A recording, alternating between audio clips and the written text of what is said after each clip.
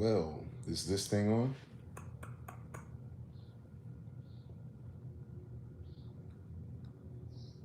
It's January 3rd, 2026, allegedly.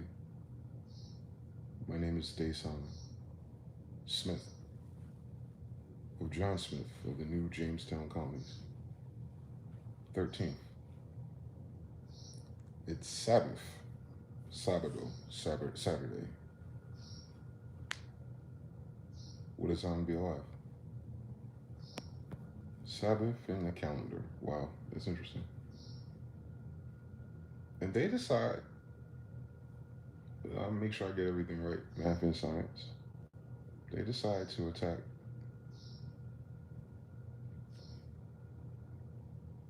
North Jerusalem on Sabbath on January 3rd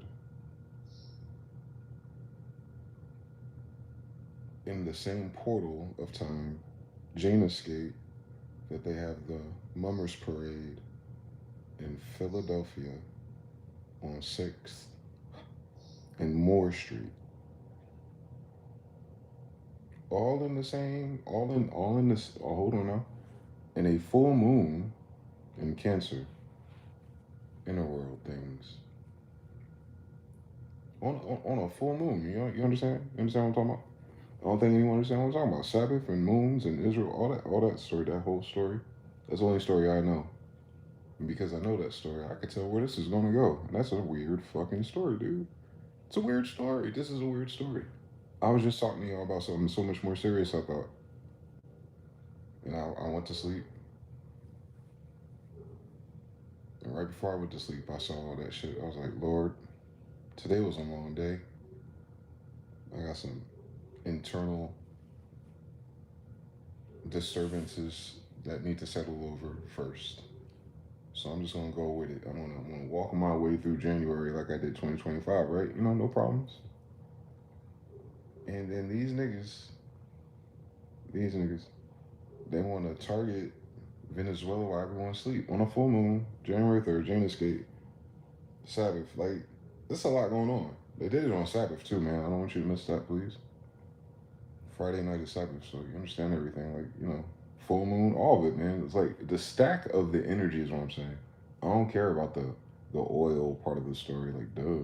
But we have oil too that we don't even use, so it's a weird story. Weird story. But I know they're controlling something for a central bank. And I ain't got to do everyone else's story because they don't even understand that. So let's not forget that.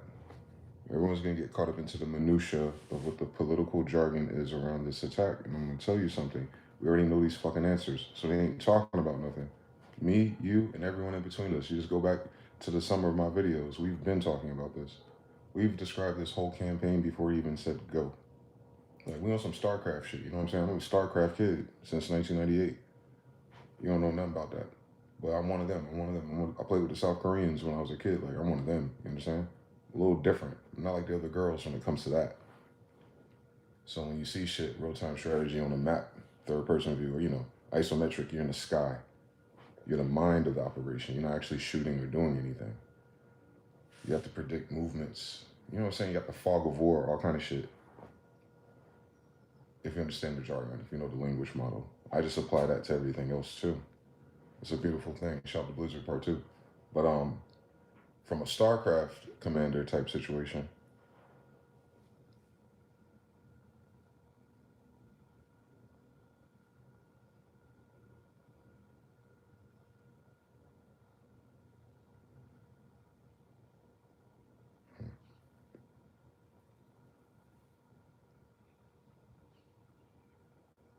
you know what's terrible when I try to intuit it is I haven't had this feeling before thinking about none of these topics, but now I feel sad.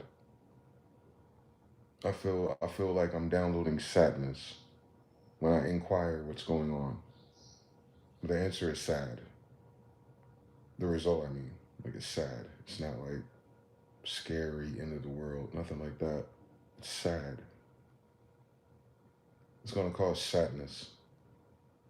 As if niggas didn't have enough mental health issues already with the things as they were up until yesterday. I swear, man. My nigga. Last year was a lot. It didn't seem like it was a lot for everybody though. To God be the glory. But for those of us, you know what I'm talking about. We still on this fucking roller coaster. And then they added this shit to the map. You understand? Like when you playing StarCraft, you know how like motherfuckers say you got the same 24 hours in a day? StarCraft is proof of that. You start with the same time, same amount of units, and same access to resources. And the only difference between you and your opponents is that you having a plan and you not missing a fucking click. Click, click, click, click, click, click. They actually measure this shit. Like the Chinese people and the Koreans that play, their metric of how fast their brain and their click is insane. They call it actions per minute. Like, you know how back in the day, well, for us, they taught us how to type. You have like a certain keystroke you needed. Same story. But their keystroke in maneuvering StarCraft is like crazy. Let's say 40 to 60 is like you trying. 80 to 90 is like you're active. These motherfuckers are like 100 and something. Maybe 200 these days. So that's the only difference between you and your opponent. And then, of course, the decision when you decide to advance and move or attack or scout and what the results of those skirmishes are. There's a lot of skirmishes, a lot of microtransactions in StarCraft. There's a lot of sacrifice, too. Like, yeah, you're going to take that base, but you're going to wipe out all your soldiers. Now you're vulnerable. So what do you do next? Do you advance further, or do you start spending your money up and building more soldiers in case they fucking punch you in the face? Or are they going to panic and turtle shell up, and then you going to waste 5 minutes preparing for a punch in the face, but this whole time this nigga was bluffing? That's cool. Back and forth, it's like chess. But then all of the fucking sudden, battle cruiser online, and you say, hey, yo, the fuck what? When did this nigga get an Air Force? You got a whole different fucking problem. You got a whole different fucking problem. Nothing you've been building for 5 minutes is prepared for what the fuck that is. And maybe you're about to do it, but you 1 minute too late. You understand everything? So now you're in a rush. And that's what it teaches you. It's situational awareness. Everything changes, but it's time based. Like you can tell how much time it gets to get that much money, even if you're not touched. So you know, like, damn, it's been 10 minutes. These motherfuckers out there, listen, yo, I can't get into this nigga's front door, but I don't see him nowhere else. So any fucking minute, something I don't fucking like is about to fucking show up. And I don't got enough money for the shit I don't like just yet, but if I don't shoot this nigga or do something, make him move or flinch, fucking battle cruiser, carrier, like all you gonna hear all these things on the screen, you're like, nah, nigga, I didn't sign up for this. That's where we are in the story.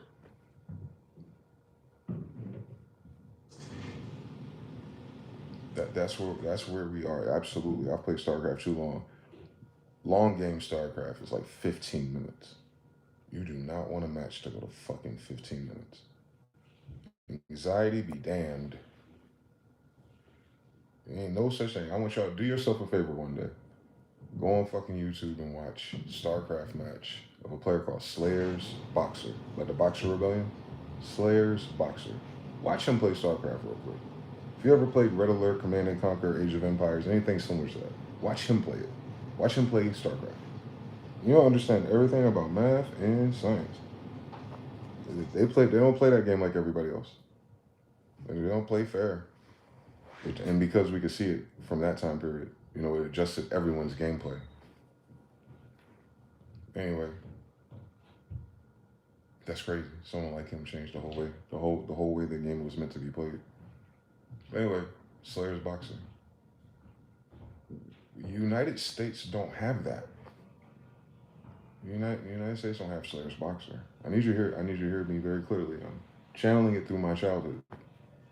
That's around 9/11, by the way. Very similar atmosphere. Now that I'm thinking about it, very 9/11, Afghanistan, Iraq, all that shit.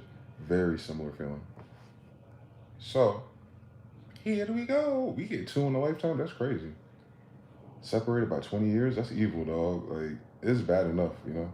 World War I and World War II is like back to back. But like we had like a grace period, and you have all that cool like little racist and cop stuff happening in the middle, like it's the fucking 50s. But yeah, that really happened. But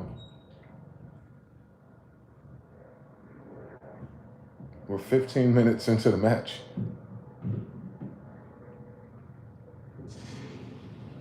And we're not Slayer's boxer. So you could already imagine what's outside of your base, even if you haven't scouted it yet. You ain't scout outside your base yet. You don't know what's out there, but it's 15 fucking minutes. And it is nothing but bad options after 15 minutes. It don't fucking matter. It even matter if this person's a fucking idiot and they just been spending their money building Marines. There's about 150 of them bitches out there. They ain't strong in groups of 8, but it's 150 of them bitches. You better hope, you know what I'm saying? You better hope you got enough. Fuck that. You know what I'm saying? That's where we're at with it, man. They bombed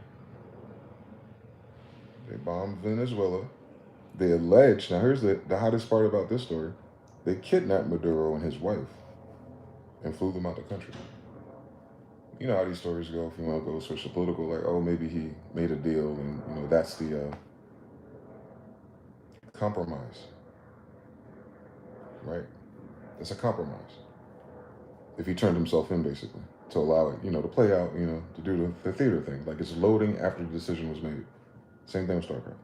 You make the decision, you click, and then it happens. So there's a buffer. And that's where the anxiety comes from, because you're watching your soldiers about to get mowed the fuck down before they're actually mowed the fuck down.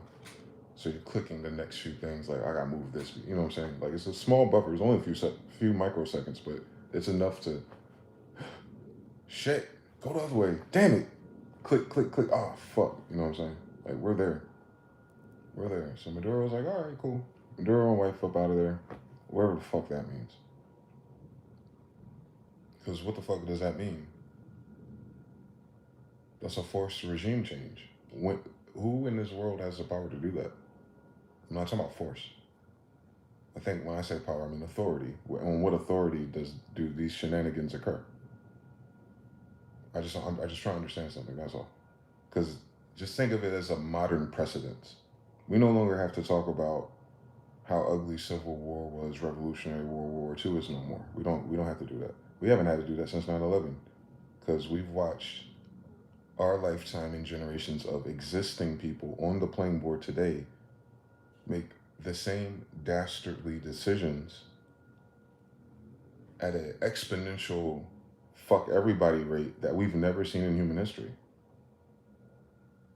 We keep skipping back in time to people who are dead. The victims and the abusers. They're all dead. We're a new generation. In real time, 9/11. That really happened. I seen that. I remember the vibe before that. I know the vibe after it.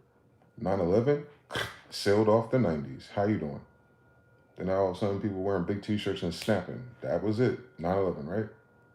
So we already know what this shit's about. We already felt this. And that's what the people on the board now.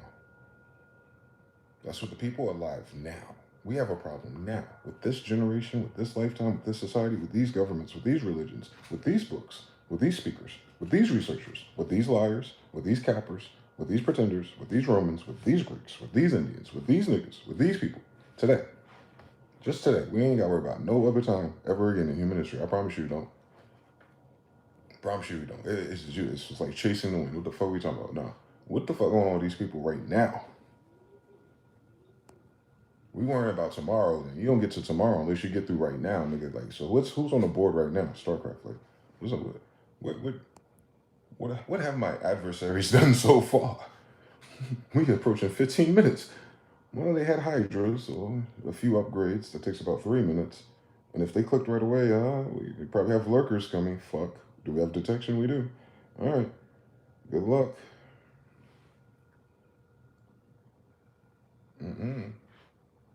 No.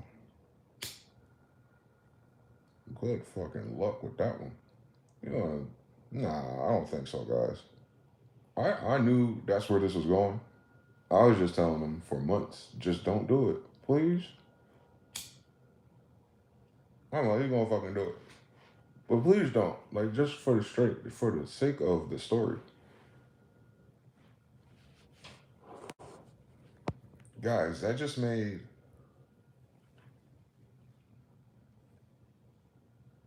This shit gonna hit everyone very slow, right? You'll see it. It's gonna be a tidal wave. You guys are about to live through a tidal wave. If you're a zillennial or someone younger than me, you about to live through a fucking tidal wave. I hope you've been keeping a fucking journal. Yo, this shit's a tsunami about to happen. I'm talking about energy. Y'all don't understand everything. I don't either. I don't want to understand. That's the illest shit about having to channel this dumb shit. I don't give a fuck. But it's sad. It's so fucking sad. I can't even, bro. I'm overwhelmed by how sad the word. It's not even like, oh, this is gonna happen. This, money and what? No. The tidal wave. This is a pole shift. I hope you understand everything. Fuck the World War III talking all that bullshit with weapons and stuff. No, nigga. Nah, nigga, no. Nah, the United States got some crazy fucking weapons. No one's ever doubted that. The problem fucking is with the people alive today, who's in control of them? That's the whole fucking problem. That's the whole fucking problem. We can get the legalese and tribal regulations and land matters later. If ever with these niggas. But who are these niggas in charge of the goddamn weapons, Bruce? That's where all your problems live in human history. Who's in control of the terrible weapons? I'm telling you, as a representative of Israel, one of the first people in human history with terrible weapons. I'm going to tell you everything about those mysteries. We're living through the same story, just in a different parallel dimension. It's more like a spiral, a staircase. So when you get to this side of the staircase, you look outside, you see the same ocean side. But now you're at a higher advantage, but it's the same ocean side. It's the same picture from a different degree. High Masons, I understand everything. Stop fucking playing. So we're at a higher degree of the same thing.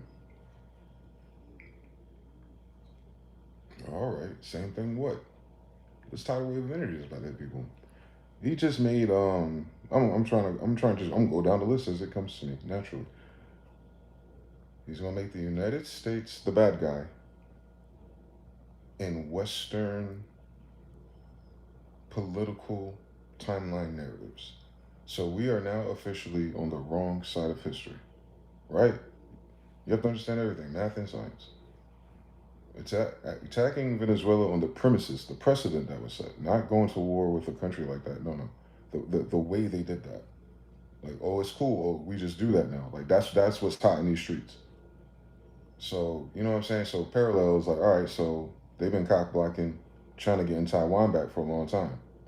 I'm telling you, that move, it has one level to it, homeland bullshit that they've been talking about, but that's going to permit China to do that right now. So that's going to be a tidal wave. It's going to be a tidal wave. It's going to be a tidal wave. We ain't got nothing. We ain't got to hit China. China ain't got to hit us.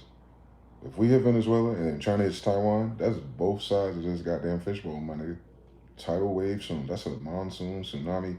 I'm talking about spirit, emotion, death, all that. I'm talking about the spiritual realm, which released when that happens. I'm talking about everything. That energy is not created nor destroyed, nigga.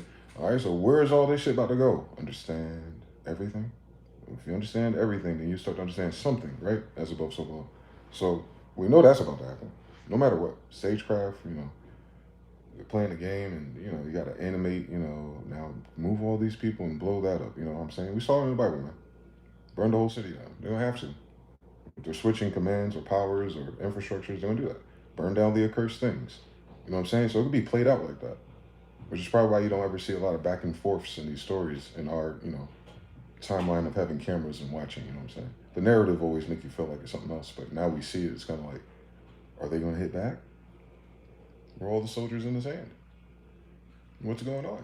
It's just random drone strikes? That's kind of weird. I guess less people want your side dies, but it's kind of pussy to me, but, I don't understand the rules of engagement anymore. But since we're picking on third world countries, but I don't understand. Motherfuckers bringing Uzis to Aboriginals with spears, bro. I don't understand. You understand? Like, I understand. No one understands. But oil, niggas. So we're the bad guys now. Cool story. We were always the bad guys.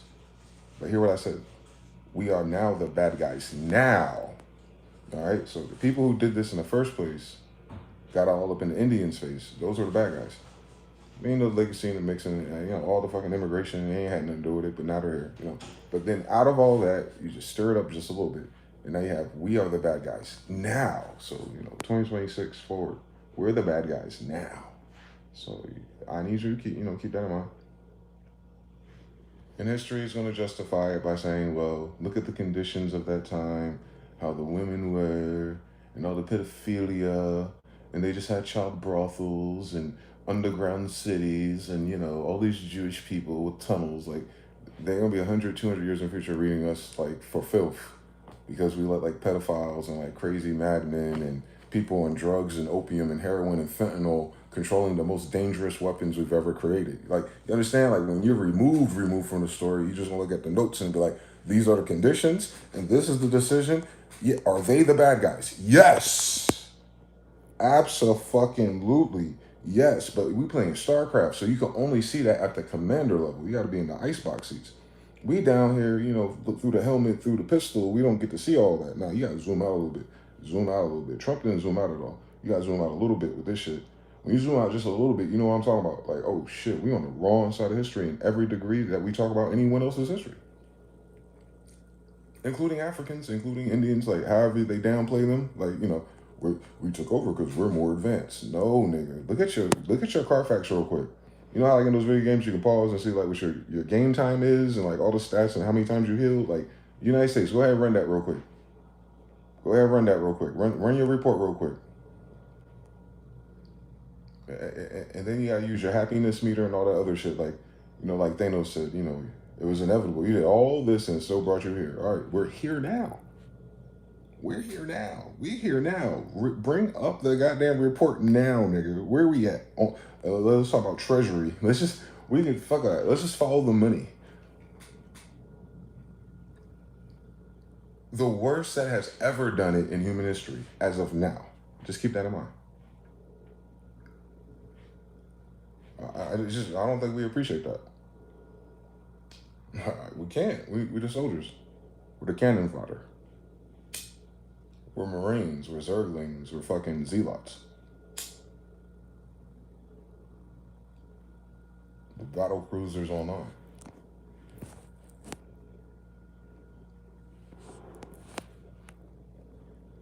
You know, you can even go woo-woo ritual sacrifice bullshit to it too. The loss of innocent life is brutal. It's brutal. It's not just the fact that your oil prices go down, but it was subsidized by blood.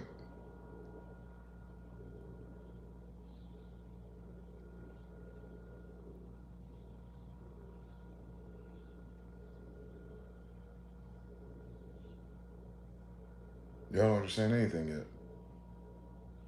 It ain't y'all fault either. It ain't my fault. It ain't your fault. You know what I'm saying? Because history doesn't, you know about Edgar Allan Poe, but what about his neighbor? The fuck is that? I don't know if Benjamin Banneker ended up with a bad bitch. Like, I don't, you know what I'm saying? They don't highlight certain things.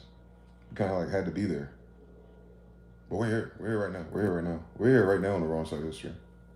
These jackasses. Like, you know what I'm saying? Like, you gotta remove the speck out your own eye or something. You gotta, sweep your own porch first or some shit. Niggas out here dying off of ridiculousness, poverty skyrocketing, niggas dreaming and lying and acting like the medium income is 140,000. Like, these niggas really got it like that. Like, cut it out. The propaganda sounds stupid out here. This economy's ass. Ain't nobody. How is that the median? If 50% of people don't make that, get it the fuck out my face.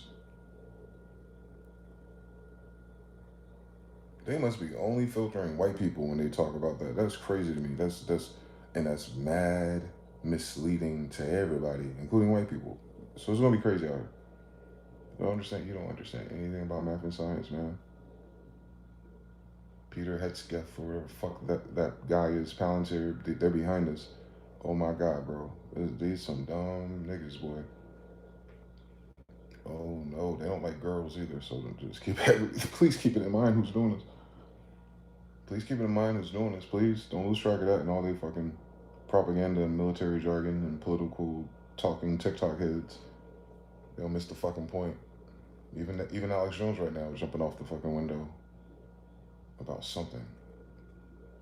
He's changing his stance on the pedophiles or Epstein or some dumb shit like that. So that's gonna send a tidal wave. It's gonna send a tidal wave. in all the dimensions, all the 3 a.m., all the shit. So I'm saying this is a tidal wave event. I'm telling you, boy. I'm trying to keep track of all the shit that happened. The Venezuela thing is just it's a magnifying glass. It's like boom, like you know what I'm saying. A whole bunch of other little traps or something. A whole bunch of little C4 was all over the map. I was keeping track of the C4, boy. I was keeping track. I said if that blows up, that's gonna be crazy. No, I was keeping track of all the C4, but I did not expect a nuclear. You know, if you're tearing on StarCraft and you get to 15 minutes and you fucking around with these niggas, we have something called a ghost. Very weak, but it's a ghost. And it'll cloak itself for a little while. It's like using mana. It runs out and it can recharge, but you put it on the battlefield and you minding your fucking business, you're something else. And all of a sudden you hear this clicking sound. And you're a little supply depot. Nothing serious, but it's on fire. Every time this shit clicks, because it got a sniper rifle. You're like, oh shit, this nigga got a ghost. So you have like scanners and detectors, you find the ghost, and as soon as you find him, you can kill him. It's really easy to kill him. But there's a fucking problem. That's a bad sign.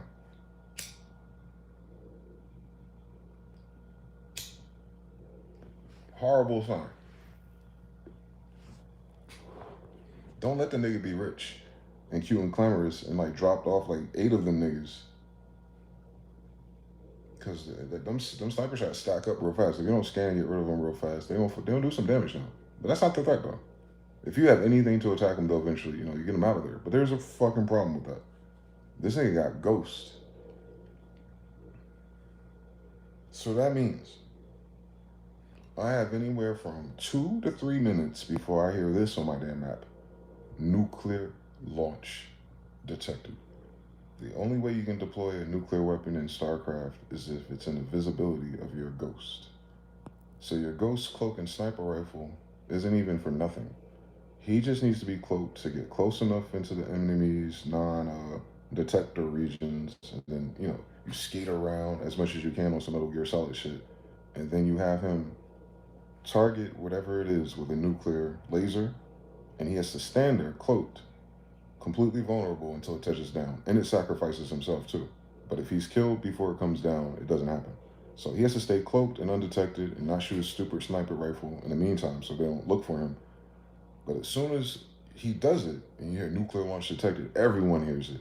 And the enemy that you targeted, his base starts blinking red where the target is. So you just do a radius like, oh, the ghost is nearby. So they have like a few seconds to find this nigga and kill him. It's like hide and go seek kind of. Most people design their bases to avoid that if they're good, but time is of the essence. You don't expect when they're going to do that. That's usually 15 minutes. Some niggas start the game to do that. And it's very risky because even if you do that, you don't end the game. Like, the motherfucker, if he had a base and you did that, you came back to your base, the Ghost Maker, and you didn't build nothing else because of how expensive they are, you're fucked. You don't win the game. You fuck up their shit, but they're going to take you out. You feel me? So it's risky. It's stupid. It's cute and glamorous. It's Call of Duty. But for us, real-time strategy players, it's like, you don't want to hear nuclear launch detected. You don't want to hear that. You don't want to hear that. Nobody want to hear that. And no one got time for this shit. Because as soon as it kills all your shit, that's all your money in the trash. Like, because you didn't deploy, you didn't advance, you built all this shit and they're gone.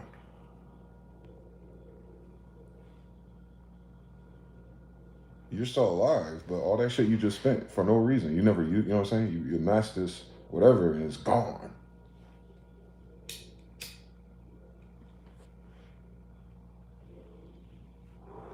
That's what makes StarCraft powerful.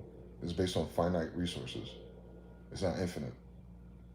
Like, you have to be managing your bank as you're playing the game and attacking. It forces your brain to expand like chess, but like you're playing a game in 3 dimensions. But the biggest game is you playing against yourself and your anxiety. It's just very cerebral. I recommend it for children.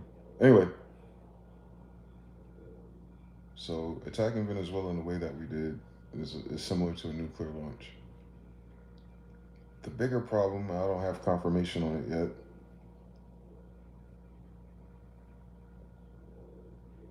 but they're showing up that at the same time this happened last night, China's leaders were there.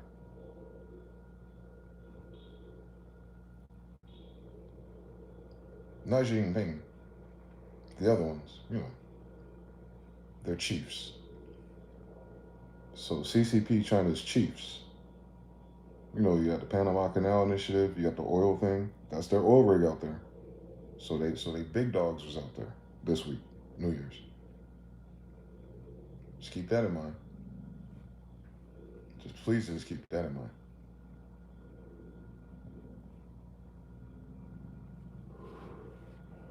Trump did this before when they took out that guy in Iran, that general. I told you they was never going to forget that. I told people, like, was that 8 years ago? Remember the Alamo, nigga. Iran ain't never forget that. I ain't forget it. Shit.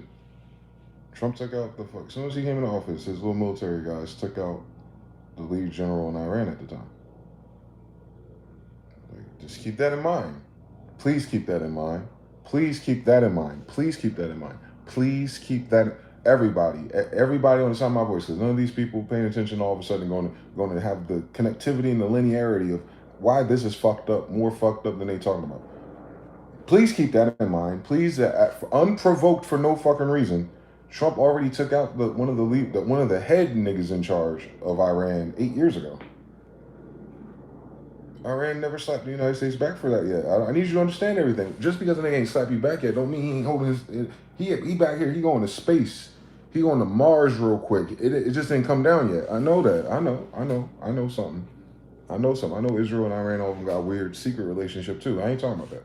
I don't know. I don't have any. Listen, talk to me. Whatever, man. They trying to get some money, and I know who ain't got the money. So niggas change up real fast. So 8 years later, you gonna tell me they're gonna strike for no fucking reason to us, right? No, in the departments of accountability through Congress, I think it's like the Department of something.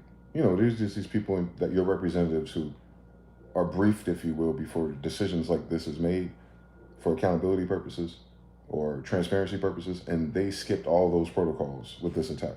I need you to understand something. So not only do you have the international bad guy type thing going on, and thank God you're the bad guy with good weapons too. So for that works for a little while, guys. That works for a little while, but I'm more of a tidal wave guy. I'm not a weapon. I'm not the destruction guy. I'm the what does that mean, the people guy. So hold on tight. So you got that fucking problem. Now you don't have an internal problem. You don't have an internal problem. You don't have an internal. This is the tidal wave problem. And I'm just going to think about it politically, right?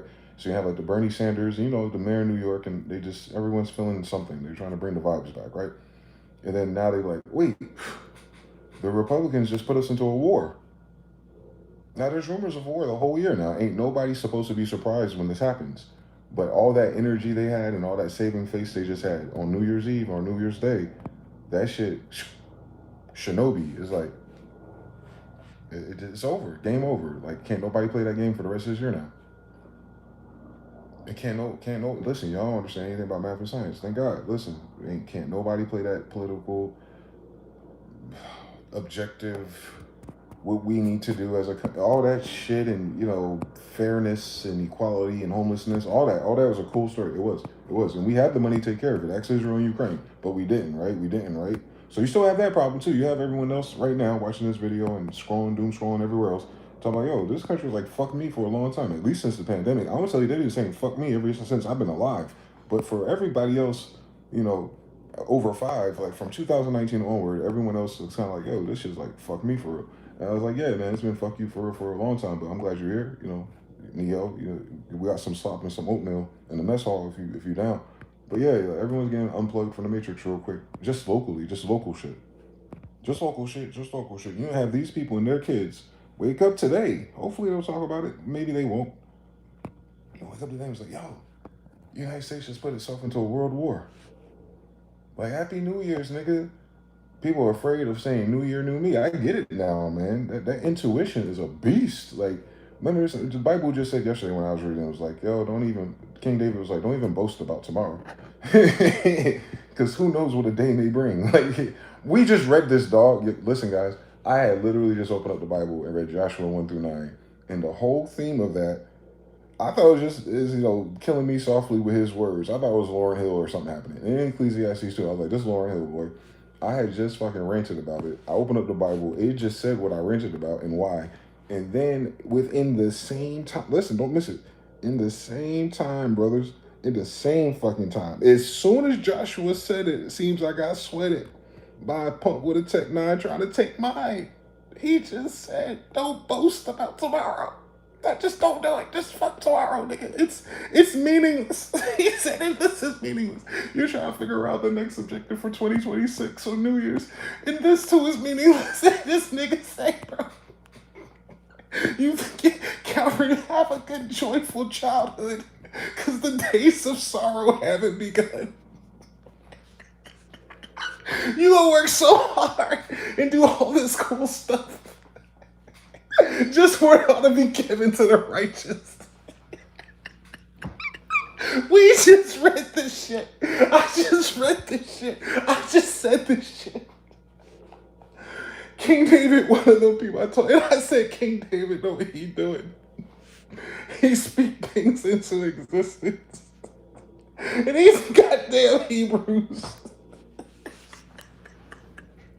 These goddamn Hebrews reading the same damn spell out loud so many years into the future. He like, yo, write this spell down. Write these down. That's how you fix it, nigga. Yo, our ancestors ain't shit, dog. I love them so much. Oh man, I love them so much. Them niggas ain't shit, boy. Oh. Yo, Jews are the kings of trolls, bro. I know we are. We're king troll level, boy. Oh my God. We'll talk about your mama real bad, make you cry too, boy. Shit crazy. We vicious with the wordplay. Better read that Bible again. Oh Lord. Jetson made another one, boy. Oh my God. They said it's a living word. Bro, we just read it. It was magnified. 902 and more come together. Black Crystal and, the fucking AI. I know. These messages go further and wide. It don't even matter what the views are no more. We talking about quantum. We in a whole different D-Wave computer. We're D-Waying the computer. Let's talk about it. So, yeah. Nah, shout out to King David, boy. Yo, shout out to ancestors. That was smooth. I told y'all, my spirit, I'm dead ass. I said, my spirit told me to read Joshua a week ago. Then I say that, I'll go back to that video. We're going to do instant replay one day. Make sure I'm not capping. I'll make sure I'm not fucking schizophrenic and crazy in this bitch. That I could have fucking swore my last video was about this. I know it is, Lord. I said, my spirit told me to fucking read Joshua a week ago. I was like, oh, Yeshua, Jesus. The namesake, at least. Should be a similar story. It's a similar story. Different timeline, different level of a staircase. A different degree. Same story, though. Same fucking story. Fear not. Go for it. God, you sure I need to do this for these bitch-ass niggas? Crown of Thorns, here we go. It's 3 days, it's just 3 days, it's just 3 days, it's just 3 days, it's just 3 days. 3 days for a lifetime. Okay. I'll do it. Joshua was like, yo, we did all the things. We set the Ark of the Covenant up. It stopped the water. This is some tough fucking technology, my nigga. We got to talk about this one day. Where is the Hebrew Israelite science books at? Because, bitch, I know you lying. Anyway, so they fucking... And then, the niggas stole the thing they didn't know yet. And then the 3,000 soldiers got their ass handed. They got scared for some reason. That doesn't make sense. Like, fuck, we're cursed. And then Joshua got to ask God, like, yo, God, bro, you telling me same story, God? You telling me the same story? I got the same story as Moses, God? For real. Am I even Moses' son for real? Or how does this work? They ain't say nothing. But anyway, rest in peace, Moses and everybody. Where you put him at, by the way? Where you put Moses at? How come you ain't tell me where you put Moses at? This is weird. You picked me, but you don't tell me where Moses at? That's weird. Where am I going? But after all that said and done, we do all these things you told us to do. And now you about to leave me here in this desert, surrounded by Amorites. Am I getting this right? You led me through the Dead Sea twice. I'm in the desert now. And you want to tell me we went through all of this just to be surrounded by some Amorites. Is that what you're telling me, Lord? And God was like, what are you doing? Why do you have ash on your face? Like, someone fucked, you got a mole. You know what I'm saying? Someone fucked around and found out and did exactly what I told them not to do, they did it fucking anyway. You got X amount of time to clean that shit up, or I ain't gonna be able to hang around anyway. And action, nuclear launch detected.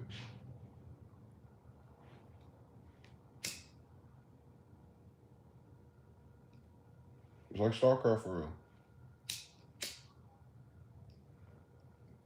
Those Old Testament books is like reading it as a commander for real. I told you we're military.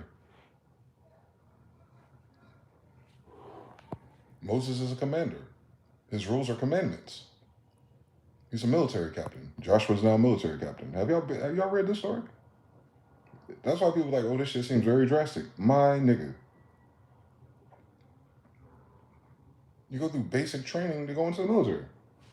The Ten Commandments is basic training for Israel's military. Like, what are we talking about? What the hell is going on? They're doing all that shit to make sure they stay strong. Go read Joshua. When they do all of those things, they're unstoppable. So is it about morality or is it about being unstoppable? As soon as they were stopped, they were like, hey, yo, something's wrong. What did they rely on? What did we do wrong? You know what I'm saying? You just remove God out of it. They said when we follow these ingredients, these steps, these rituals, these spells, everything works. Big giant cities collapse. Everything is ours. But we have these rituals, these customs. We got to burn these down. These things we got to leave alone. We don't know the science behind that. It's not a science book. It's a military book. We have science books. I don't know who the fuck took them, but that's a military book. I promise you, church is a military. Please don't get it twisted. Before the modern versions of it, the original version is your church. Please don't get it twisted, please. KKK, all that. That's all military stuff. Like the Murmurs Parade today, all that. I'm telling you, it's the same story, same stuff. It's a Fibonacci. Russian egg, inception. I promise you. Language, that is. It's beautiful. Entendres, all that. It's because of what language is, what we're talking about, what language is not even a given to humans. You understand? Monkeys don't talk like this. So what we're doing when we talk and speak things into existence, the science and the math of the vibrations and the shapes and the stories and the way your brain processes all of that, right? This itself is magical. You understand? Be able to not communicate, language. Like specifically the spoken word that we use as humans that itself is a science of all sciences. Because it could have went any other way. It could have went click, click, click, dash, dash, dash, dot, dot, dot. It could have been Morse code this whole fucking time. You have a digital Morse code and all click, click, click. It could be all digital too. Like, it would make no difference. But this particular language and these particular sequences, when you talk about prophets in the military, like I predict I'm gonna fuck you up. Like, read their prophecies, please. I predict we gonna take all your stuff. I predict that you a terrible ass nigga. God gonna kill you. Read, please. Just put that side by side, and then at the top of the paper, put military. You have 2 military soldiers from heaven walking into Sodom and Gomorrah, and some faggots outside said they're about to rape them.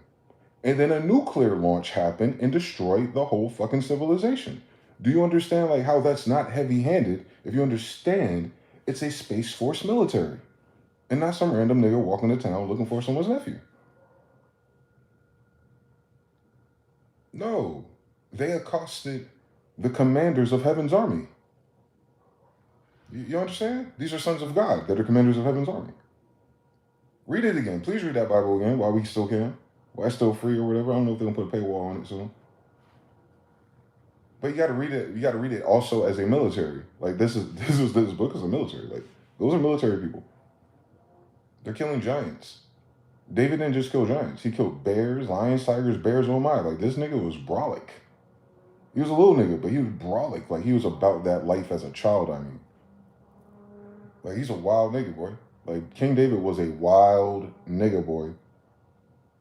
He was killing animals with his bare hands. Like, you know, it's not the flex of that he can do it. Like, you know what type of wild nigga wakes up in the morning and says, you know what?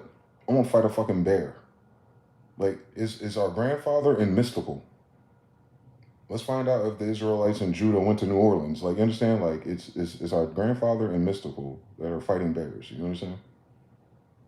So throwing a slingshot at a giant is like, ooh, like mathematics and physics. But no, without the physics, he was that nigga. And then when you code switch to how the Roman Catholics do it, that one CNI, they talking about vagina. So he was bagging big, giant, bad bitches. Like, you don't even understand. Like, this a wild nigga. He bagging the baddest bitches of the other tribes he ain't supposed to be fucking with. And that's why he's telling you in Ecclesiastes, like, I done did all the shit. That nigga was not lying. He did all the shit you ain't supposed to do and all the shit you supposed to do. Yin and yang, bro. He's sweet and sour for real. He's sweet and sour. King David, sweet and sour.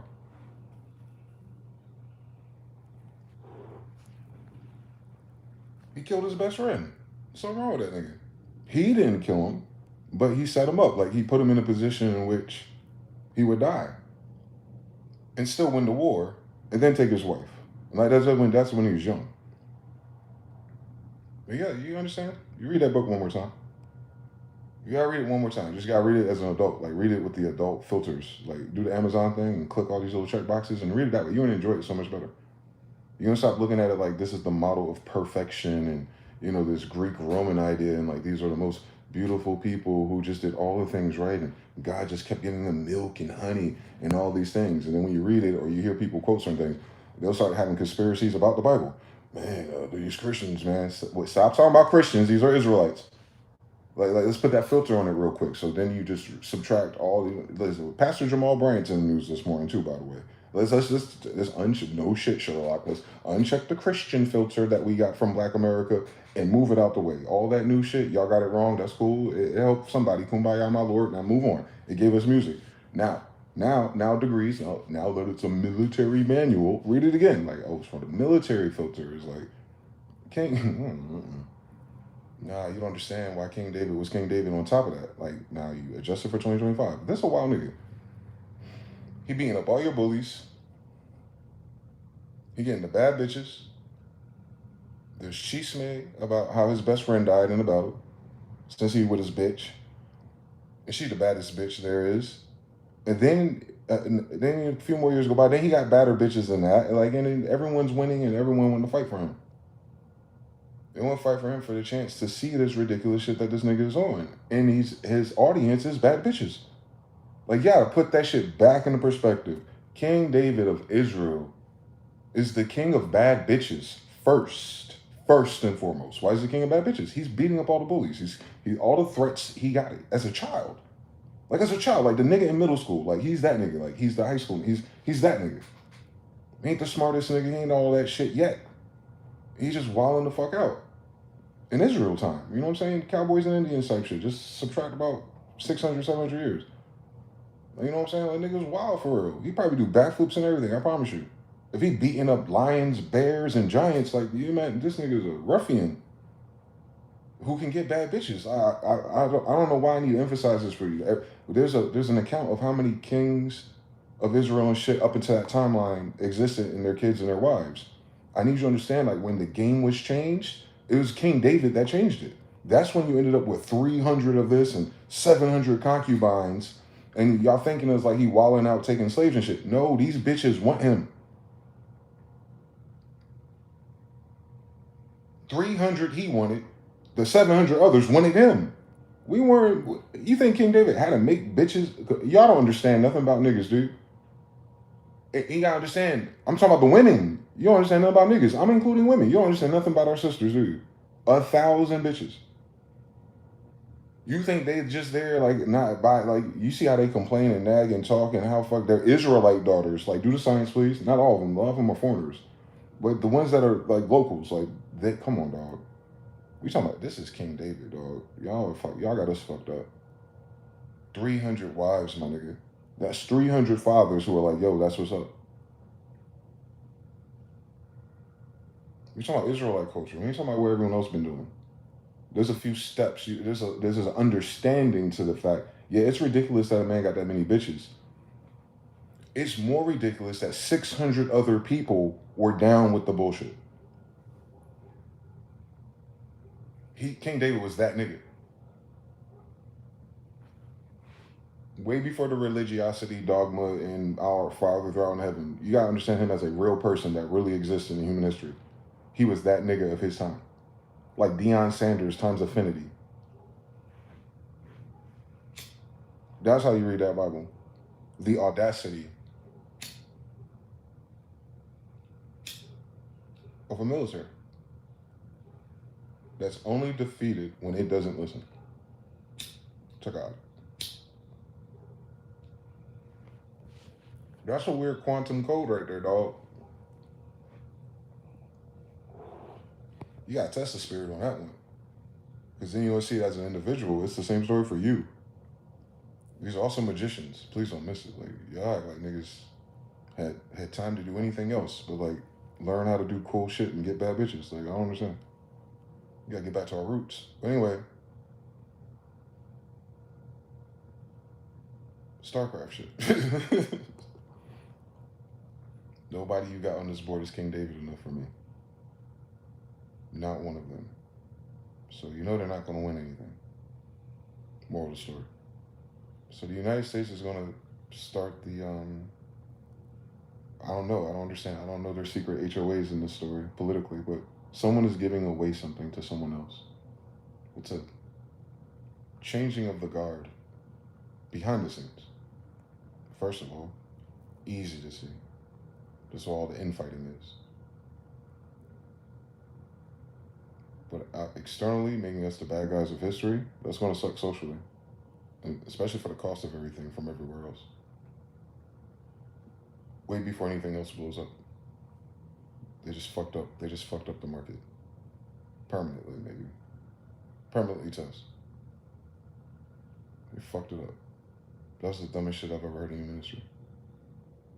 But you would attack Venezuela while China has its chiefs visiting or doing the thing they do. And they're eluding the fact that they were killed. Not confirmed yet. Unresponsive. So y'all understand what the problem is? Like before we get anywhere else in the story, I'm code switching. If it's true that anyone from China's military cabinet was killed, unprovoked, unchecks and balance, and it just boom. And it just so happens that China has some casualties in this conflict.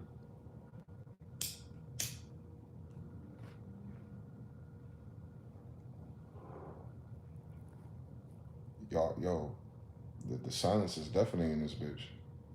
Because China hasn't done anything back yet. Remember 8 years ago they hit the nigga in Iran? Iran ain't even back yet.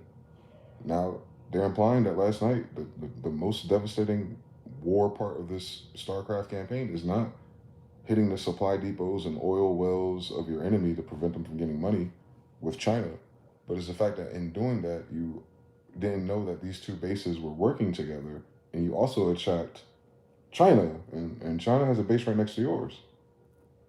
It was letting you live. Taiwan and all that shit, that's a far gone conclusion now. It's a matter of 2027. This, for the rest of this year, China is going to be moving into Taiwan and redoing the infrastructure, or however the fuck that was going on. Remember the chip market, rare earth minerals, all that shit. Big old bonus to them. Less reason for them to need the United States for anything. So China is already 2 years away. Nuclear launch detected. China is already 2 years away from not needing the United States for anything.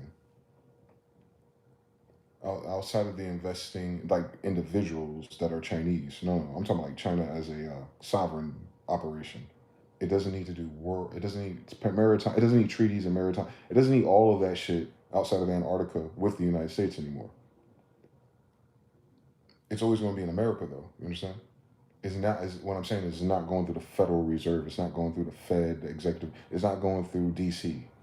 It can bypass DC altogether and still operate. Has been operating, making the profits of all the American people, which is the whole continent, especially Venezuela, Mexico, and everything. So none of this changes that China is already expanding in the Americas,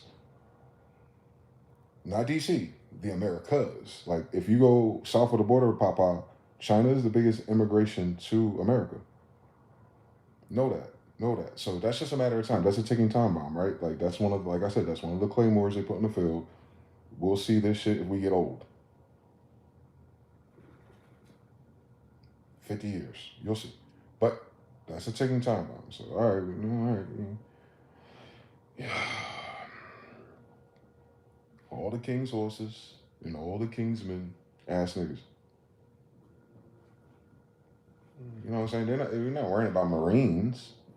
Marines, you worry about in the first 5 and 10 minutes. You ain't worry about like soldiers coming out and shit. Nah, nigga, 15 minutes. Y'all got to worry about a weapon or something that's a little bit more advanced. This is called a showstopper.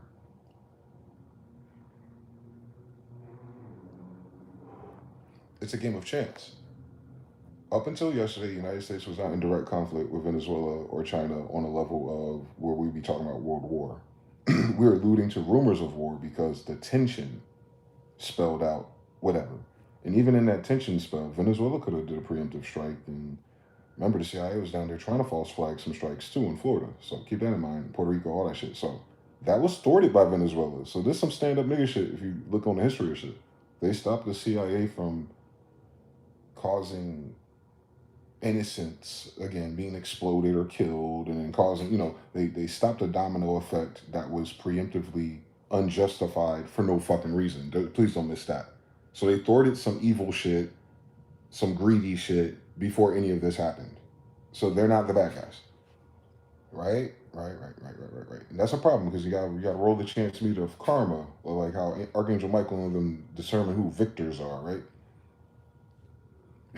And then you have the bonus strike, and then you took out someone Chinese. That's gonna go really good with these rare earth minerals and fucking graphic card and memory card and fucking RAM prices, my nigga. Jesus Christ, no wonder why everyone's fucking hyper nostalgiaing, nigga. You ain't gonna be able to buy a fucking video game system for the rest of your life. Every last single console that's supposed to come out this year was delayed. And this is right now. If you switch off my channel and you look for someone talking about video games, like the video game industry is dead. These are all these sensitive, intuitive dudes who like video games using the same type of gift, but for industry stuff for games, right? And they say the same thing, like something blah blah blah blah, whatever their reasons are, right? And for me, it's like, nigga, I've been complaining about this shit for 10 years. Shut the fuck up. But now they feel the tidal wave, and then the tidal wave is met by, ha ha. No wonder you feel like that. Fuck the delay on Grand Theft Auto 6. If you want to play it at 60 frames per dick, nigga, your damn rig is going to start at $5,000. You better be able to make money in that fucking game. You understand everything? Yeah. But this is like Black Mirror, but shut your ass up. Black Mirror expensive then, nigga. Your dumb ass still want to buy it, so please. You understand? It's a riot. But you understand, like, we're on that side of history right now, as of now. And if it could have got better, it would have got better, yes. But how does it get better from after this? We need to put this on. What is that app? Calshi or whatever. Fuck, we got to put bets on. Does it get better after this day that the Lord has made? Do not boast about tomorrow, Lord, man. We ain't even do nothing. We didn't even do nothing. We were still reviewing what happened last year. We didn't even do nothing. We didn't get clarity. 3. Yo, we didn't even get clarity yet, and they already got me fucked up. Composure Slim, whoa. No, got mad. Oh, my friend, how are you? How are you doing? Peace, sir. Try DJ Georgia Porgy. Mr. Now is in the building. King, not to be an asshole, but Nevada has underground base off the coast, California Island again. Well, it's always had it. JBX, how you doing? Jonathan Lee, how you doing, man? Well, everyone's in the chat. I see you. We want to pin the message. You can support the sport in the Cashapp Fund. Money sign MG the future. Make sure you like, comment, and subscribe. Close it off with Maduro equals Noriega Part 2. Straight off a reprobate auction. Drunk, nuking, and silver. Drunk, texting Mar-a-Lago. The only one I had time to do something in Old English in the dreams last time I saw this play in 2023 and happened clockwork. Is that picture Trump posted Maduro even real? And Chinese officials were in Venezuela. The pic Trump posted Maduro is indeed real. Jesus Christ. They will let everything go up in flames before they let their power go. 1913. Felix, let's run them numbers. Frankie got the bag, MG. Glad to see you. Relax, man. Hope it was all well. How you doing, Frankie? Rockin' Escobar. What is time to be alive? Peace to guys. BRB. Gunnar Sid says, sending love from England, G. What do you think about the Venezuela president? Pretty gangster how you got him, but I think Trump said Jeffrey Epstein cohort for Israel first. That's it. Lord have mercy, Gunnar Sid. Yeah, everything what you just said, but I'm not channeling that part of the story. Cam, if you ever experience deja vu based on trauma energy due to negative environments, just imagine how bad it might be coming with what's coming. Yes. January 2002, yep. Gunnar says, so it's kind of scary and gangster how you guys are able to do it so easily.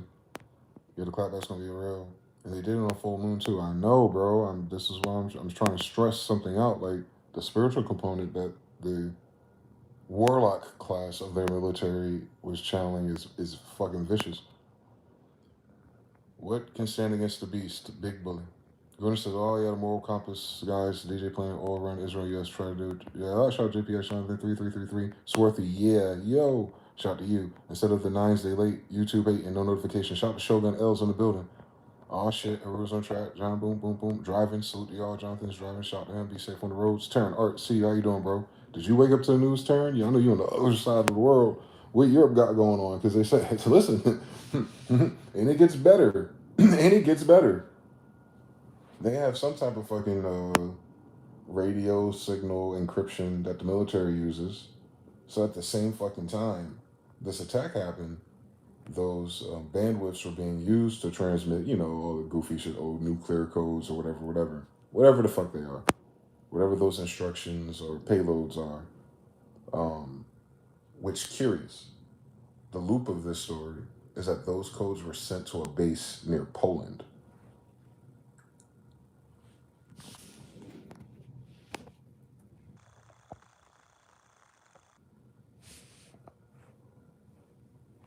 Give me a few seconds. My brain is like, it's like I've had enough. I have too much personal stress in my life right now.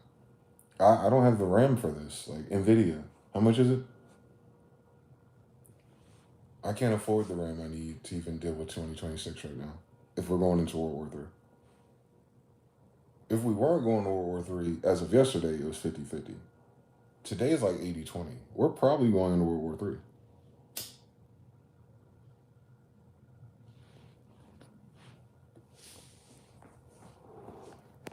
Because these niggas, so many reasons, but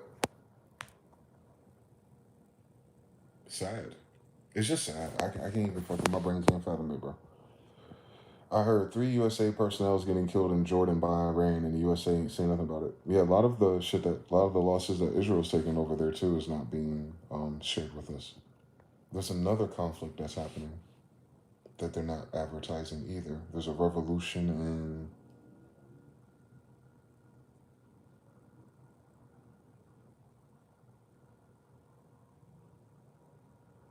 it's just sad. It's everywhere. There's a revolution in one of these other big countries that we hear about too. Kind of like the Gen Z revolution things, but there's another country that something's happening now, but it's not being covered by the West. Curious. It's curious to who's causing it and why the West won't report it unless it's the West doing it. So it's like everyone's pulling a coup. It's like a coup party. Like every secret group that had like a coup plan, they're like all doing it at once. Like they're flipping the polarity of the board all at once, and then once it all settles, and then they'll do the new treaties and the new. All right, it's like musical chairs. Like all right, gentlemen, in action. Like staging. I'm talking purely from the people who run it behind the scenes, not the people who are sacrificing their lives. It's an evil game. But anyway,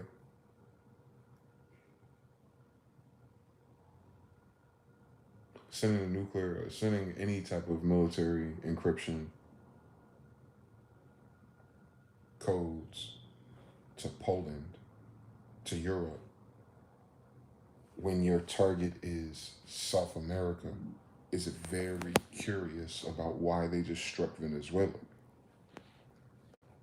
You understand? So if it was like what people are going to talk about, the oil, sovereignty, Trump, MAGA, you said your president was going to start a war. Democrats galvanize. Like if you get past that filter, just uncheck those in your Amazon cart.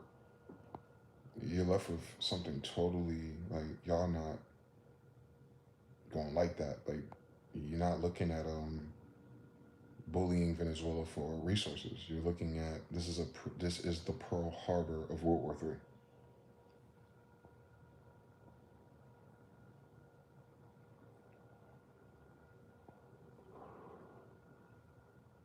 Venezuela wasn't trying to go to war with the United States. It's not a war. So the tension wasn't around that.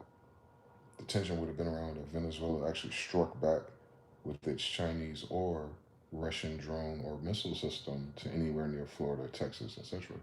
That have been miserable. You notice that hasn't happened the whole year. And now they have Maduro. So he couldn't even call that shit.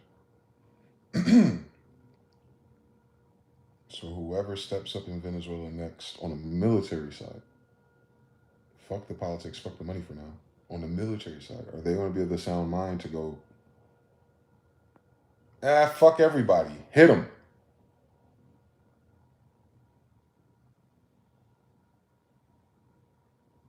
It's a weird time, man. People losing their minds, mRNA and everything. The next person that steps into the, all right, they took our commander. Whether he's in on it or not, you know how it is, taking a punch in, boxing. Whether it's one of those or not, doesn't matter. He might not know that. He might not give a fuck. He might go, let me call them let me call them our cartel branches in Florida. Let me call my cartel branches in DC. Let me call my cartel branches in California, Vegas. Let me call my cartel branches in Minnesota. Let me call my cartel branches. Like, y'all understand who the fuck they playing with? This is what I was saying last year. I said, oh yeah, that level of military and weapons and all that shit. Good luck getting in. There's rumors of soldiers being on the ground today as of that attack, but we haven't heard nothing else about it. They were unsupported by like air. You know what I'm saying? Like they're, I don't know, who do you send in? SEAL, not just SEALs, but infantry. Infantry that doesn't have kill streaks, doesn't have call-ins. So imagine what their target is, and they already have Maduro. So you have that, and you have Wagner Group there too. That's what the problem was. But I said, fuck all that other shit. Across the border, pop out. You got motherfuckers that practice black magic on a warlock level running the cartels, and you told me that Maduro is the leader of that. All right, so you have the political process where you have like an elected official, whether they're corrupt or tyrannical, doesn't matter. They play the game of politics. Listen, if you like video games, you can play. What was that game called? The nigga from Breaking Bad was the main character of it. That Italian black dude. What's that game called? Jesus Christ, it's like The Sims. He's in number 5. Tropico. Tropico, break this down for you. Play Tropico 5 or whatever it is with him in it. And it shows you the corruption and how it happens in regimes and it's ugly business for sure. How is that different than the United States colonizing Indians, by the way? At least them niggas related.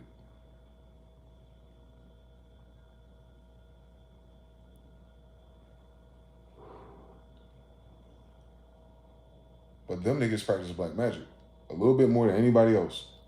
So today, full moon. I'm just thinking about it. You woke up. You woke up them guys, and I just posted in my story before this attack happened. This is very curious to me. I need y'all to understand everything about math and science and black magic. I had just posted a story of, the brother with the African brother with the turban that does all the sensational stuff. He was saying this tribe of witch doctors in Venezuela, the best ones of that region, I guess, all did some type of big ritual on New Year's on the beach. And they created effigy, flowers, all the Orisha-like parallels. And they had pictures of Maduro, pictures of Trump, a picture of Xi Jinping, and they were chanting and doing the thing. They're doing a New Year ritual or a full moon ritual on they said a quick and sudden downfall of Donald Trump in the United States as a result. And then as the United States falls, this falls. It's a dominoes for sure. As we understand politically. Just politically. Like who's in charge? Cool fucking story. We could see that now. Niggas eventually die. But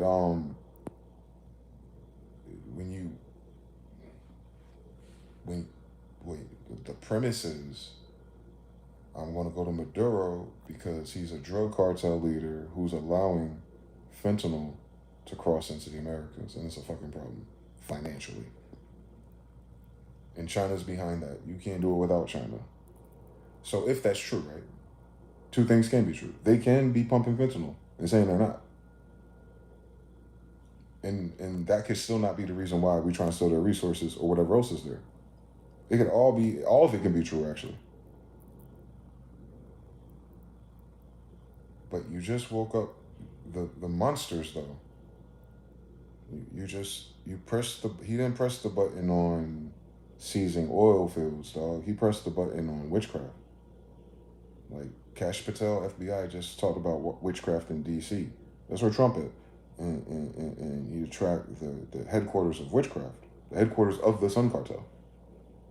The Sun Cartel is not like these, crazy Mexicans with guns who are cut for, and then awesome businessmen that can get into politics. Just do the science on all their degrees.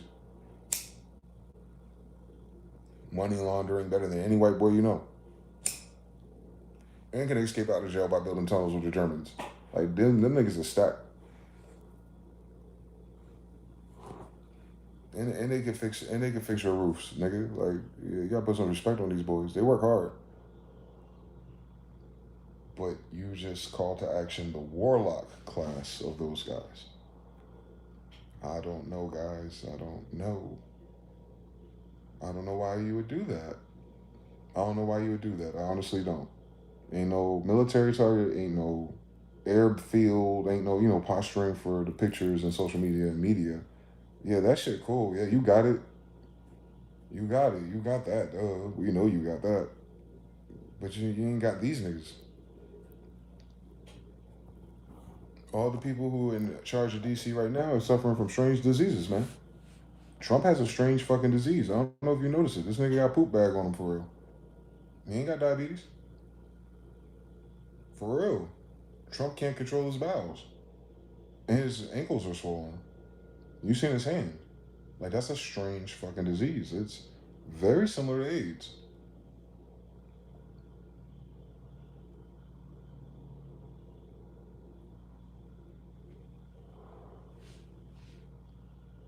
But you're a billionaire. You probably have some really cool supplements. It won't look the same. Your organs don't care though. So the same thing with all the other people he's surrounded by too. Taking methylene blue. That's for a strange disease. If you can't just do push-ups and walk up a mountain and drink some water and eat some collard greens, yeah, you got a strange disease, my brother. So a lot of these people have strange diseases too. And the United States is not leading the world in health care or solutions. Since everything they're doing is for big pharma, at least for the past 20 years. On opium fields, they is.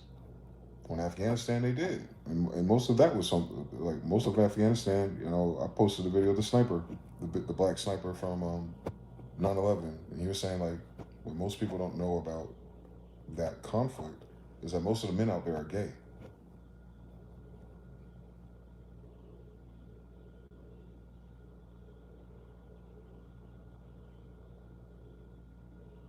Israel did a population replacement on Afghanistan within the last 60 years, didn't it? They're gonna play on my face and act like these are Bible people. All right. Yeah, man love Thursdays, all kinds of shit. It's that they only use their women for procreation, which most comments are like, well, that explains their hostility towards their women. You see the same type of pattern without the burqas in Americas. You're gonna start to understand the story I was trying to tell you about the eunuchs. Anyway, so that's curious. It's a sidebar there. That's very curious. All that force for a gay army was very interesting. Like, unit crime, that's crazy. But they're still over here running it with weird funding and investment from Mossad or something. It's a weird fucking story. I don't understand it just quite clearly just yet. But they've been wasting our time with the biblical narrative about it, which is weird that they invoke that and none of these bitches are in the Bible. Benjamin Netanyahu from Poland. And currently, your Western media is not covering the fact that his country, Israel, or is it real, doesn't want him there either. I just told you Benjamin Netanyahu is from Poland, and he's going through civil, on a political level, unrest about his ass and his decisions. And he from Poland, where we sent the nuclear codes. So you gotta look at it as a long play, like a play their grandparents set up.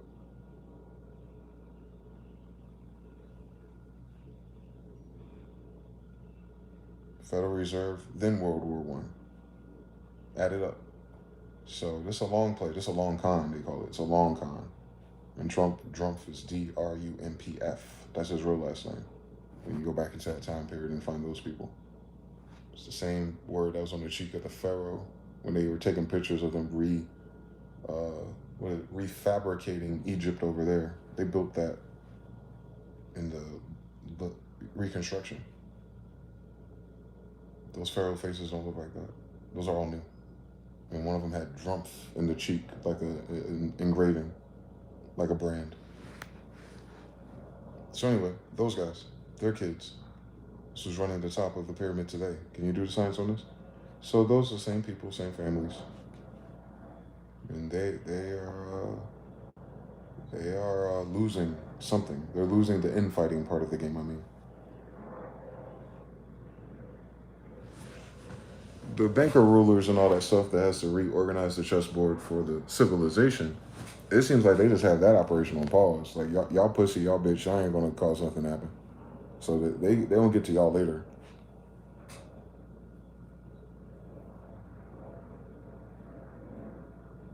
I got bad news for everybody. That's probably why I said I don't know how much fuse after 2025. I don't know how much social fuse or cool or keeping it calm and collective fuse, even with marijuana, man. I don't know how much fuse is left in our own society for all the reasons and any of the reasons. It'll become a deranged occasion, similar to the American Revolution. So we're going to experience some derangements if this is whooping. Pluto and Aquarius, I'm telling you something. All right, we've seen what this is. We've seen it in social media. And that's what makes us safe, though. That we can, what's that shit called?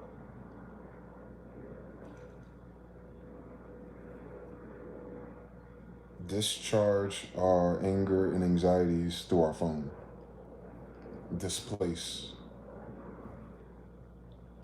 That'll save most people. But for everyone else that's already, waiting for a fucking reason, that tidal wave that's coming, it's their time to shine. Lord have mercy. So I just don't understand. We just had New Year's. I don't understand. The skies haven't been clear yet. They still spraying shit. We waiting for that fog front to move. Fog of War, StarCraft. We still there, trying to see what's going on. Full moon, you could barely see it. That was evil.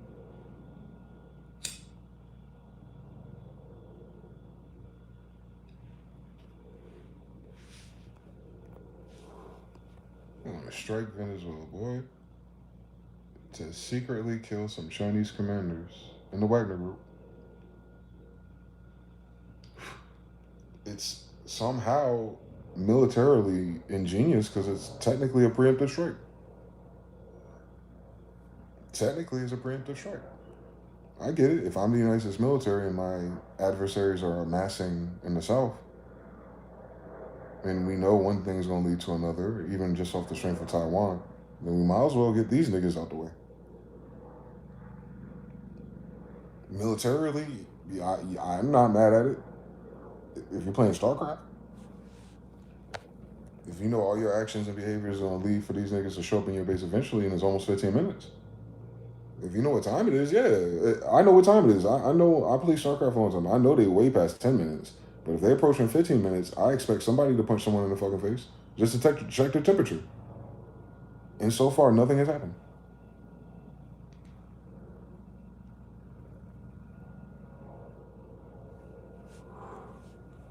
Is Iran going to eat that? Is China going to eat that? Some Venezuela's like, yeah, no more Maduro. I get it. But is the Sun Cartel going to eat that? I don't know, man. They playing by a different rule set. They don't give a fuck who the leader is. They Black Magic made him the president to begin with. So now you gotta think about how they have to interpret that through demons. Most of these people on TikTok can't talk like that. They don't. No. These motherfuckers deal with demons. Not a little bit, a lot of it. They do blood sacrifices. Oh, they all the way in. They ain't kind of talking about it.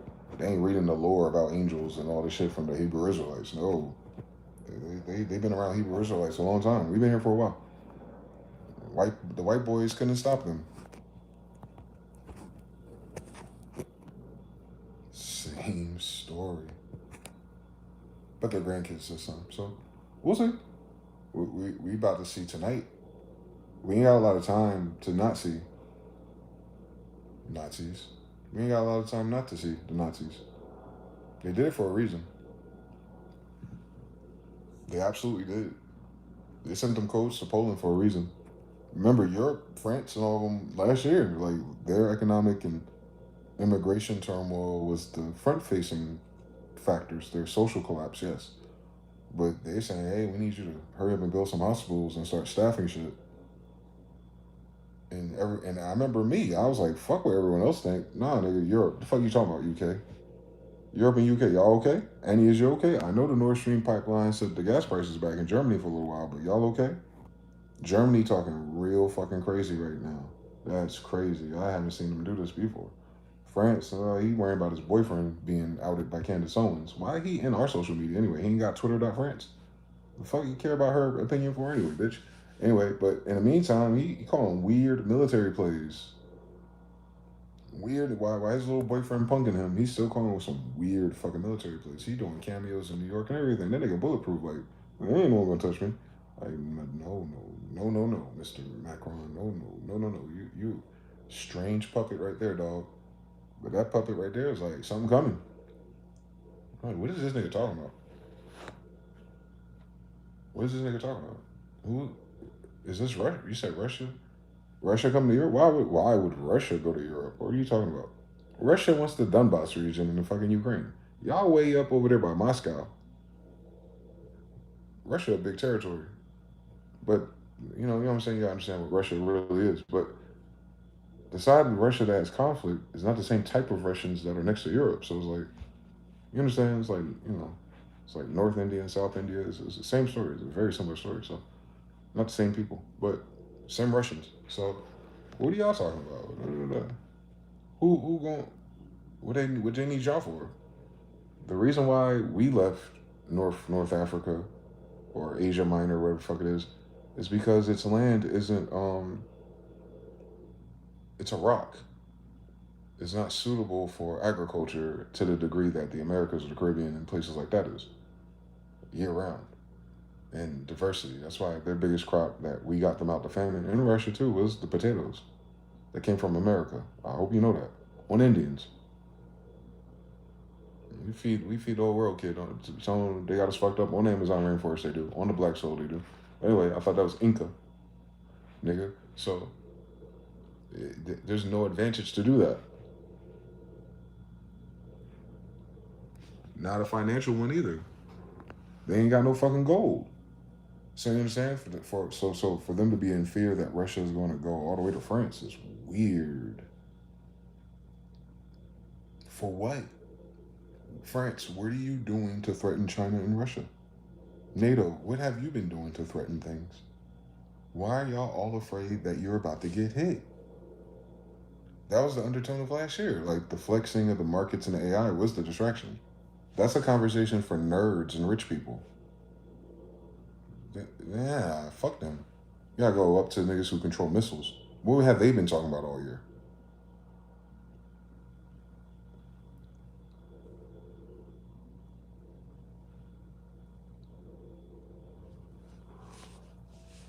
They expect a mass casualty event again, as if the pandemic wasn't enough. That's why social media is really weird. Y'all don't realize how many people are dead. That's why there's so many more bots in AI slop. Because if there was no bots or AI slop, you would say that social media is already dead. That's law of correspondence to the people who are no longer there.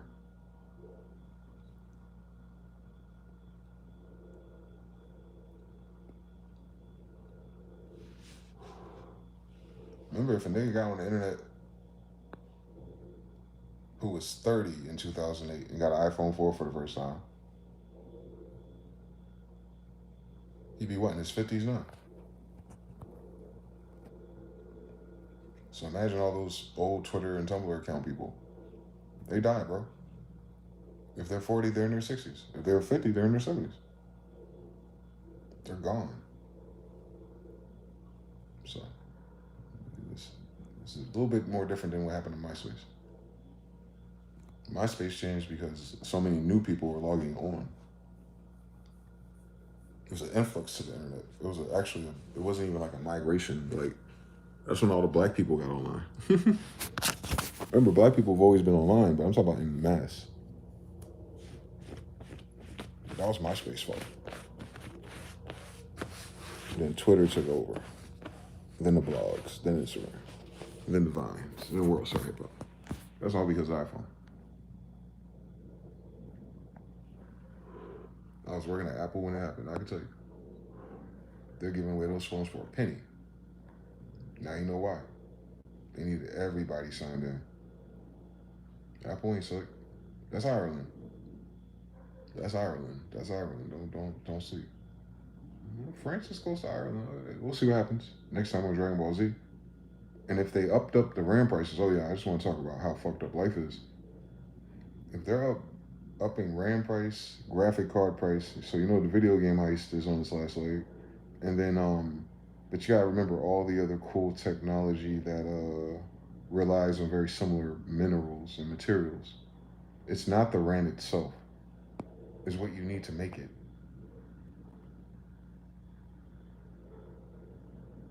More poignantly, the most important resource on this planet is magnets.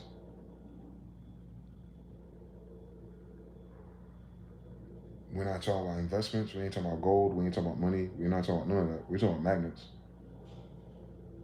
Yeah, yeah. My favorite piece of gear is a magnet. The Zulu is a magnet.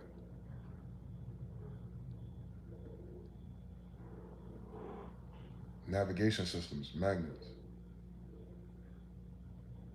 A lot of your components, magnets. And silver. And silver. Yeah. They can use silver for missiles. But they got some other weapons of mass destruction that can use silver too. These are called computers.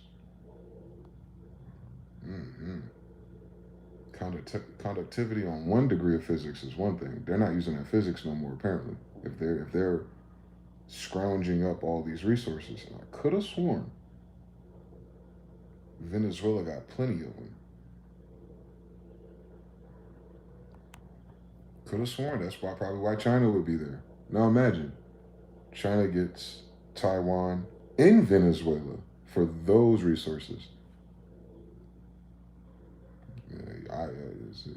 The ribbon in the sky, like I see it. It's like, oh shit, data centers and AI be damned. You can't do none of that shit if you don't get these resources, my man. The consumers are reacting because they can't play their video games and do the cool AI side hustle shit. I understand. Or crypto mine. I get it. That's what happened last time when crypto time. They bought up all the fucking graphics cards and spiked the prices then.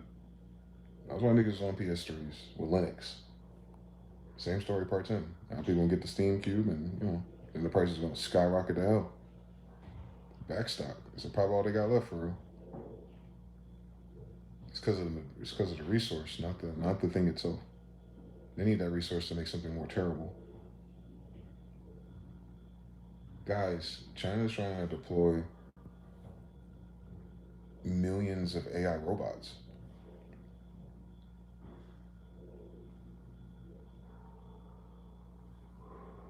Fuck your Nike watch. Fuck your iPhone, nigga. The fuck you talking about? That iPhone is for humans. They don't need humans. Y'all been paying attention? Y'all ain't been paying attention. No, we ain't talking about people to people. We ain't talking about president to president. We talking about niggas who control these resources. That's a whole different line of business. They're not in the war conflict. They're like sovereign. The richest people on your planet own resources, not money, not dollars, not bonds. So technically, if Maduro was sovereign in himself, like as a man of his land, and Mama Inga, and he's like my third cousin removed through marriage, and he claimed those rights for Venezuela, he's one of the richest men on this planet. That's the same story as Russia with Vladimir Putin. They're technically resource rich. They're the richest men on the planet, especially a planet that wants to go cyberpunk.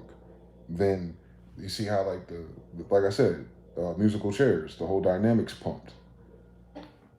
United States, 1770, so 250 years ago, the same pattern. The United States, Britain, and whoever these fake characters were. Because what happened to the Jews, Bruce? But those guys, narrative wise, the advantage this land had over the rest of the world is that most of North America was woods. I need you to keep that in mind. Most of North America was woods on the East Coast. Indians weren't population dense.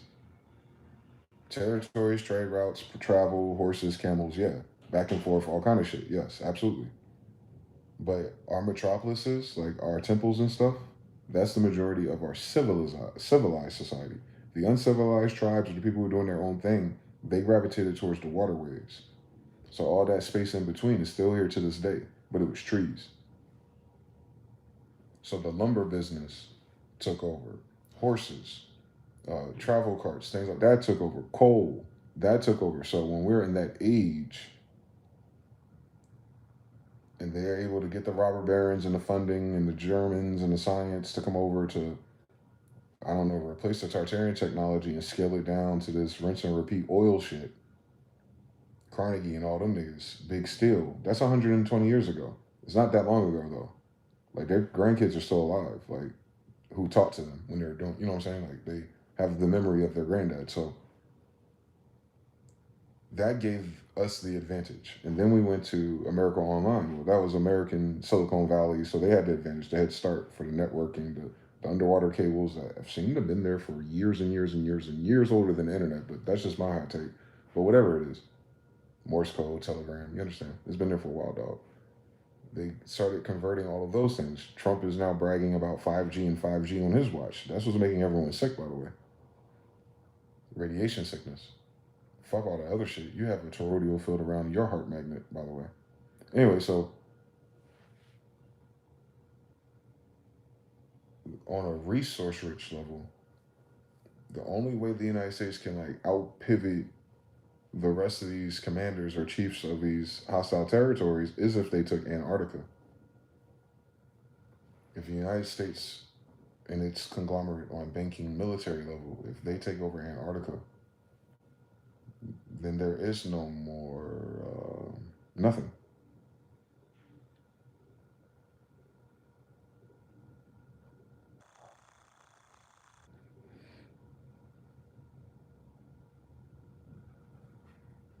I'm just throwing that out there in the universe.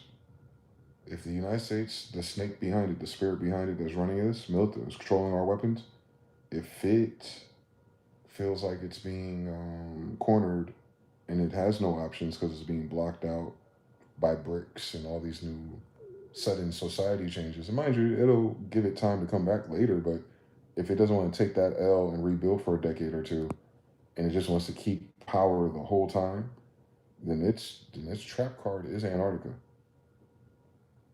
So it's going to take a while for this fat lady to sing or for this dragon or snake to really be decapitated. Trump is not your problem in that degree. Remember, these are all puppets. Politically, financially, they're money laundering. They're playing games with the Federal Reserve banknotes. That is very intense. It's very real, and that's the top of the social pyramid. Yes, I ain't talking about them niggas. We've been talking about them niggas. Those niggas are the distraction. That's how the bourgeoisie class and the boule, that's how they do it. It's Dr. Jekyll, Mr. Hyde. They'll put a whole bunch of people in your face that are not the guys. So you never bother the guys. The guys can come to your neighborhood, go to your gas station, go to your Target, and you have no fucking clue. So something going on with them niggas, I noticed. Because their God ain't answering their prayers no more. So yeah, just if you see any Antarctica news, even if it's about fucking polar bears and penguins, just keep that in mind. If they start saying NASA and Antarctica, remember Leidos is already out there with Lockheed Martin. I worked for them.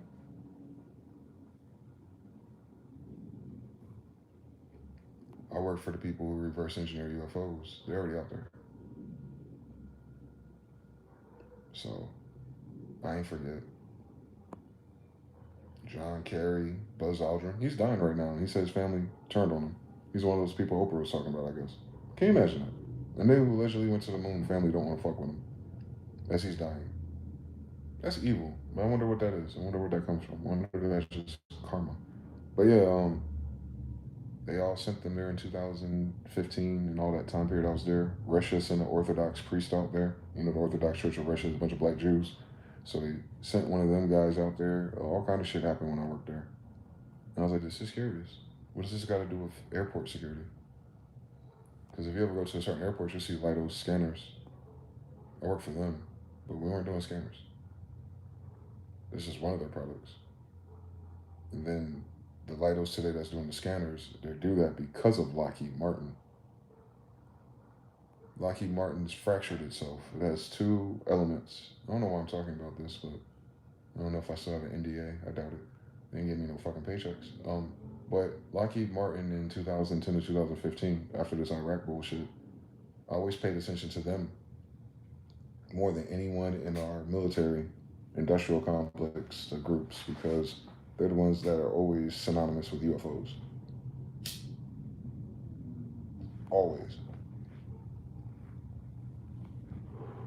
Art Bell, Coast to Coast, Cliff High, all of it. It's always going to rhyme with Dulce Base, which is Texas or something like that. Area 51, of course. But Lockheed Martin. It's always Lockheed Martin. So I knew this my whole life, it seems. And then Cliff High was talking about Lidos and Secret Code, and then they hired me. At the time that Lockheed Martin split itself from its forward-facing division and its secret division, or its military division, I should say. It's military and its civic divisions, basically, split.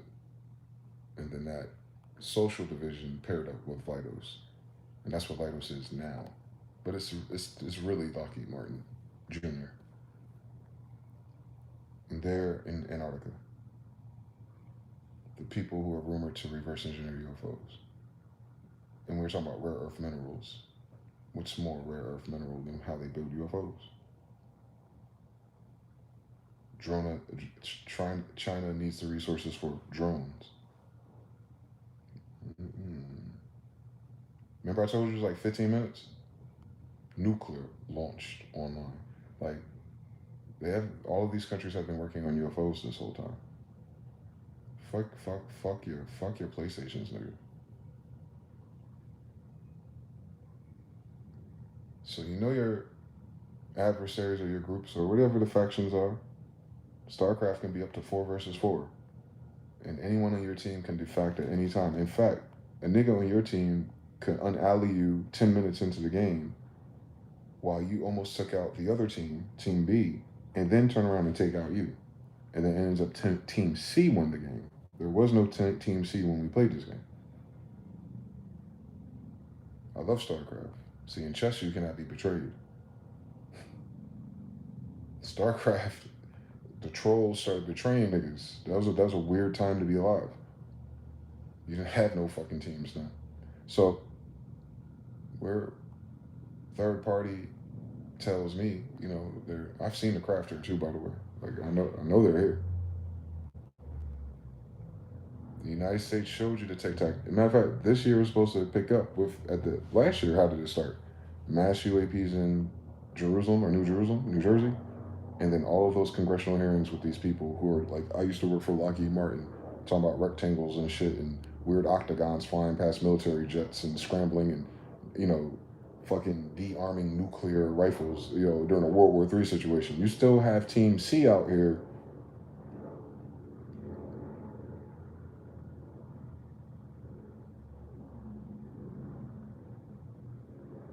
I hope we don't forget that. Fuck oil, nigga.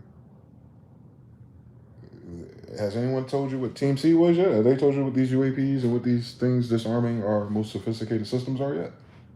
They beat them yet? It's weird that they're scrambling for data centers and rare earth minerals and magnets. How's that going to fix your economy, bastard? Yeah, now you made it to the bonus round.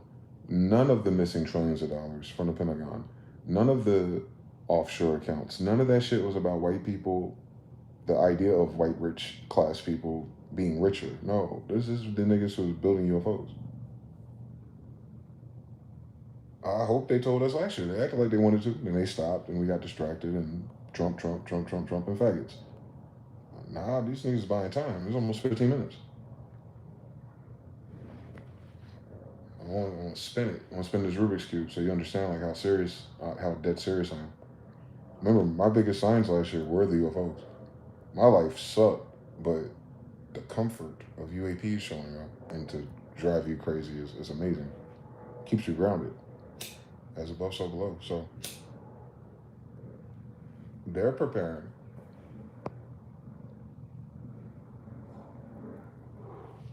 for whatever that is.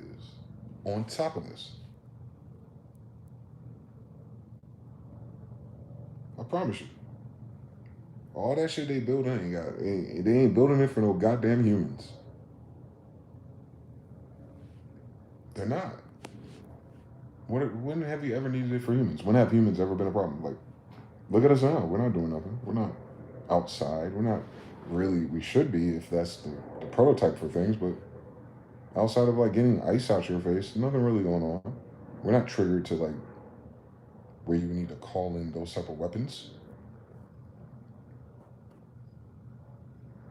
Most humans ain't got enough adrenaline and energy to keep that type of shit up anyway, to even need that. Most motherfuckers don't have the energy to take over a police station, so let's be reasonable. The idea is cute, though. Yeah, you can defend your house from black people looting or something because your government shut down, but like, why is it weird that where your mind goes? Now you got a bigger fucking problem than that. You got the Trump and the cartel problem. You got the black magic problem, witchcraft problem. You got the sudden sicknesses and the people dying and all the missing people. You got the mRNA problem. You got the people not feeling like themselves anymore problem. You got the side effect of what's all quantum entangled to how much the money value is. Everyone's feeling like life is not worth living because it feels like poverty and ghetto out here. Yes, I know. But then you still have Team C. At 15 minutes into the game, you didn't even know they were here. What the fuck have they been building? And I'm telling you, this rare earth mineral thing is for spacecraft. Remember, Trump started with Space Force. I started this time last year by calling Space Force. I'm telling you so. That's why I call Space Force. I ain't stupid. I ain't nobody stupid person. Yo, I'm seeing too many UFOs in my sky. I'm not in New Jersey. I'm in North Carolina. What's up? By the way, I'm such and such grandson. You familiar with the story? You know why you're in America? For real, I G-checked him on this shit. It was weird. The limited responses I got was weird. If I wasn't on a list before, I'm on a list now. Cursing the motherfuckers out. Like, the fuck? I'm trying to tell you something. I seen a UAP not even tall as that tree. It wasn't even that high. It wasn't even as tall as that tree is. It wasn't even that high in that sky, boy. And I seen that nigga, what was it, February? January or February, I saw that nigga. And it was unlike any of the other hundreds I have seen. It was so fucking close and so small. And it stood out to me because he was wobbling. We ain't got nothing that wobbles.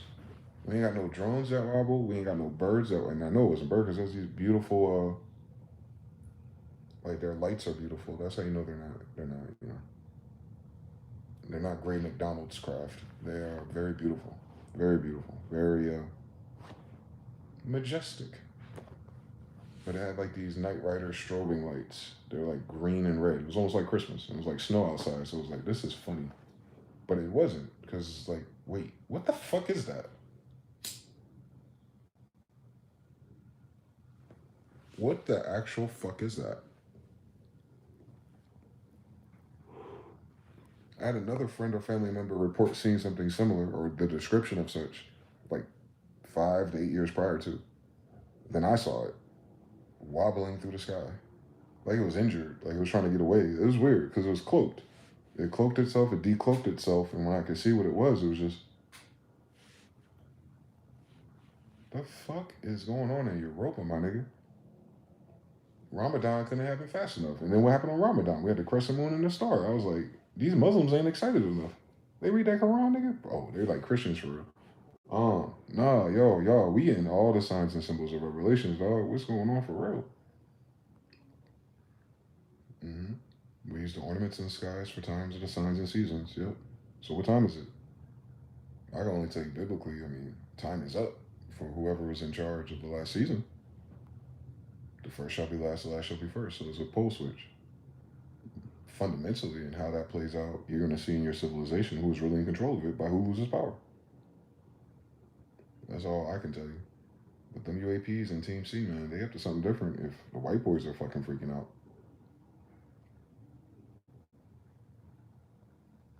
They probably figured out how to decloak them or attack them, but they probably don't have infinite ammo. So if you don't know how big that force is down here, or you don't know if your adversary is working with it, right? Because China could be behind the UFOs. If Hitler was scrambling to find whatever the fuck it is to call that type of energy together or to wake those sentinels up, if you will, like ancient AI. If y'all haven't played Horizon Zero Dawn, you probably don't understand what I'm saying. But I'm code switching so you can understand what it's like. It's like Horizon Zero Dawn. The Nazis have been scrambling around the world since the flood happened at a technologically advanced stage of humanoid activity. The current human race built on top of that as if it didn't happen, like it's beneath our feet. These guys, for the past 100 years, have been digging beneath your feet to recover things that have been buried for hundreds, if not thousands of years. So different human stories. So if you call back to certain civilizations, they're also on top of a more advanced civilization. If you go and that's the craziest shit about life, dog. Like we've been asleep, or I'm talking about humanity is weird because then they start this time last year with the fact that beneath the pyramids in Giza, stop fucking playing me. The pyramids between under Giza, there's some type of I don't know what you call it. The shit that you put in those skyscrapers to make sure the pendulums they put. What is that shit called? Like shocks or stability, like you know what I'm saying, like a shock system under the pyramids. They're like a mile deep or some dumb shit, some unridiculous amount of digging, some unhuman amount of digging, unridiculous amount. And then you want to tell me them motherfuckers had water damage on them. So not only did you dig ridiculous amount, you African Egyptian slave, but you did that underwater? Fuck out my face. The Sphinx has a labyrinth under its paw. We've known about this. There's a white girl went out there in the 60s or some in the last 50 years, and she wanted permission from the Egyptian occupying government to get the water out. It was flooded, right? To get the water out and then be able to explore and get the scrolls, to see what they can recover. And I followed that surf a little bit, and they said the last thing I heard is that she got the approval, or someone today got the continuation to do this, but they never gave us the results of that. We're distracted by everything else. And same story just happened again. Like, that finding under the Egyptian pyramids, guys, changed the whole fucking timeline. My niggas, it's proof. It's proof. The pyramids today, what they do? They had Mr. Beast go out there. They had some nigga on TikTok climb illegally. Like, they did all this fucking bullshit about the pyramids and the fucking EDM festival, which was disrespectful, by the way. But you ain't gonna talk about who the fuck built what miles under the pyramids? Get the fuck out my face. You don't just discover that and go, shh. That changes the whole story of humanity, dog. Because white people put in your mind that the Egyptians were only so tall, and like, how do they do this? And like, oh, there were slaves getting beat with whips and pushing bricks and all this stupid shit. No giants. All right, who built? Whose science? Whose science? Whose science did the underground things? Because your bitch ass can't do that now. They can't.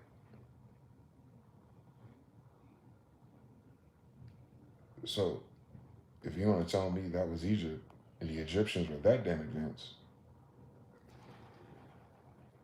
you cannot beeline from them and be who the fuck you say you are. Then it pulls them further away from the story of Egypt. In fact, we know Egypt is ancient. It's a civilization. It's not a place.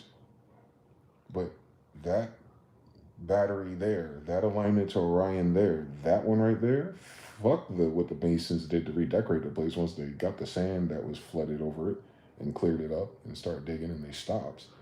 Rookie mistake. They only had so many years to not mind their business in Egypt. But under that bitch, dog, and that's just one site like that. Imagine if they start scanning Taj Mahal, if they start scanning all that shit in Persia. Imagine they start scanning the oldest mosque or the Alamo in Americas. What if they start scanning Venezuela?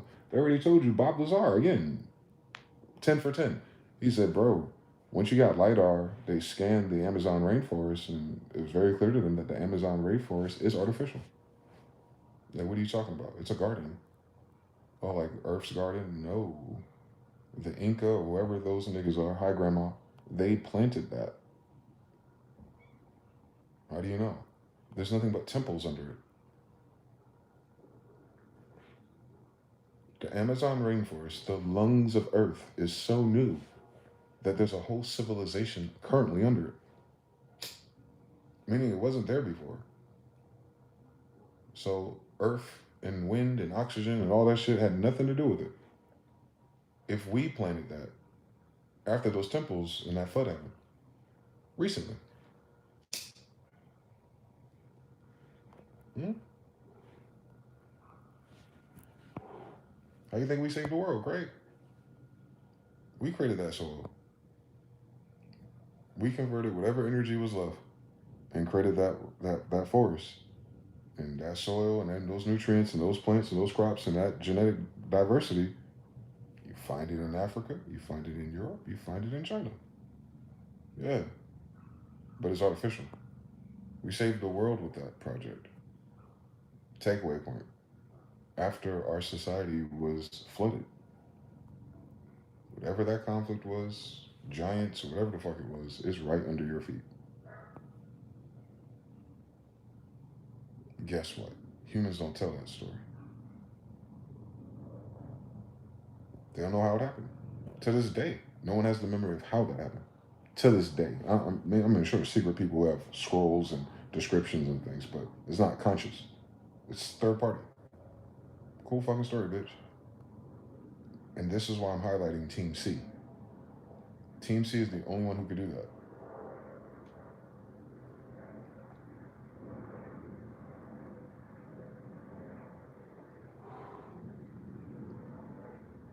Your world leaders are panicking because Team C and nothing else.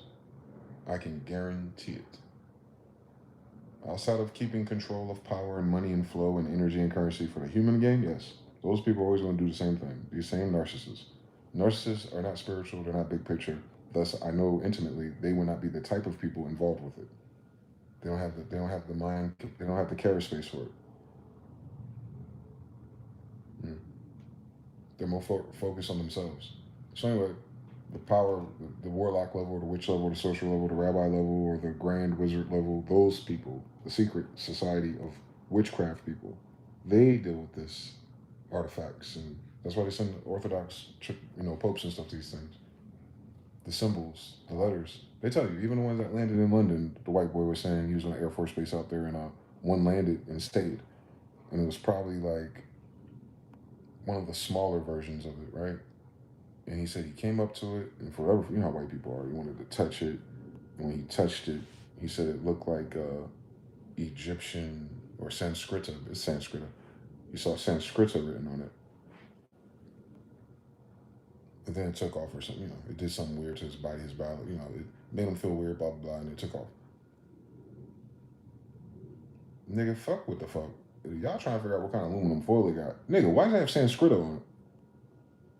Like, dead giveaway. Nobody, including white people, nobody from another galaxy, interdimensional, nothing. Nobody from nowhere else. Nobody, nothing, no squids, no giant octopus, no spiders should ever show up in your backyard with your ancient language. Or anything that resembles it. Anything that make your brain go, seems human, but not us. No, nothing, right? Nothing. Why would niggas on fucking Jupiter, if you will, be speaking slang? Would they on World Star Hip Hop? Like, how would they even invoke? Like, why even write letters on their craft? You understand? That's a human thing. Why would you inscribe any code? Why would you put any shape? So it's not a flex of intelligence because of their resources and their scientific dominance per se. Is that They have all that dominance per se, and they still writing letters on goddamn ships. They still got barcodes and shit, nigga. They ain't that much more advanced if you don't fucking tell me all these craft when they can touch them have nothing but letters and vocabulary on them. That is very interesting. Since the human story is that we got our language and vocabulary from aliens. Hence, the language is so important. It's very specific. It's tuned. We did not come up with that.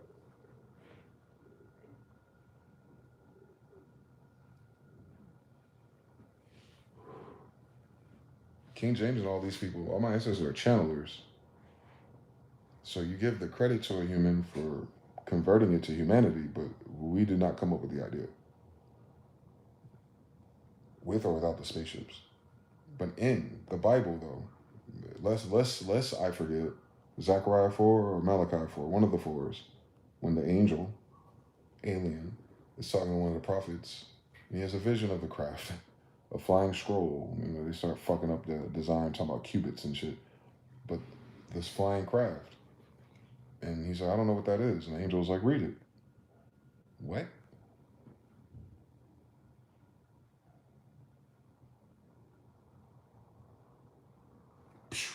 That's a lot of fucking pigeons.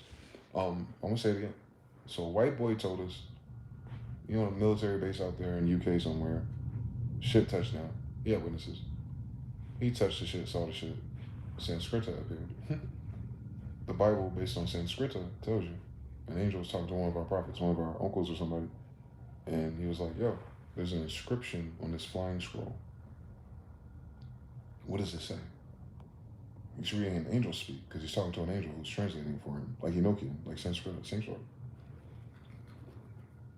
So, yeah, so I can only choose one side of this argument. Whatever the angels of our book is what's in those craft at least. Because that's exactly what the Bible said would happen. Not only would this thing fly past you, but you would also be able to read what's inscripted on it. It's cursed. The angel kept calling it an abomination. Like they were pissed off. Like, fuck.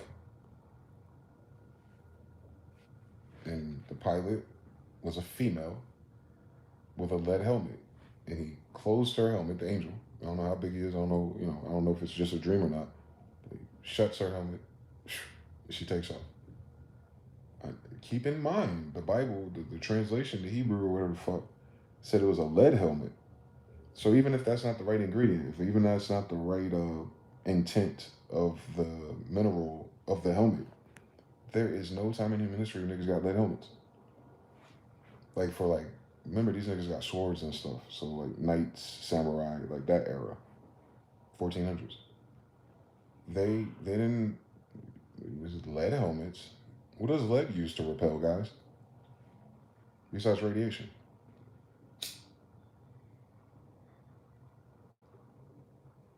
Technology. Flying scrolls technology with writings on them. And they still here today. The giant one I saw last year, it talked through its skin. And I didn't like it. I didn't like that. My stupid ass asked God to see another one. I thought it was once in a lifetime. God was like, oh no, sit still. Just like I do on these streams. I talk about it and I recount the manta ray shapeshifting craft, which is the closest and the biggest one I've ever seen. And then I was like, will I ever see it again? It's the most beautiful thing I've ever seen. Like, I only get to see that once. No pictures, no videos. That's crazy. That's evil. And God was like, all right. Veil lifted and a bigger one came. Well, I don't know if it was bigger, it was closer, or I don't know. Scale wise, it was wide as fuck. I'm overwhelmed by it. Looked like a glider. And its skin had red lights. Like, they give you this uncanny valley effect. That's how you know it's not human. It makes you question things. If you see anything that, like, just like even spirits and things, if you see it, it's like, that's kind of human, but that's a shadow person. Like, UFOs are the same thing. The real ones are the same thing. The secret UFOs we're building, like, oh, that looks like a flying disc, or that looks like, humans mapping something to an animal or form. These do not These they're trolls.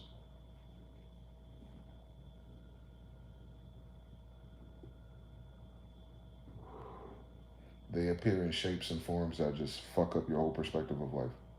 They don't fit any of the norms, scale wise, material wise, and the scariest one of them all, they're silent.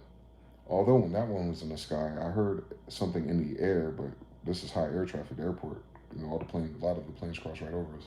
Not close, but you know, to disturb the air. So I was like, at first I thought it was just a plane because I didn't hear the plane.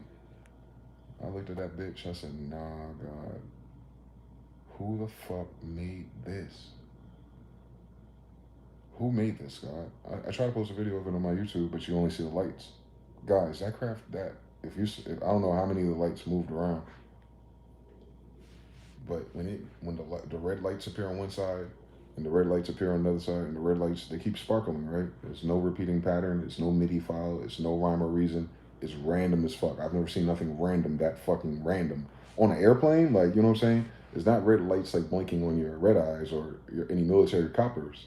It's moving around the wings of this craft. But it's in real life. It's kind of like a eel or something. It's like it's rolling on its skin. The lights are rolling. They roll here, stop. Roll here, stop, and it's completely random. But that whole area that it's covering is one craft. The shit was enormously close. It was huge and close. And I was scaling the mountain. It was no taller. It was no further in the sky than the top of that mountain. You know how trajectory and trying to do trigonometry. It was high, but it wasn't as high as the airplanes that are just landing or taking off. So it's not that high, but it's high. And that bitch is huge. And it'll run right into that fucking mountain. And I'm looking at it like I looked at the manta ray. They ain't in no hurry. They just cruise like they're gliding. And you're like, is anyone gonna stop? The car's gonna crash. You don't see this ship just flying real fucking close and ominous. And then I saw it just drift to the other side of that mountain, and it turned black. Like it cloaked again.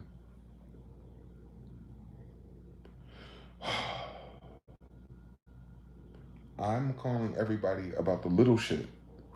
This motherfucker, I said I ain't got nobody to email or call no more. They ain't fucking listening. Nah, Lord, you got too many angels down here, and videos of them coming down here too. So I don't know what that's about. Way above my pay grade apparently. We just some niggas down here, but the the angels or the craft that are described in our book are down here. Again, visible to us, like they were visible to us in our book. It's been a while.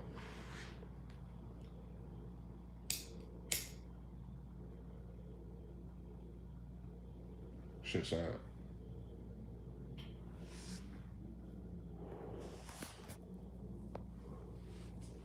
It's the end of the United States. PT Cruiser, what's good, bro? Full Moon versus the Cartel of the Sun. I've heard about Maduro, Terran Art. Close to Ukraine by chance? Non-honey buns. Oh, shout out to Composure Sun. 2026, 10 equals completion. Serbia thing. Decimal system is out of vortex. Mathematics is on. Poland is always in the picture somehow. Harut. Composure Sun's a little lie. Was always saying something about Poland. Maybe he knew. He channeled that from the future.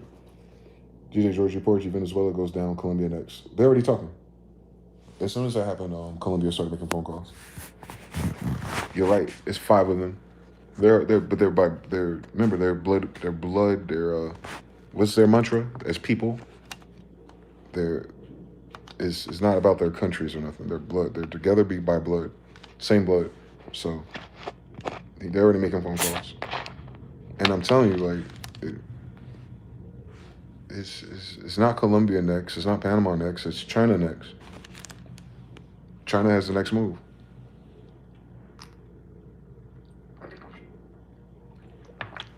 Is China going to smack them back militarily? Or are they just going to keep doing the money thing and, stretch them out, dehydrate them? Or is it actually going to use excessive force? That's what makes me sad. Because if, for drama's sake, if they, just any strike, it might not be for years. I'm not trying to Saving Private Ryan the story, but if it's a strike, drone strike, air strike, and any of the groups involved on that side decide to call that strike, I hope we're aware that Trump's picks to run the military emergency because he has the military powers now. They said that earlier last year, and that was the sign that it was over. But anyway, his cabinet, if you will, whoever the shot callers are in the military industrial complex in Pentagon. Remember, the Pentagon got weird on us because they said we're not going to talk to the public no more. I was like, 10 minutes. These niggas positioned Trump so Congress can't stop him from whatever he needs to sign off on. They positioned the DOJ to not have to talk to press.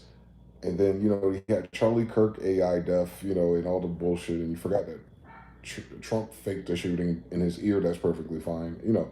No headaches or nothing. And you know what I'm saying? No PTSD, but the clock just hit midnight on our ass.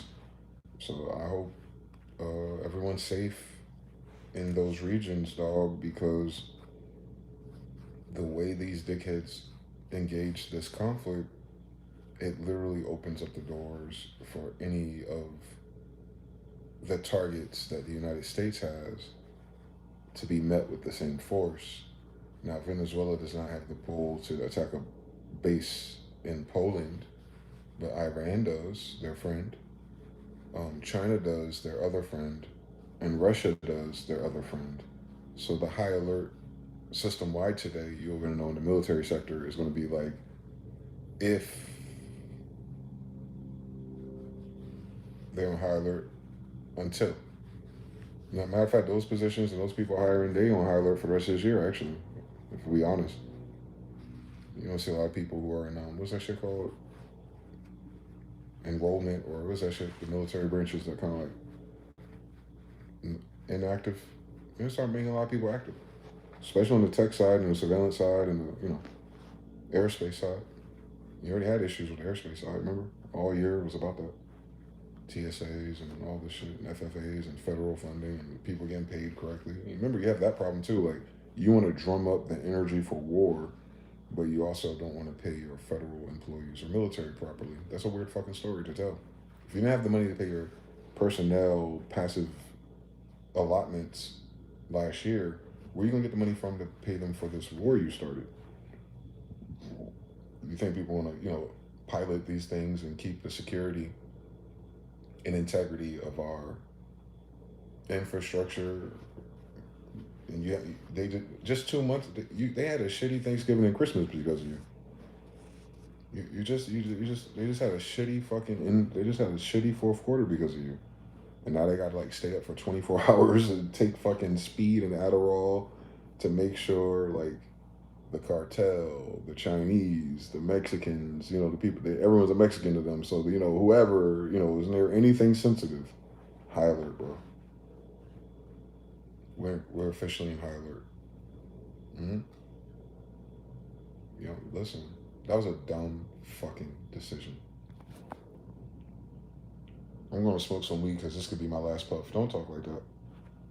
Poland is low-key attacking Russia. No wonder. And so it's that guilt thing. You poke the bear, Russia's the bear. Russia gave China a bunch of land for some drones. Trump was dropping in his speech today. He was drooping. Oh yeah, he tired. He ain't go to sleep yet. The splitting the pie ain't no slice named Poland, Ukraine, and some others. The world ain't big enough. The Palatinates settled in Poland. The Palatine Boers settled up there. No wonder. Boers beats Battlestar Atlas. Poland and Germany. No wonder. Benjamin Franklin was warning the colonies about them. Why are they coming here?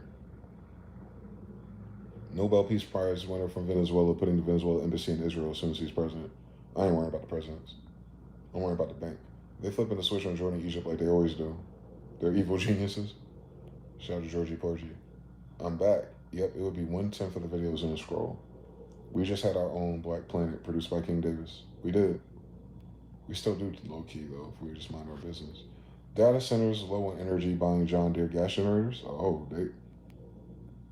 so the oil ain't.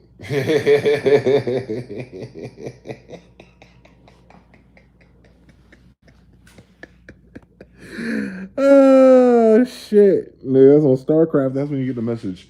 not enough Vespian gas. They've been giving you work and you've been rebuilding your army using Vespian gas, and by the time you get a nuke, and that shit costs 500 Vespian gas, and your Vespian geyser just ran out, it don't matter if you could build a nuke or not. You can't afford it. You teched. You're 15 minutes into the game. You got an army, but you can't do none of that cool nigga shit because you ain't got no Vespian gas. That's crazy. That's why people hate those maps. They don't give you a lot of gas because you can't tech. So you gotta, it's a 10-minute match usually. But some people drag that shit out like chess. So they trying to drug these niggas out like chess or go or whatever the fuck it is. Because it's not a war like that. People think like world war is like every civilian just randomly gets a pitchfork and starts stabbing random adversaries. That's not how none of this goes. It's all strategic and certain targets and resources and ley line, They try to make you fear like, oh my God, people could just storm the shores and make it all the way to Nebraska and steal my daughter from me, like so you can vote for the bullshit that they've been doing instead. I get it. It's what's that shit called? It's Pavlo dog bullshit they did. People's impressions of war is wrong. But the effect of war is probably way more intense than they tell us as well. When it does hit people. The people that it hits. It's evil. It's an evil thing. It's an evil option, no matter what. Because most niggas just want money. And you print enough of it for not, you know what I'm saying? I don't even understand nothing.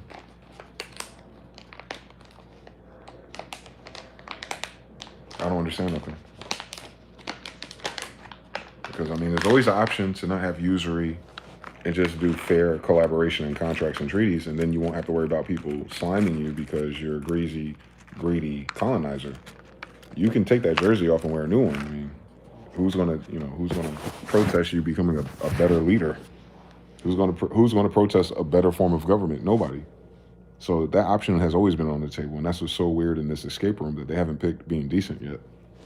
So they're doubling down on evil, though. So that's going to be the overtone of the so-called spirit of the American dream is going to be, we talking about Maduro is a problem to these people and this guy's a problem to that people, but no, my nigga, like, y'all the problem to everybody.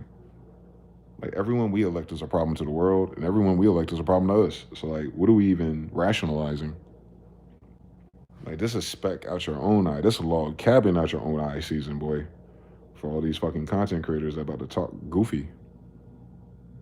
What the fuck are you talking about?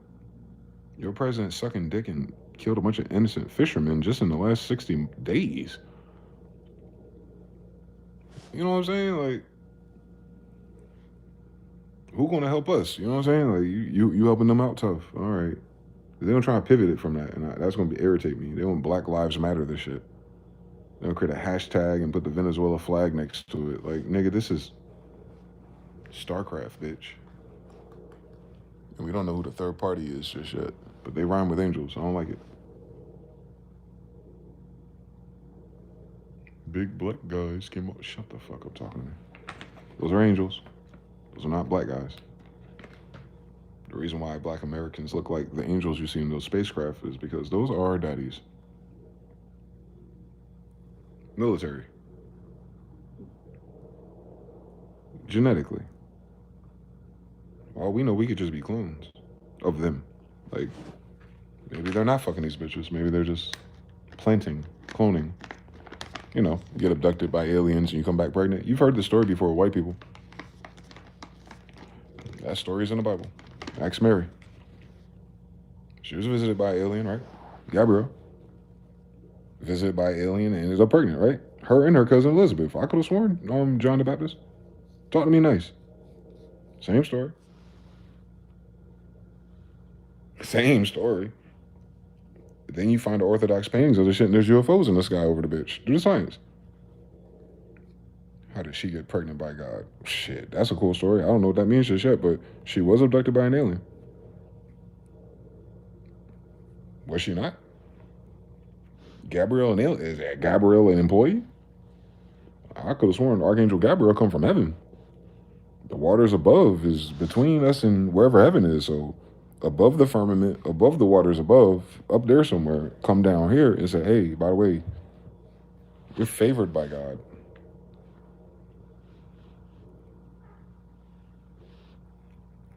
Or maybe it's Gabriel's baby. I don't know how the story go. I'm not in their business like that. But as soon as you invoke an archangel, it's telling you that you're about to give birth to a son of God. That's very intense. That's very dramatic, romantic theater. If you really think about what an angel is, how it's depicted by them in these spacecraft.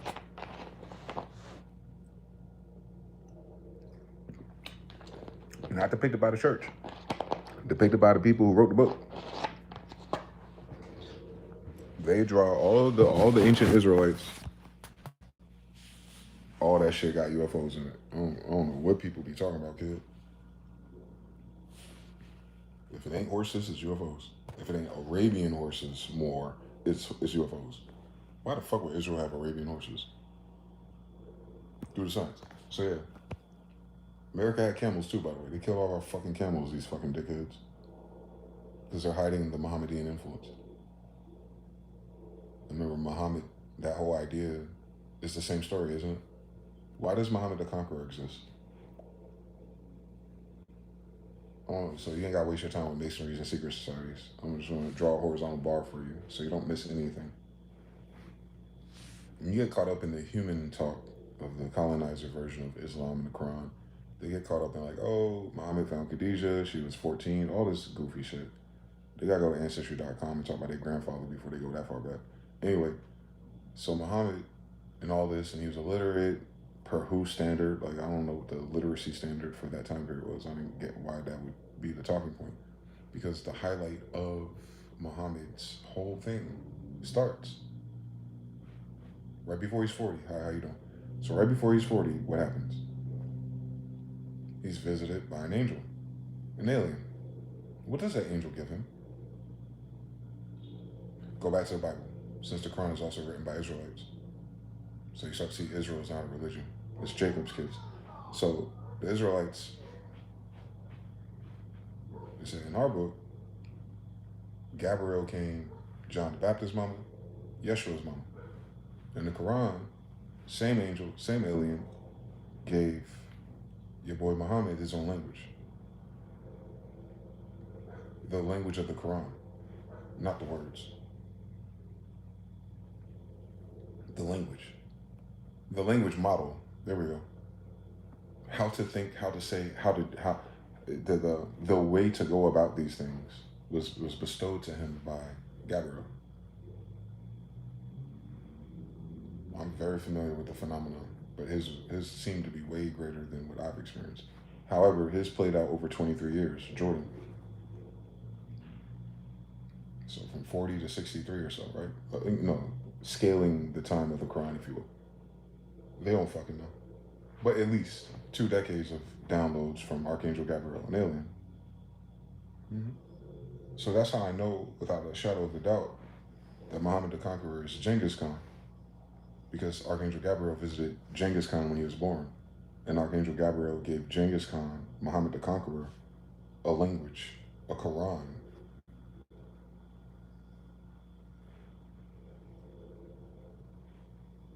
America is Mohammedan after Genghis Khan. That's who we are. Thank you for coming to my TED Talk. That's why the land belongs to the Moors and Indian associates. Yeah, the Moorish people is the Mohammedans. The Mohammedans only exist because of Muhammad. And Muhammad is Michael. Muhammad the Conqueror. City Muhammad, right? George Washington's writing a letter to City Muhammad. Mm-hmm. Mm-hmm. It's a bloodline story, not a religion story. City Muhammad is a descendant of Muhammad the Conqueror. They're all Khans, Muhammad Khan. They're all Afro-Asiatics. That's why they're Jews. Jews are what they are, not what they believe. So it's possible for I'm a Jew too. So I have Jew brothers who think they're Nation of Islam. I have Jew brothers who think they're more Simple Science America. I have Jew brothers who are in Christianity on Sunday. I have Jew Baptists. I have Jew atheists. I have Jews that like white girls. You know, Now, the stories are following the ones who are conquerors, militaries, hence the church part of it, the emphasis of church. The flex of these stories is not the church, it's the military, the conquering side of things, the establishing civilization, order for heaven or kingdoms, you know what I'm saying? Like the rebuilding of man into gods, into what they think. I understand everything about, how humans are, but that is the ideal. The idea is that you need the force. The kingdom suffers force and take it. The heaven suffers violence and they take it by force. All that shit. Yes, yes, yes, yes. It's a military manual. Both of them, by the way. So if I was a betting man, if Gabriel's the one that's giving everyone their damn commands down here, then Gabriel is probably, you understand? Like Gabriel is probably um a bigger deal to humans than humans have remembered. Because Gabriel is the sign, the messenger of God. Like literally, like if Gabriel shows up in the story, everything changes. Gabriel showed up on Daniel too. Gabriel didn't show up on everybody. Or maybe Gabriel was not named in earlier mentions of angels. Gabriel could have been one of the angels that was walking with Sodom and Gomorrah, the three that showed up on Abraham. They're not named. They're just called sons of God. But Gabriel being a girl, and there's a lot of girl angel names in the removed books. I noticed that. Law of gender. But I have a feeling that Archangel Gabriel's a girl. Language, math, matrix, wombs. Like, it's a girl. The voice I heard is a girl. So if she is like the godmother of all the prophets of a military, do you understand what's going on down here? Gabriel don't show up unless there's a military.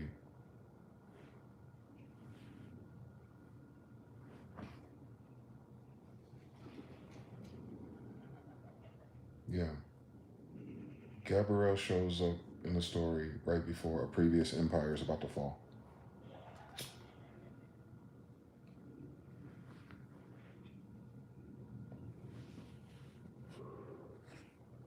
Whatever the powers to be are at the time of the board, before Gabriel shows up,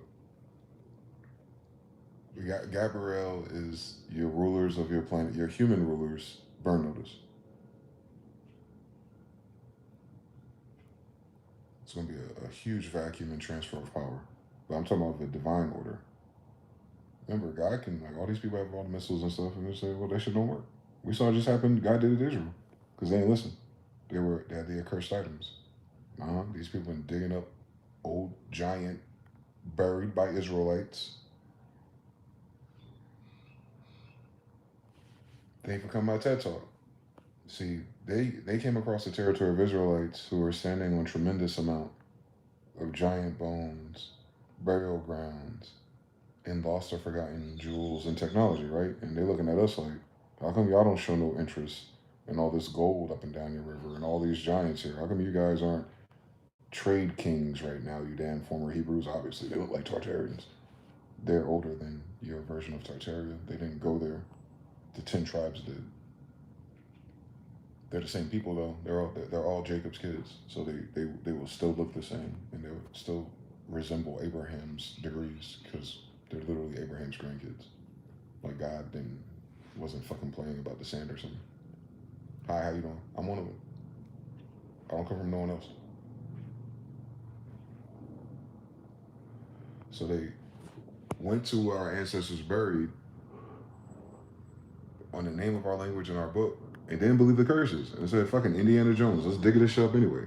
Let's undo all of the tranquility and peace that they achieved in North America, silently, unknown to the rest of the world for hundreds of years, if not thousands.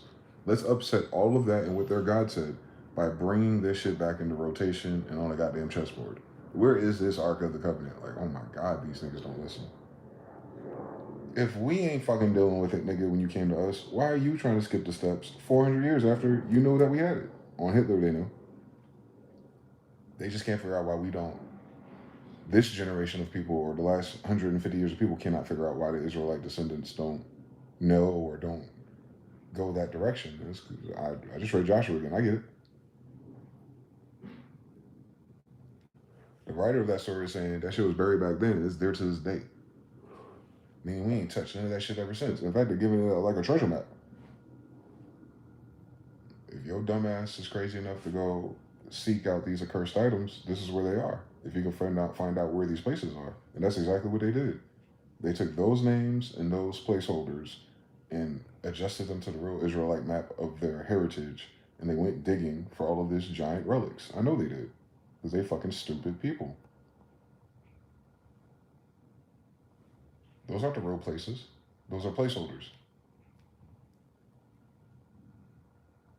But as of the writer of that book, they were real places. With you understand what they buried there. It's a treasure map. For the future, these are prophets. You know what I'm saying? It's like the story is he's telling people all of this shit is, fucked up and evil, and that's why our last king fell or whatever. But they're writing it down like as if knowing the future is going to read it and be like, hey, if you ever wanted proof that we crossed the Jordan, then if you look at the bottom and you find these 12 stones here, like a Stonehenge or a Zodiac or Mayan calendar, know that we crossed these paths. And it's a treasure map. Like, hey, we were here, look for these stones. We were here, look for those stones. And that's not the only story that does that. Those people knew where the map was. We don't. I have a feeling the Nazis, Hebrew, tried to find out where that map was, and they try to fuck with this accursed computer, accursed technology, and now their civilization is they're powerless.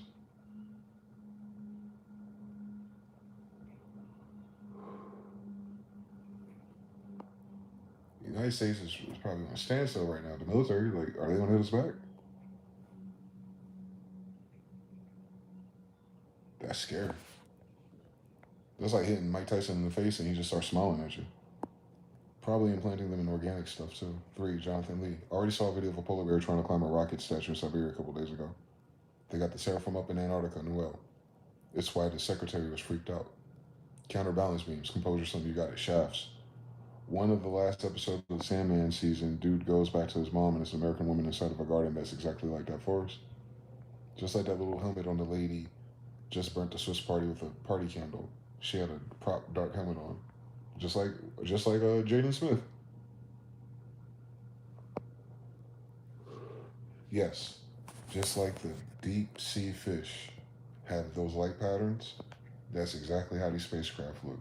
Manta rays, hang gliders, but their skin is just like a deep sea fish. Absolutely perfect. Jelly, the sonoluminescence or whatever the fuck it is. It's a vibration. It's the sound making that light, which is crazy when you think about it. Like, what? I don't even think wondering how the pyramids was built is a high IQ question.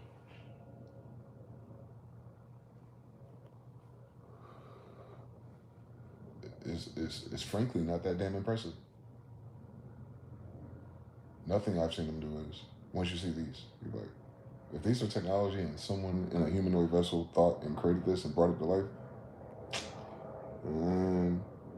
give me a PlayStation, because that's the best thing we got down here.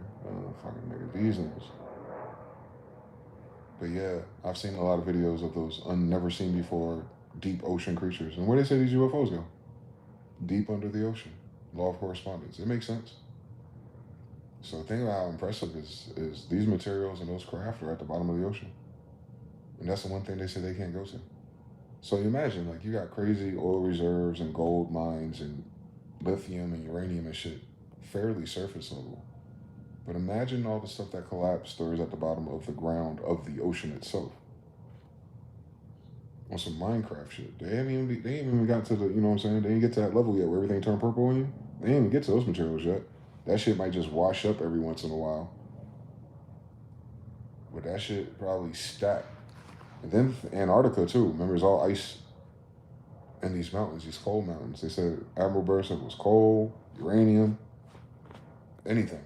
And it implies oil too, so they don't need coal as much as they used to. But if you're a developing nation, you can redo the 1900s part 2.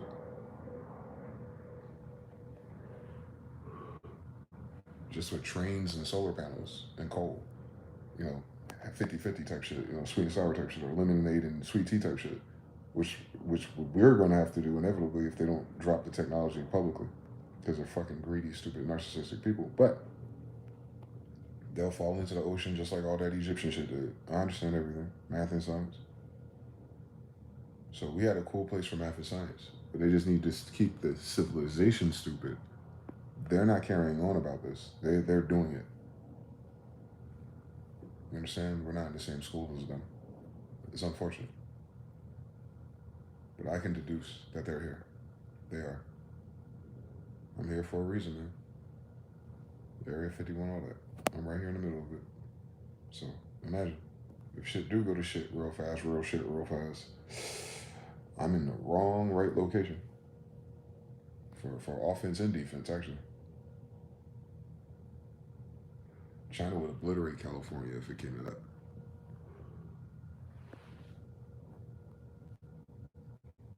China has 350 warships prepared already. That's not for Taiwan. Just like I said, all those warships we sent to Venezuela last week, they ain't for no oil. So it's StarCraft. We don't know where those warships are right now. I ain't getting no updates. But let's say as after last night they started moving somewhere, I'd look for it. I would find out where are those 350 Chinese warships currently stationed. I'd look right now. I'd look right now, because if any of them have moved to Alaska, Canada, who's like everyone else's friend right now, even if they get as close as Canada, actually.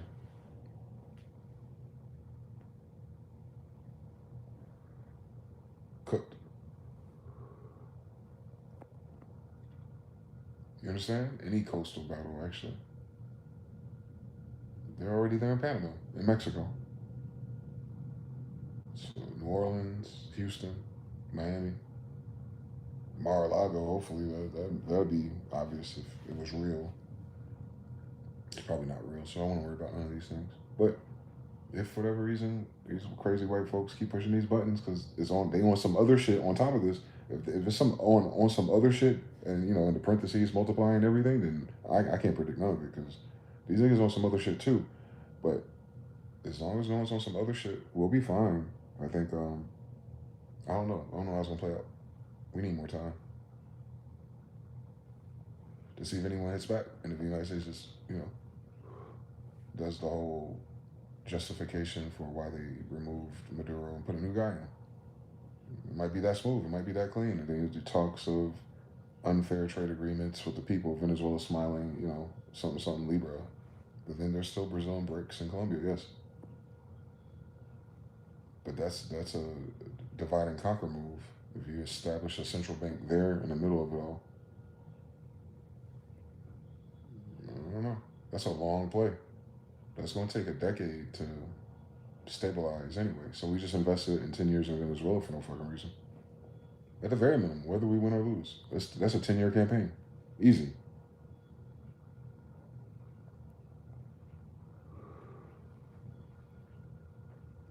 Easily. We there for the next 10 years. Easily.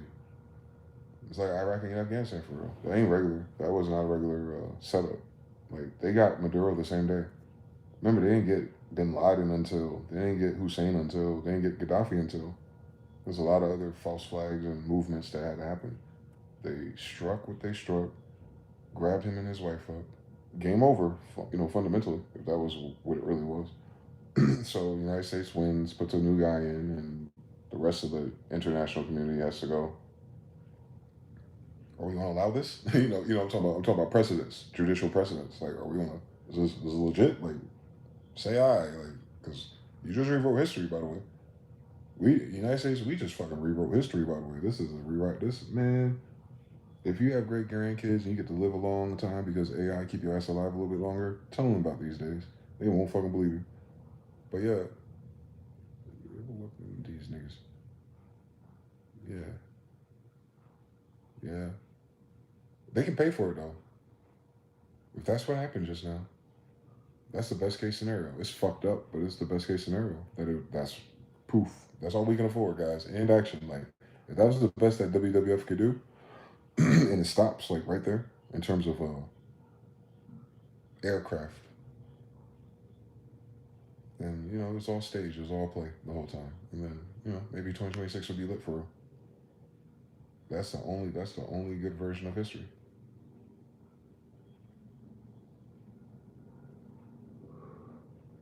The United States was a big bully. It made some of the Venezuelan people happy, so trying to go fuck itself for a little while, and somehow with all this access to these resources and oil and data centers, and boom, boom, boom, the United States is the United States again. It's a bold move. Like, as much as China doesn't need us, if the United States does take Venezuela and by proxy South America, just by making them use its money, then the Americas will also be self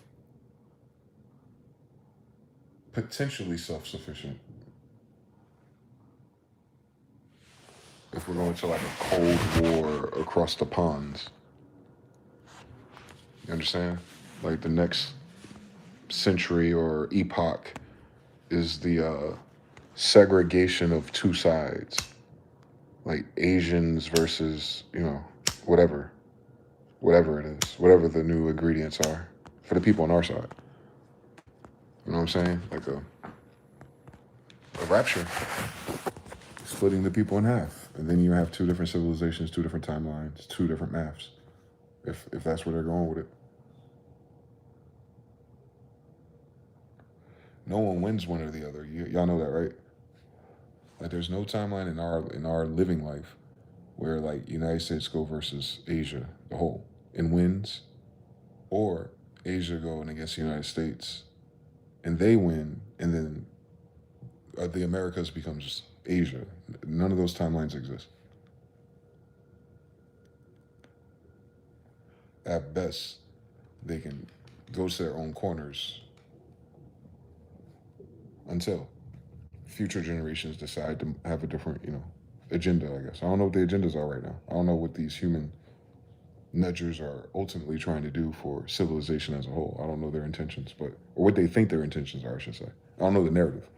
But I could tell you one thing clear on Blavatsky and all them niggas who documented this, that they are definitely making alterations to root races. Like, they're preparing for another root race to emerge. If you're not familiar with that science, you ought to be, because I could have fucking sworn Barbara Bush, I'm sorry, Aleister Crowley Jr., I'm sorry, JPL, Jack Parsons, Secret Lovers, I'm sorry, that whole crew of Crowleyites is in their Egyptian studies. Can you imagine where they are? That whole demonstration that we sleep on, you hear about it sometimes if you're into conspiracies, but I just want to highlight that outside of Crowley being a fucking weirdo and all his friends are weirdos, they're the ones that created what you know today. They're magicians. So I'm talking about witchcraft, spellcraft, manipulation of words, universal law. Like, NASA is born out of Crowley. So your Department of Defense, your Pentagon, all these people you hear about the secret societies and Molech worship. You remember Bohemian Grove? Its attendees is your government. And of course, businesses. Same story. And then, of course, you have a shade of Masons. Then you have a shade of people who kind of like control institutions or churches or hospitals, Shriners. And then you have like honorable degrees and things like that above it, right? Like judges and magistrates. And like, then you have the magical sets, which are usually like your priests or your cardinals and like their horizontal axis across religions, across churches. Like, they're all in the same group. Their role is all the same. They're all the same. Union. There we go. They're like their own sub-union. Oh, yes. I'll expose the whole thing if you let me. We got enough of the variables. I can solve for this puzzle, Alex. I know what they've been doing. I don't know what Group C has been doing though. That's the only Chaos Emerald I can't predict. I can say some stupid shit to y'all, go outside, like, oh, how many UAPs I seen on New Year's? Like 7? It was like they were just saying hi. So for me, it's like, I don't know what the fuck that means yet. I don't know why I see them so easily. It's not a belief system. I don't put that. I don't put that in religion, but it is. I don't put it there. I have it like, what the fuck? No one's talking about this. Y'all gonna drive me fucking crazy. Y'all gonna worry me about being a high value man, bitch. We are surrounded by aliens. I would have freed way more slaves had they known there was aliens, nigga. Yo, give me a PlayStation, my nigga. Give me a PlayStation, Lord. I need a PlayStation, y'all. Cause I need to play Abe's Oddworld again. Cause I could have fucking sworn. I could have that Israelite story. I could have fucking sworn. Abe's Oddworld is the whole pretense. Like y'all think fucking goddamn James Cameron and them niggas. Y'all think Avatar was like, oh my god, bitch, nigga. What the Avatar, man? He didn't create shit, nigga. Talk about I was in the 80s and I was waiting for the technology to create up for me to create Oddworld. Nigga, Avatar is Oddworld. On God. Y'all play Oddworld before? Y'all know what I'm talking about. Abe's Oddworld did it first, man.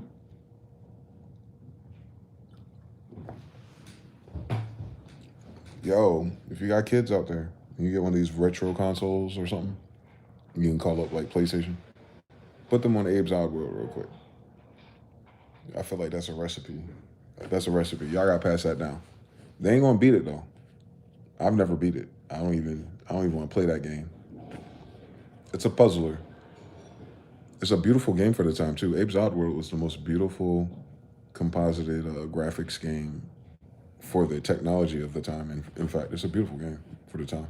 It was like a computer game on PlayStation. It was bizarre. It wasn't, you know what I'm saying? And it was horizontal and stuff, so it was easier, but it was beautiful. And you're your Avatar. You're literally Avatar. You're Jesus. It's about the Israelites. For real. Abe's Oddworld. Abraham's Oddworld. He's Jesus. He's Abraham. He's Abe. On the copper penny, on Abraham Lincoln, the same thing. Y'all should play that.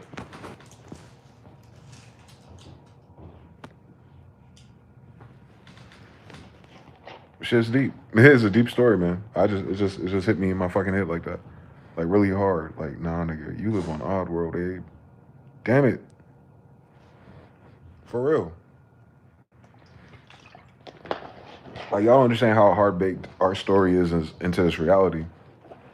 And I think we have to be kind of like more magical and mystical to get the vibration of what I'm trying to say. But it's so important in my reality. I saw this hoodie one time at this one place, one of the last things I did in Raleigh.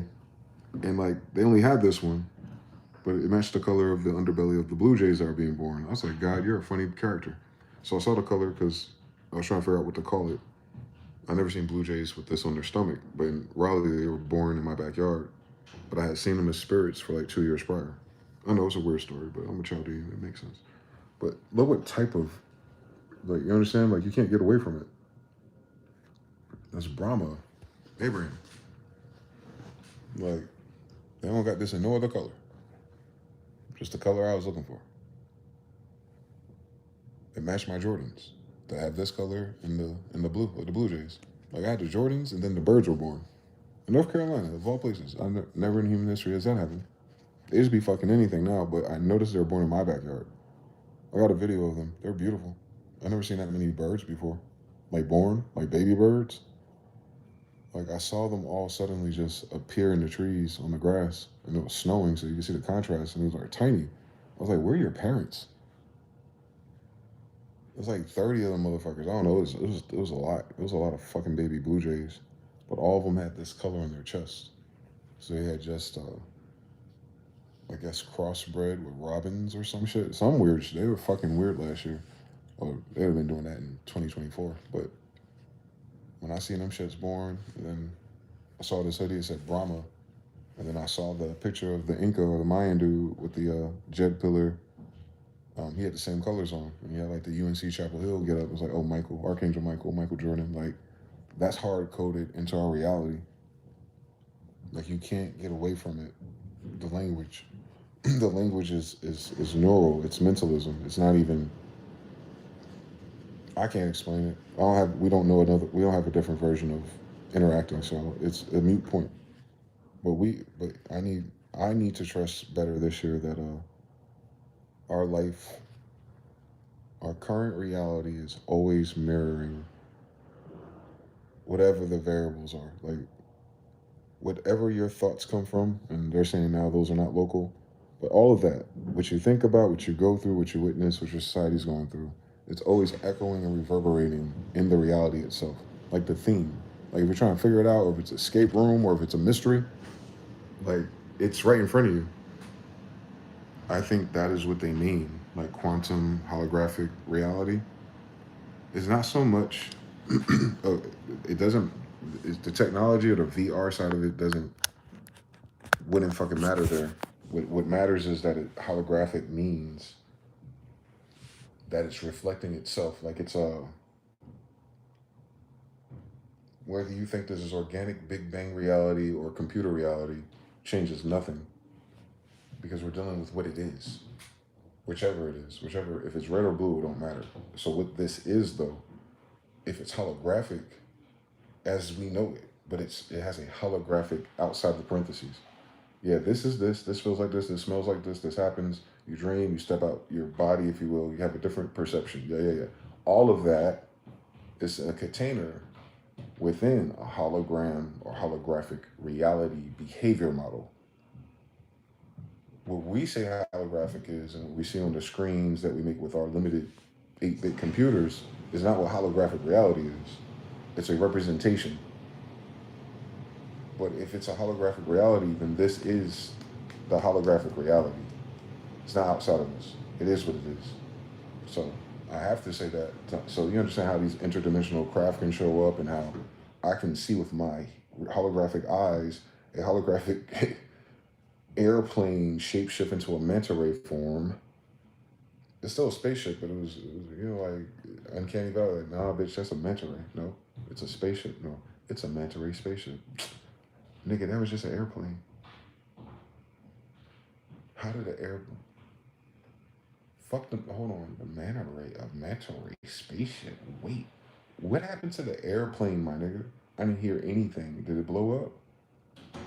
Nah, it shapeshifted on your ass. Oh, like a hologram. Law of attraction, mentalism. What is that? Oh, that's a cool word they use. Quantum. Yeah, quantum and holographic is damn near cousins. So you see what we're saying? We're stacking the Russian egg. They did it in Inception. Like there's a reality within reality within reality. That's the holographic nature of it. A cube within cube within cube. It gives you layers. It gives you dimension. So you're multi-dimensional. And people take this horizontally and they go, oh yeah, there's a parallel timelines. There's a timeline in which you did the thing and you can tap into that timeline. And it's like, the fuck y'all talking about? But I know what they're trying to say. It's like their glasses are on vertically, not even sideways. They're trying to describe a vertical phenomenon sideways. And so they landed wrong. But everyone's sensing it. It's like, no, there's a different layer to this reality. And if you can make an impression on it, it then trickles down to this one, holographic. So same thing if you play a video game. The holographic nature or delay, if you will, is you see, there's a reaction of the screen or the animation does something, your eye, your brain reacts, your nervous system presses a button, and there's a delay again in which the screen moves and then your brain receives and says, you pressed the button, you moved. But there's several circuits and delays there on different levels of technologies and consciousness of yourself. Some people get so entrained in a video game, they can move before they see it. You familiar with the phenomenon?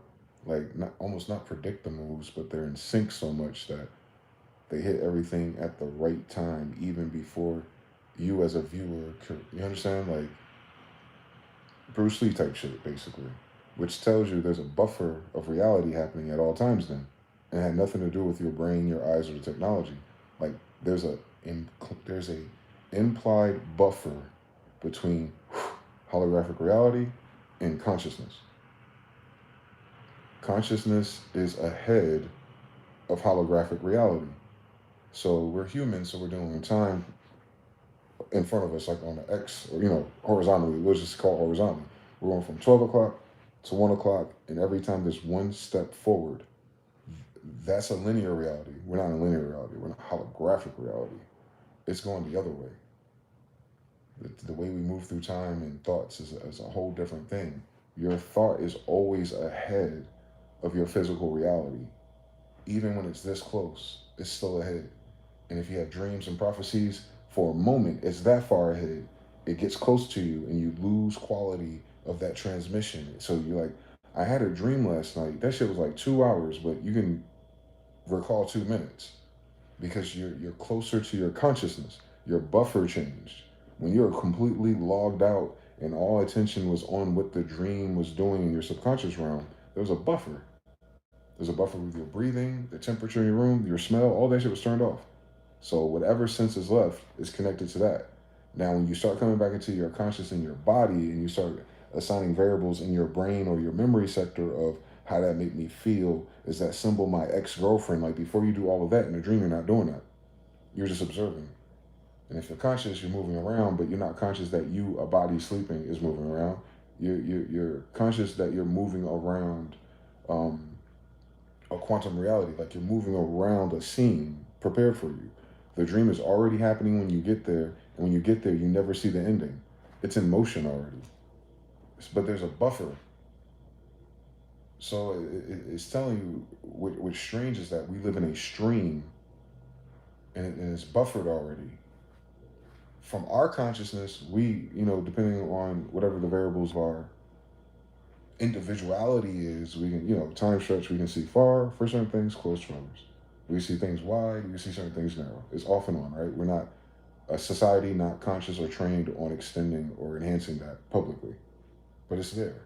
And it can only be there, and it can only be trained on, and it can only be better or higher quality or enhanced or recollected through time, because it's always implying that this holographic reality has a buffer to it. Magic is hacking the buffer. You know what I'm saying? Mentalism is hacking the buffer. It's like you overriding the prompt or parameters before it actually finishes the image. So the best example of it is prompting your thought space faster than anything. So the prompt is your thought. Nothing happens until you hit enter. All that time you think spending and tagging and writing things, that doesn't count. That's the transmission. That's the download. But once that thought is there, the prompt is there, and then you hit enter, the speed between that being interpreted, whatever the language model is doing to pull the colors and the images and the style up, and between you and your monitor and the time it takes for you to see it, that buffer space, and you go, oh shit, it's almost finished. But I didn't want it red, I wanted purple. And then you're able to override and type purple while it's still going. And before it's finished, it updates and it does it and it takes it into a different place. Perfect. I needed time. I needed to see the buffer. I needed a preview. I needed a dream. I needed a vision. I needed a prayer. It's already in process. The stream was already going. Something's about to happen. But I don't want to crash. So instead of crashing, I finessed it. I jumped on a shark and got on a pizza box and I went westward. The flood still happened though. So you understand there's a bigger stream moving all of us. There's a local stream. And then there's the horizontal streams between the people in your circuit, like schools of fish. Like schools of fish come together, avoid the predator, the bigger thing, but then they move off individually sometimes. You understand? What I'm showing you is that's why it's a quantum universe. It's as above, so below. That's not like because the devil or Lucifer. Like, shut the fuck up. This is physics. It's math. It's as above, so below, but in every direction. The compression and expansion of a school of fish, a waveform, sound, breath, speech, beats, music, it's all the same expression, the universe. To get keyframes of motion, it needs to go off and on. Your mind, your refresh rate, right? You know how these monitors and video gamers are. They worry about the refresh rate of their monitor for that to be more in sync with themselves. Same thing if you took a camera and you looked at a helicopter and you notice in your video the helicopter doesn't look like it's spinning because the frame rate is off. but they both were in real time when it happened. Isn't that crazy? Your brain can only process those rotors, but so fast manually, in your camera even more so. It's like, nigga, you gotta adjust my aperture or something. Like I can't capture that detail unless I change my frequency or something. Same story, same exact story. So we have our limited buffer of our mind based on our reality and our variables, but then we ourselves can expand that bandwidth. We can upgrade our subscription and privileges and notice way more connections and horizontals. And that's why I talk in patterns because, or entendres, because it's quantum. That's why Jesus can explain to you business, family, relationships, and all kinds of shit just by saying a fig tree. Nigga, I think about that shit so much. I saw fig Newtons the other day and I just bought them for the culture. The fig tree, it answered all the questions, so many questions in its parables. It's like, you could tell the you could tell the seed or the tree by the fruit that it bears.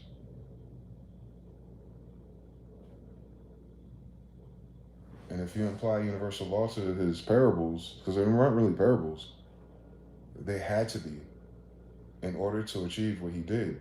Because everything those quotes or those parables are written in universal law adherence. Everything he said, you can turn the other way and it'll still be true. It's equal. His sayings are equal on both sides of the equation. They're mathematical. They sound like riddles to people who don't talk mathematical. If you could tell what type of tree or seed that it is by the fruit that it is, you also tell what type of fruit you want to have depending on what kind of seed you have. So now you can apply that to the logic of mating and procreation, since that's the emphasis of the Bible.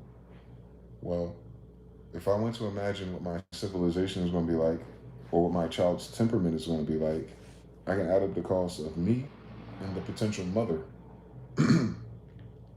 I can tell what type of fruit she bears. Better yet, you use that same type of maxim, and they'll apply the same logic, but go to by the fruits of their lips. So you can tell what's inside of their brain or what's inside of their heart by paying attention to the pattern or the frequency that they create with their lips. It's not what they're saying, it's not if they're lying, it's what's the tone, what's the overall pattern of their language model.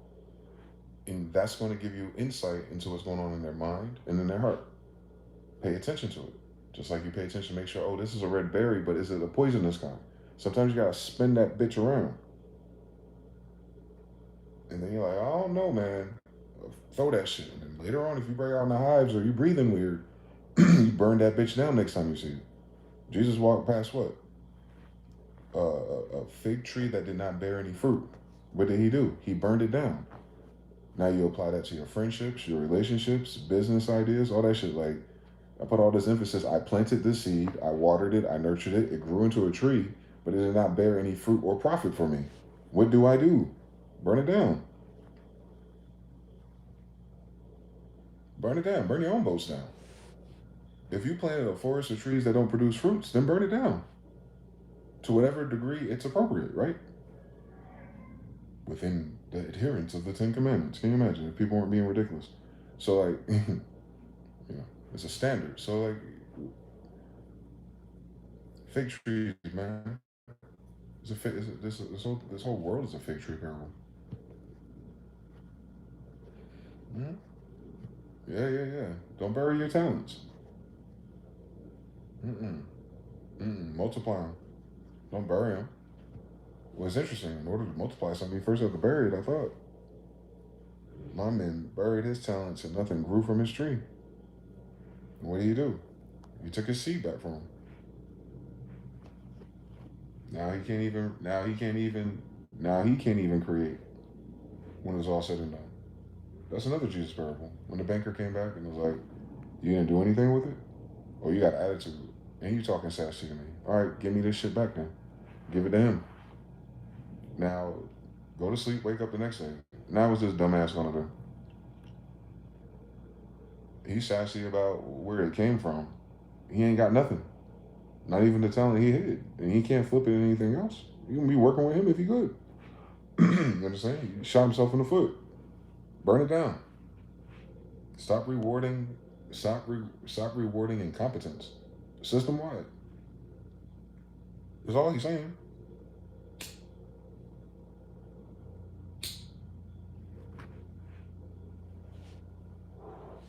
Spare the rod, spoil the child. You understand that they said spoil the child? Isn't that a curious word? Spoil. You know what spoils? Crops, vegetables. Agriculturalists, farmers, right? Obviously. But spoil the child. How do you spoil a fruit?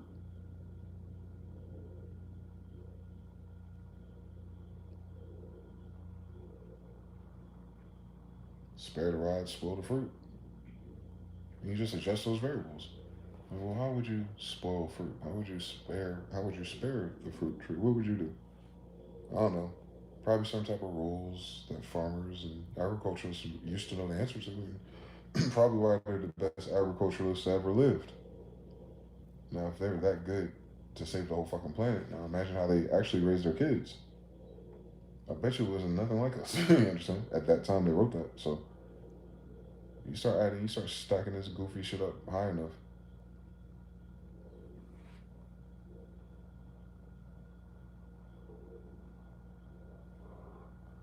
Is the United States a dead fig tree? It's a big tree now. It's a big forest. They planted a lot of ideas, a lot of things, a lot of investments, a lot of schools, a lot of businesses, a lot of roads, a lot of infrastructure. A lot of it's dated and old, I noticed. But it's there. But is it producing anything interesting for itself or the rest of the world besides chaos, poverty, and warfare? Those are fruits, for all right, if you want a fucking Kalipov tree. But are those fruits from the tree of life? Are they bringing peace and happiness and tranquility? Fuck it, to anybody. You always gonna have an adversary. Fuck what they think. So yeah, to yourself, you know what I'm saying? But I don't know, bro. It's weird for this to be biblical, and it is absolutely seeming it's getting more biblical by the year. 1, 2, 3, 4, 5, 6, 7, 8, 9, 10, 11, 12, 13, 14, 15, 16, 17 pigeons. There are rumors that they paid off and took Maduro to Argentina to retire Jonathan Lee. I believe it. Cam, sounds like the Conqueror's Haki and the Willow D from One Piece. I haven't finished seeing that yet. Mr. Now says if they come up from up top, they technically deep sea crafts at the bottom of our top sea. You got it. Upside down type shit. Cam, there's a connection between sonoluminescence and the evil eye. Is it? A cigar-shaped craft is a submarine. Yup. Pottery, code word for vessels. Yup. Musk, Area 51 and China still back engineering the UFOs. Everyone's too behind to square up on Obsidian. They call it, he says that older secret society is called the Obsidian Order, if you want to research them. Noel says China befriends Mexico, and then it blocks the USA. Tic-tac-toe. PST, for PS2 or the OG PlayStation. Either one, just the first version of that game. Jonathan says, I've been looking at the PSPs recently. They're easy to mod, $100 or less. Abe Oddworld character got the Seraphim Horror said, I know they play too much. That's an old school game too. Word sure gets around, yep. 50 ping, shoot 50 milliseconds earlier by muscle memory. Once the ping is 0, now you're reacting to 50 milliseconds even prior, yes. The true application of divination. You just explained why Cancer is exalted in Jupiter. Cam0412. I missed what I said when you said that. Post. Leaving it too long on a tree, the fruit grows bad. You got it. But a fruit doesn't fall that far from its tree. Ashes don't fall far from the fire. So it's a radius implied of the fall. Like those cherry apples that I came across yesterday. Shout out to Terran Art. Oh, wow. Yeah, it implies a radius. And that's what happened in the punishment to that soldier in Joshua. Like, it'd have been fair enough just for him to take the punishment. But they said they had to get rid of him and everyone else in his tent. Like, even his daughters. Like, they weren't on the raids. They were waiting for Daddy to come back. Daddy came back with some strange silver things. Like, next day, in the oven you go. That's crazy. The radius implied by certain manifestations. Like, everyone thinks like we're individuals, but We're individual wills. We're not individuals though. We think, operate, and navigate life individually, but we're nudged by each other, so that's not even 100% true. But let's do 80-20. 80% of you, I hope, is under your will. The other 20% is molded by your environment and influences of someone else's. And most people are seeking independence or freedom from those pressures and anxieties of other people anyway. And it's an impossible thing to do. You can control it or align it better, but you cannot remove yourself from it. That just tells me or informs me, like, you zoom out of us, we're more like a school of fish than we think. So there's like a hive mind element to us. Even if we have our own different colors or positions in the mosaic, we're still creating the same picture. You know what I'm saying? He might get a PlayStation, I might get an Xbox, but we still playing fucking 2K. So it's, you know what I'm saying, it's a hive to that. It's usually not a C choice. There's people who don't participate in either one, but even there, just a different side of the mosaic. They have the same choices on their degree. So we are mirror atoms. What do they call them shits? There's a word for it. Like when girlfriends and girls are talking about, in their little psychology of dating, they're talking about, oh, he was mirroring me.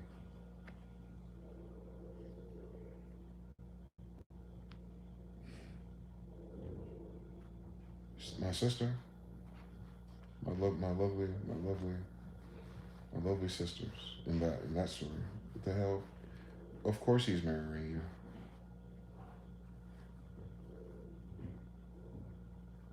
Why? That is not a narcissistic tactic.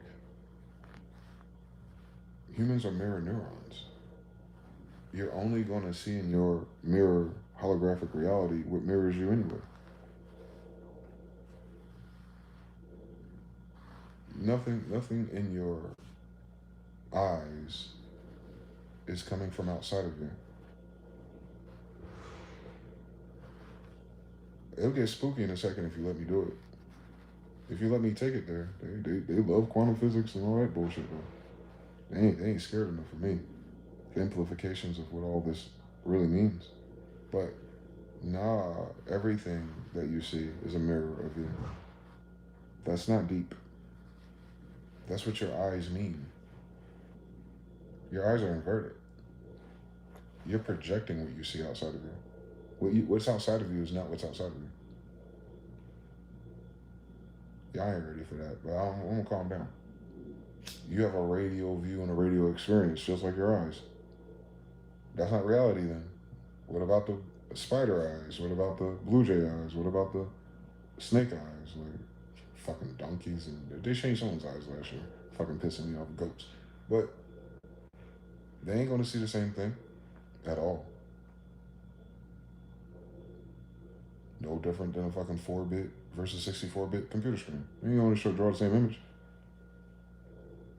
It'd be like PlayStation 1 and PlayStation 5. The graphics, the detail, the quality, the bitrate, the stream, the wave, the dimensions that you can process.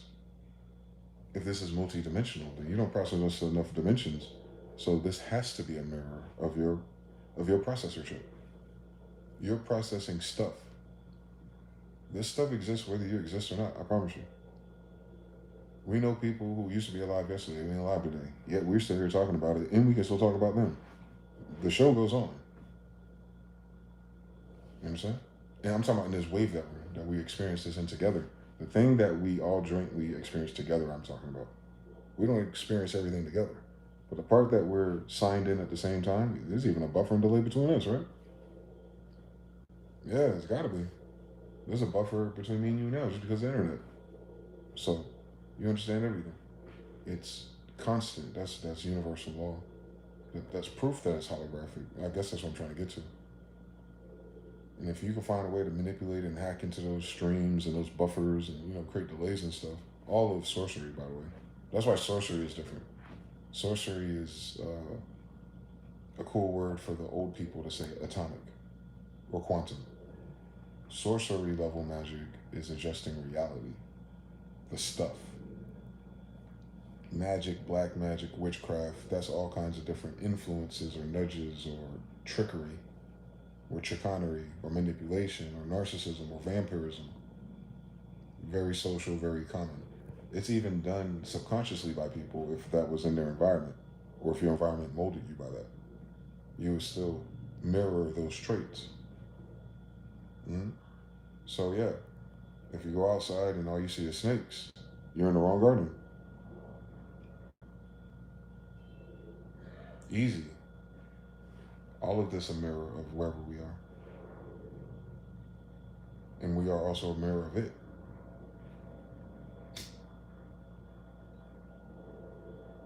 Mm-hmm.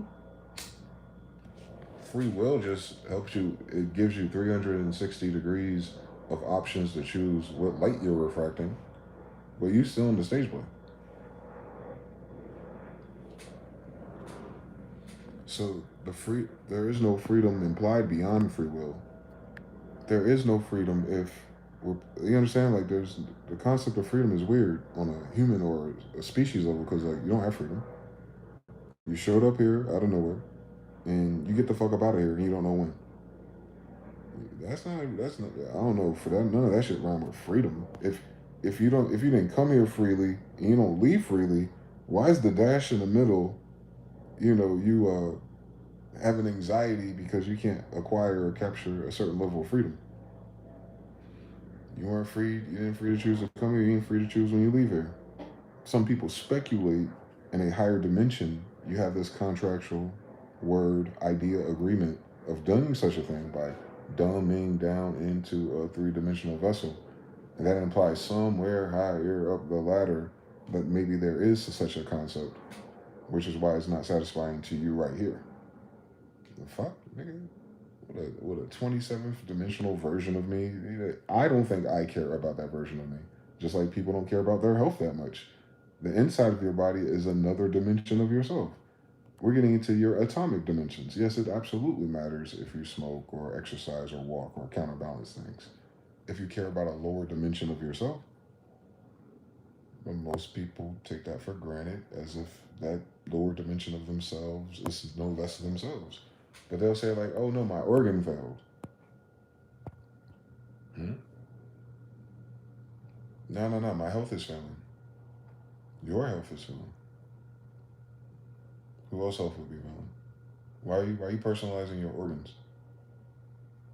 Your whole thing's a system. Why are we talking modular?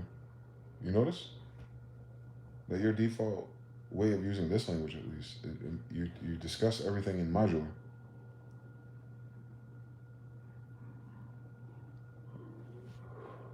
Mental health. People say, I can't control my thoughts. What you mean? They're your thoughts? Mm-hmm. So that means you made them up. Mm-hmm. You can't control what you make up? Mm-mm. You sure they're yours? Thoughts. Why are your thoughts modular from you? Your thoughts are answering my questions. Your thoughts are thinking about your answer. You're actively controlling those, but there's another set of thoughts, not these thoughts, where we're talking about those thoughts that you don't control. That sounds like two different sets of thoughts.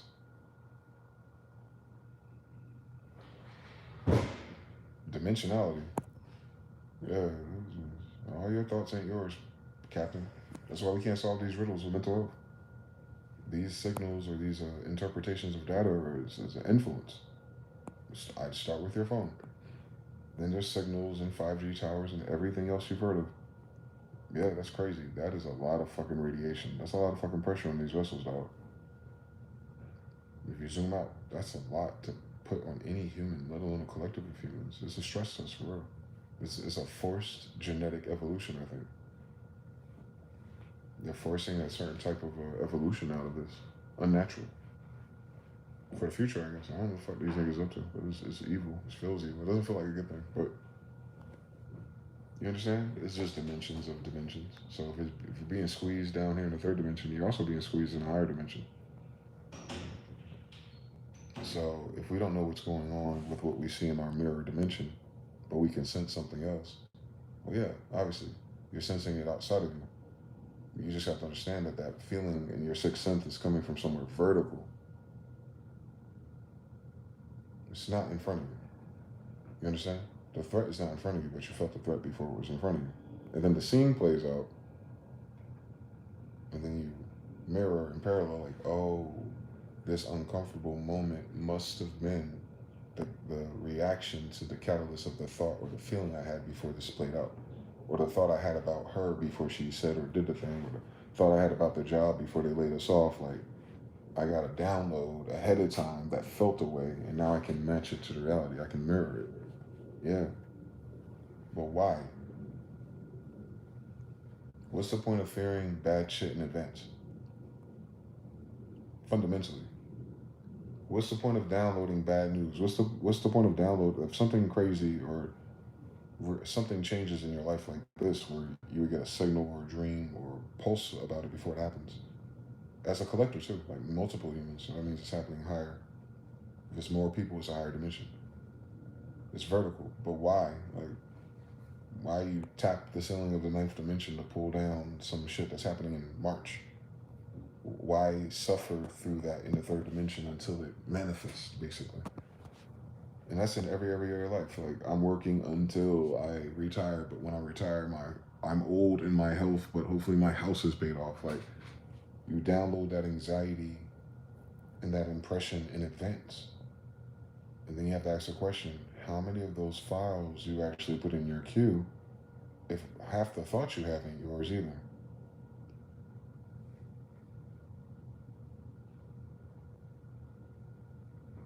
So how much stress, anxiety, and worry is a virus or malware installed by something else and ain't got shit to do with you or your happiness? One King David. And I call it a virus because absolutely that's how it behaves.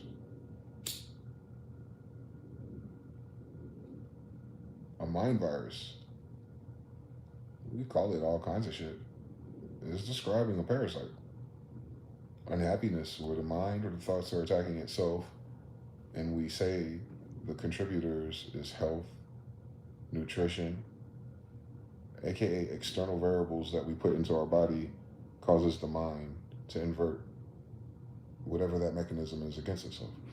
Then you have the heart space in the gut as well, hence the food part of it. Let me get this right. I'm trying to figure out algebra. You're telling me bad vaccine ingredients, bad food ingredients results in bad thought space? Absolutely. Absolutely. Depression, same story. It's more hormone related than it is thought related. The problem in depression thought space is that all your thoughts are depression related. So nothing changes until like you brute force change your energy and prayer or let the time or time itself, right? Why does time change your moods? Because over time your body rebuilds itself. Over time these prices are going to change your diet long enough.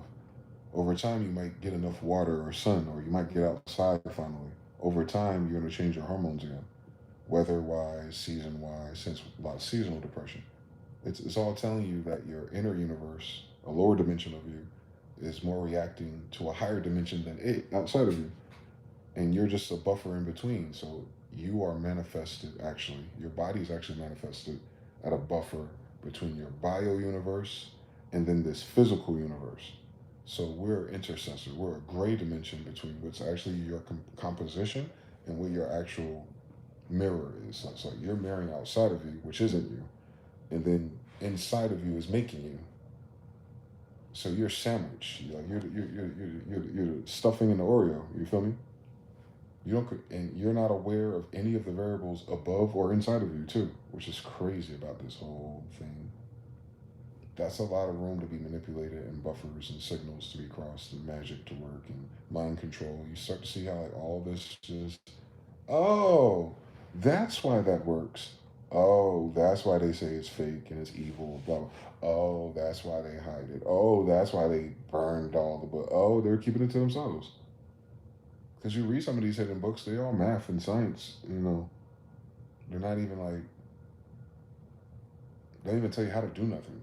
They help you reframe your imagination or reframe your thought space about things outside of it. Mm-hmm. It's a DLC. It helps read your language model. That's all. The mind does the rest. Mm-hmm. The mind does the rest. The magic is not in the stuff. It's the humans first, then they wrote about it. So they're doing it before you can write about it. So it starts in thought space. All forms of religion, divinity, government, mind control, rules, regulations means nothing to Helen Keller. If she cannot read it, if she cannot see it, if she cannot experience it, that shit does not what exists. It doesn't even show up in her universe. Same thing with the person who don't speak no English. A lot of shit that you worry about and you researching, they're like, huh? You live in this world with me, don't you? Uh-huh. You pay taxes too, don't you? I don't know. You don't care who the president is? I don't know. All right. They drive a truck nicer than you. Like, the fuck? A whole different universe. But right in front of you, right?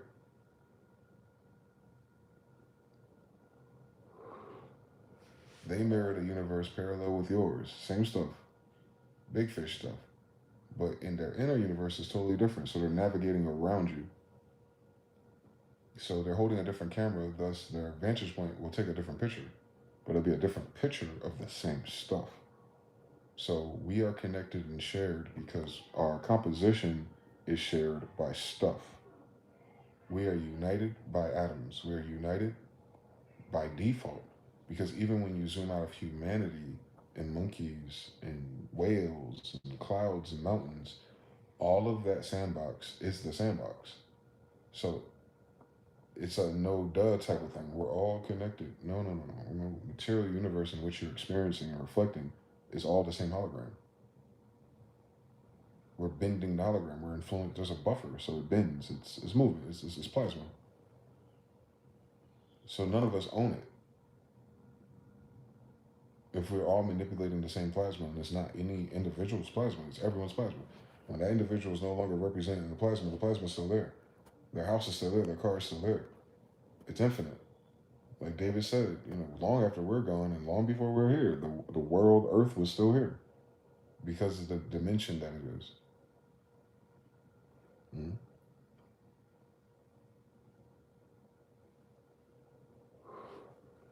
You can't destroy anything at a lower dimension without also destroying it at an upper dimension.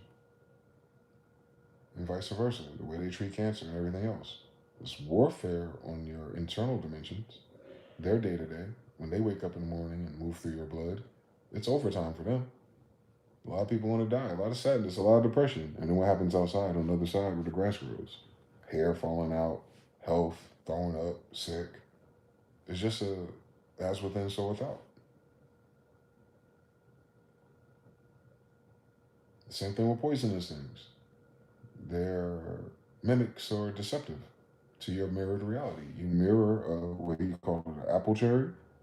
It looks and seems and it reflects delicious. Like the other similar things that are delicious. Let me eat that. And then all of a sudden your body goes, Mayday, Mayday, Trojan horse. And all of a sudden it's forcing it out. It's like hives and bumps and you can't breathe and shit. And they're going in overtime, your immune system like, Mayday, Mayday, fever, fever. We gotta burn it up. Your dumb ass trying to get cold. Your body trying to get hot. Because inside they see what it is. They're like, no, we gotta turn the furnace up. Outside, it turned the furnace up and your headache crazy and you sweating and shit and you freaking out because the weather outside in another dimension don't match your body's reaction. But your body matched the reaction of your internal dimension. Nah, nigga, turn this furnace on.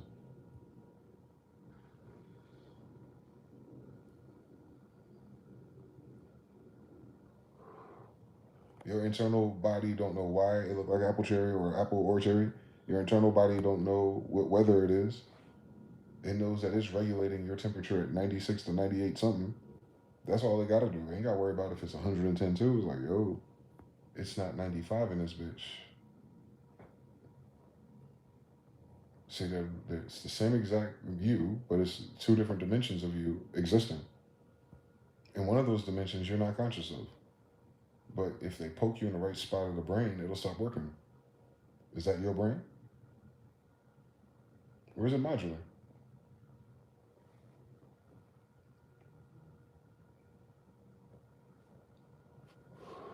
My favorite. Demonic possession. Real or not? If real at all, any dimension, if there's another form of intelligence, parasite, whatever, remote control car, voodoo, shaman, priest, babalao, whatever you want to call it, if any of them get the controls for a little while, enough to make you do some weird shit in the mirror or in the bed or walk outside while you're sleeping, right? Just enough to drive your body for you without your consent. Scarier, controlling your body without your awareness. Is that your body? Or is it modular?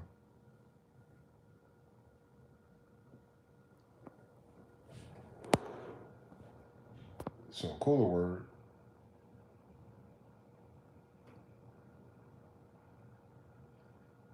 if you're saying every part of you is a different module of you, you would then say you're multidimensional.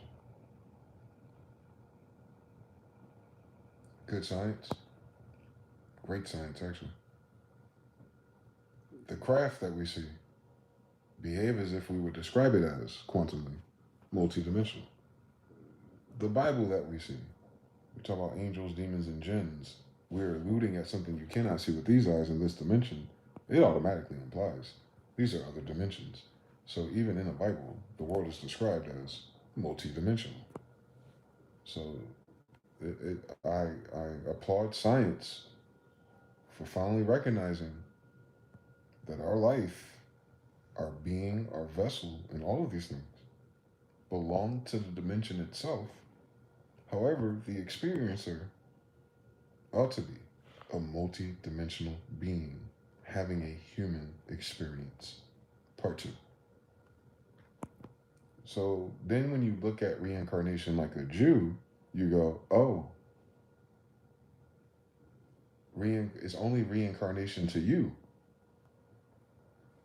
a third dimensional being, using a modular vessel that sometimes can be hacked and manipulated by fig trees, venoms, poisons, sexual partners, bacterias, parasites, demons, frequencies, radiation, you name it. The thing that lived here can be spun around and pushed and nudged by everything in the goddamn hologram.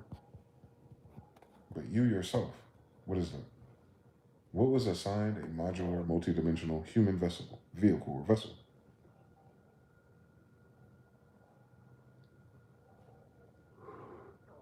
Old Testament was an emphasis on spirits. Those people said their spirits come from God. He hands out the spirits to this lot. New Testament, there's some idea about redemption of the soul. So it's another dimension of the same you. So it implies three dimensions right there, but where's the soul at? I don't know, the soul is in hyperspace and multiverse. Is it the hard drive or is it the laser disc? Which one? Where's the soul at in this story? It's inside of you? Is your spirit inside of you? Your spirit, your breath. Okay, so the spirit is the animating principle of the plasma. What is that? Light. That's how hologram works. You don't see nothing unless a light happens. So the vessel doesn't move unless a light happens somewhere outside of this dimension. Yes. Is the soul the light or is the spirit the light? I don't know.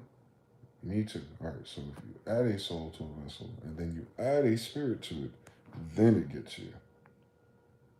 Your body. Nah. From ashes to ashes, the dust to dust. From the clay you come to the clay you return. These are humanness people talking in human language. So they're saying what they see. It's temporary. Even if you could live forever, your eyes are temporary, your brain is temporary. So you don't have to change vessels eventually. Who changed vessels?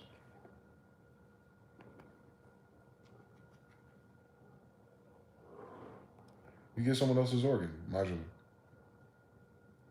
It ain't your organ. Yet, plug and play. If it's compatible with the blood, light codes, energy, it'll work. It'll be a substitute. It won't be the same as the real thing, but it'll get you through, right? Same story. Like doing the shit with pigs and plastics and all kinds of other shit. So pretty soon, cyberpunk be damned.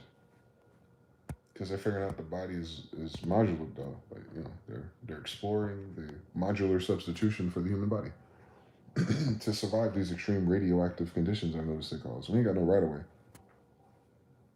crystals, but I don't know, man. It's strange that you realize clearly that we are not our bodies, at the very least.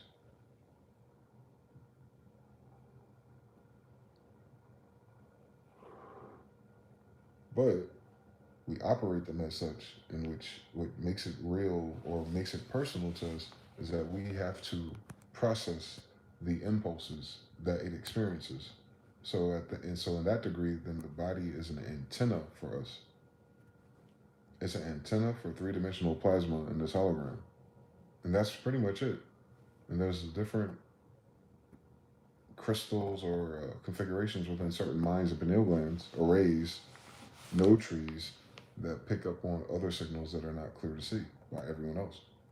Same thing with the eyes. Everyone don't see the colors the same either. Your red is a different type of red to someone else. I'm almost certain of it.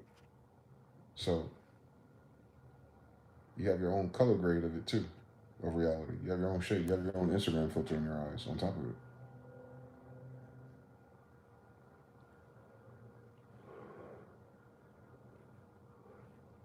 And the illest shit is you didn't choose none of this. You didn't choose getting it. You didn't choose what happened to it. All you can do is operate what it is. Accountability, I guess. Like I said, free will is an interesting idea. Like, yeah, you chose that person. What were my options? Or I manifested a person out of how many options? Who you end up with can only mirror who's in your reality. You need an infinite supply. This ain't Amazon for real. You got to think about it like it's Amazon shopping, but it's not Amazon fulfillment. It's not an infinite amount of variations that you're sifting through subconsciously to pull into your reality. 9 times out of 10, the thing that you are looking for is looking for you since we're mirroring each other. So what ends up happening is, and it has to happen this way, in the upper dimension of thought space, you are filtering your experiences through variables and you're using your desire chip to send out a frequency to manifest or rain down later. In order for that person to appear or job to appear, that situation to appear, it would have to have created a compatible puzzle piece, crystal, snowflake that also matches enough of those parameters in order for them to merge into your both shared mirrored reality. It's a compatibility thing. That's why the key word to all of this is alignment. Alignment with what? This is a theoretical principality that people make up. They don't actually have a clear, solid thing to be aligned to. Everyone's navigating based on the results. But what are you really aligning? You're changing the station on the radio. Like if I turn the tuner this way, I get static, but I hear rock and roll. If I turn it a little bit more, there goes some hip hop. But this is weird. Right there. Oh, now it's clear. But did you choose what song is playing?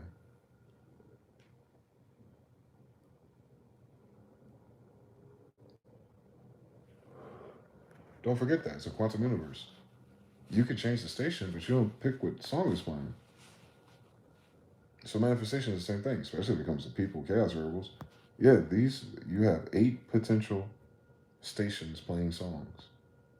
And you might have filtered yourself to reggaeton. When you find that station, when you align yourself to those values and that's your intentions and you write it down and all the things you do, it's scanning in another dimension to find a match to that composite who is scanning the other variables that had nothing to do with you. It scans you when you send it up. And they're scanning you for, you see how these relationships go. It's the same story. Like the guy picked this girl for these reasons, and the girl is unhappy because she picked this guy for those reasons, and they thought they were compatible in the mutual space. And they are. That's the funniest thing about life. But they did not connect on a mutual space. They connected on their compatible components. And then you're supposed to figure that out and, form it. But, no one wants to think anymore. Well, it's not working. All right, let me find another part. It's not working. Wait, this doesn't fit the same. It's not working. Wait, this is the right shade of gray. But this is not working. Like they're just running, they just keep switching between the channels. And they go back to the rock station to see if fucking Donald Mar is playing. Like, why would Donald Mar be playing on the rock station? Why would your future husband and baby daddy be selling you cocaine at the party? Why would you be in a long-term commitment with a guy who got you hooked on any drugs? Why do you think that's on that station?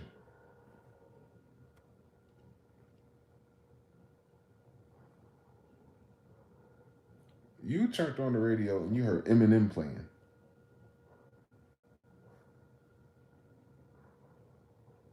You thought Mobb Deep was next?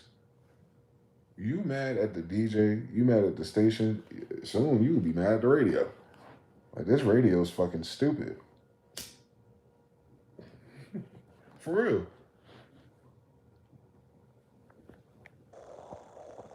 This is anyway. So it's still Rubik's Cube of the same variables. That's the craziest thing about that story. You could talk about the fucking radio and how goofy people are. It's like Spotify or fucking Pandora. Like, you gotta wait a long time before your song actually plays in time. Now think about all the times you're not listening and your song is on all the time. Tree in the forest, nigga. So sometimes you change your attention and your worries and your focuses, and the thing that was going to appear in your quantum physical mirrored reality doesn't appear because you look the other way. And then you'd be like, yo, how come this never happened or that chance or that opportunity? It was like, it did happen. It was just behind you. Why didn't you tell me to look? Free will, I guess. You can control options. Oh, shit. This sucks. Being human. This human experience is tough, dog. You can't teach children this shit. You almost gotta, like, all you can teach children is, like, how to get shelter, feed themselves, and not get fucked up by other people. And YOLO. But everything else, you kind of just gotta, like, be those birds and goats that just jump off the fucking mountain and hope they land or fly. Like, for real, for real. This is Sparta for real. For real, this is Sparta for real. I get it.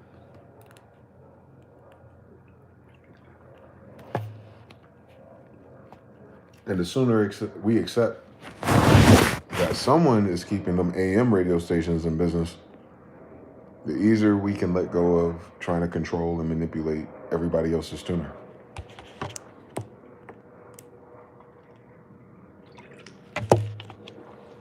That's why they say it's lonely at the top. Like 107.3. You don't hear too many stations up there. You don't see too many, people who go to 108 or 109. I don't even know if it can. Well, theoretically, it can go up to 200 if it wanted to.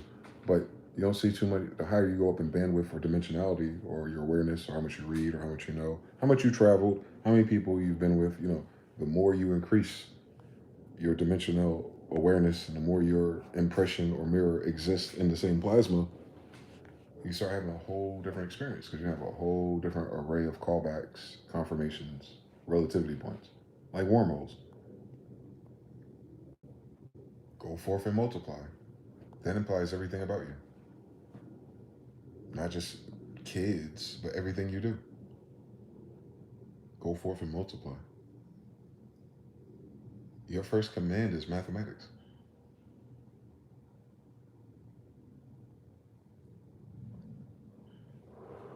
They're already farmers. They're talking about multiply everything. Because if you're multiplying kids, you end up multiplying your environment and your crops anyway, right? It's implied in all things. It's multi-dimensional. Go forth and multiply in all dimensions. Multiply your thoughts and your wisdom, your understanding too. And all you're getting, get understanding. So it turned it from math, addition, like adding things to it, reading more books, having more lines, to actually applying, multiplying understanding. And then applying another variable, wisdom. You feel me? You read a book once on a Thursday. What good is it to you if by Friday it was like, oh yeah, I read a book a day ago? But isn't it interesting? Like you can read a book a day ago, and then the next day start a business. Multiply. That's what it means. Is it useful?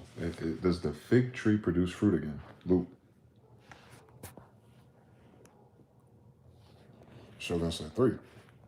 We're all Super Mario. Ha! Players mistaking the game as what they are. You got it.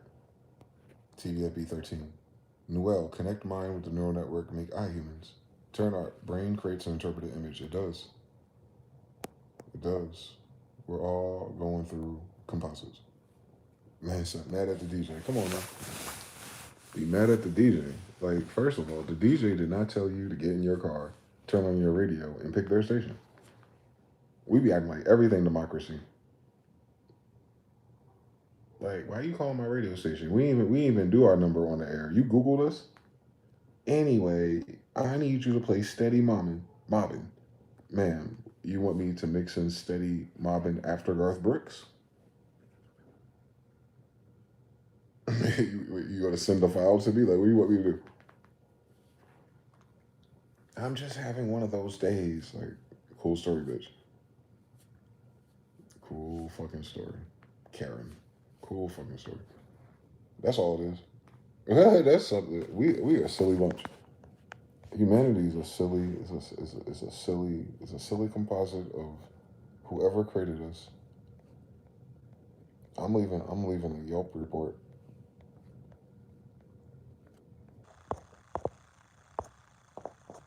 You know what's even scarier though? If it is multidimensional or composited, and this is just stuff, and we're all outside of it, then that means indeed we are the creators of this reality. Yeah. God's inside of you type thing. But instead of thinking it like hierarchy, it's actually dimensionality. Like, oh, outside, you got this fucked up down here because you fucking playing around upstairs.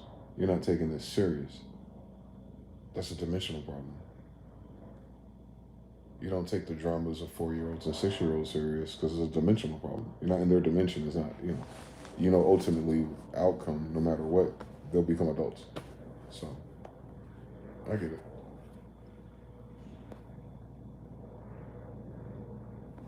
We're going through, a lot of people who are alive today are finally becoming spiritual adults. Got it. Look like a snake out there. I don't like that. Mr. Now says, even the concept of having one of those days is a curse by itself. Lord have mercy.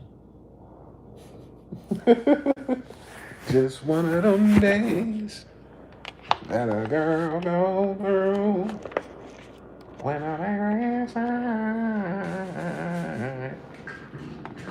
What's she talking about?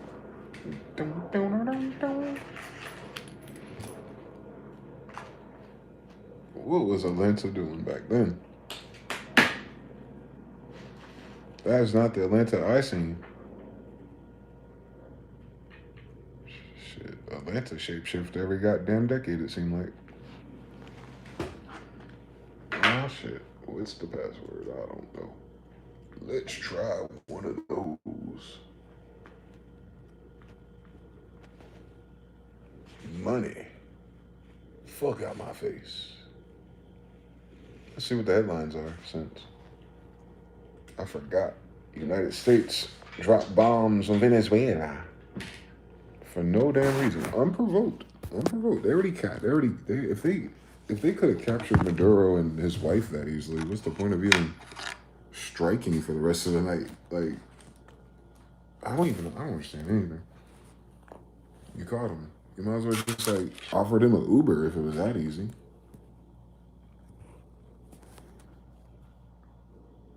Trust the universe. Please don't do this right now. Demonstrators rally over capture of Venezuelan president. Maduro arrives in the U.S. to face new criminal charges. How do you put criminal charges on a person you captured criminally? That language model is on its last leg. You can't say he's facing criminal charges when you don't have jurisdiction over him. And you went to his house illegally to kidnap him and then go, justice system. That's a weird shade of gray in this bitch. That's a hell of a perspective to have if people read that shit and believe it. The U.S. bomb Venezuela captures president. Now what? Plane carrying Maduro lands in New York 46 minutes ago. So he's currently in New York. Trump says U.S. forces will run Venezuela after capturing Maduro. We are going to run the country until such time as we can do a safe, proper, and judicious transition. And it has to be judicious. He does look sicker. Because that's what we're all about. He looks very sick. We want peace, liberty, and justice for the great people of Venezuela. We're going to have our very large United States oil companies, the biggest anywhere in the world, go in, spend billions of dollars, fix the badly broken infrastructure, the oil infrastructure. We're not afraid of boots on the ground if we have to have. We had boots on the ground last night at a very high level, actually. We're not afraid of it. We are going to run. So far, no counterstrike. Even the concept of having one of those days, yet his eyes are much more closed since yesterday. They ain't got that Puro, man. They got to hurry up and bring the cocaine back. He just got it an hour ago.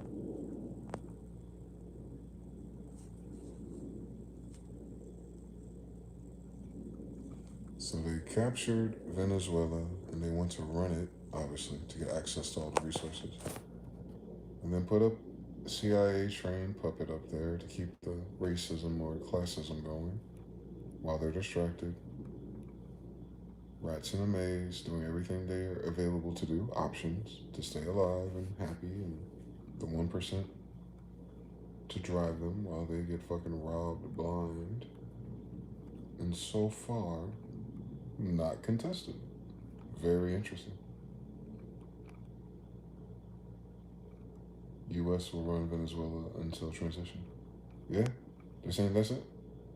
3 strikes. Venezuela just went straight to the United States in the end, I guess.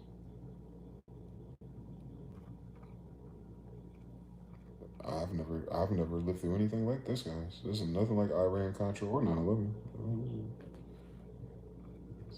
It's good. What, United States feel like they just got it out the way at the beginning of the year and just, we're gonna vibe out for the rest of the year then, man.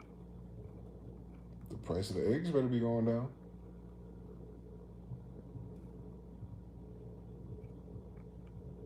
Congressional leaders were notified about the operation after it began. So no oversight, no democracy.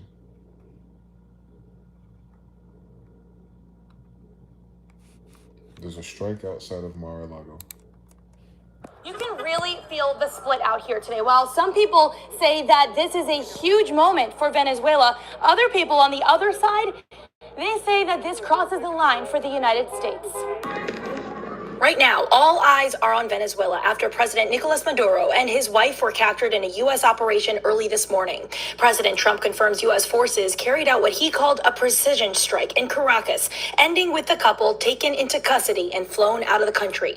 U.S. officials say Maduro and his wife are expected to face criminal charges here in the U.S., including long-standing narco-terrorism indictments. But some of the legal details are still being worked out. As that news spread, people started gathering here near Mar-a-Lago. Venezuelan Americans we spoke with say this feels like a turning point, described as a liberation and a moment of hope after years of corruption and authoritarian rule. Many say they believe this could finally open the door to rebuilding their country. Trump supporters here are praising the move. They're calling it a strong and necessary response, and they say it sends a message against narco-terrorism in the region. But others strongly disagree. They're asking, why target Maduro when other world leaders accused of human rights abuses like Russia's Vladimir Putin and leaders in Central America haven't faced similar action? They say the U.S. should stay out of foreign conflicts, and they point to President Trump's own campaign promises about non-intervention and keeping the peace. Back in Venezuela, the government is demanding proof of life, condemning the operation as military aggression, and declaring a national emergency. And stay with us as this continues to rapidly develop. We will be here bringing you all of the latest. Reporting near Mar-a-Lago, Nikita Ramos, back to you. Nikita Ramos? Oh, she got an Asian somebody in her family. They better stop playing with me. Nikita Ramos. That's a crazy name to give a Lablasian woman. Nikita threw me off, but Ramos. I thought she was Japanese. I was like, the fuck are you? That's what I'm saying. Like, these names in these states and these maps don't mean nothing. That was an Asiatic woman boss. Nikita Ramos. Hey, don't stop fucking play with me. Anyway. Venezuela vice president demands a release. Well, he's a vice president, so. Wait, so if he still has a government that's like, hey, yo, fuck you, what's going on? How does Trump declare the United States will run? Oh, narrative. That doesn't even make sense. That doesn't even make sense. That's correct. Okay, so you took their president away because he's a criminal, like if Trump was impeached. And then his vice president is there today talking to the media like, what the fuck are y'all talking about? Release Maduro, nigga. Pause. So if that is where it is right now, as of 2 hours ago, how did they then assume, Trump, that they're going to run the infrastructure of Venezuela while the existing Venezuelan government and setup is still Venezuela and it's still theirs? It wasn't Maduro's. So all Venezuela would have to do is do another election and pick another president. How does that involve the United States then getting, yeah, you gotta watch these demons. That was just witchcraft they did. Yeah, that's correct.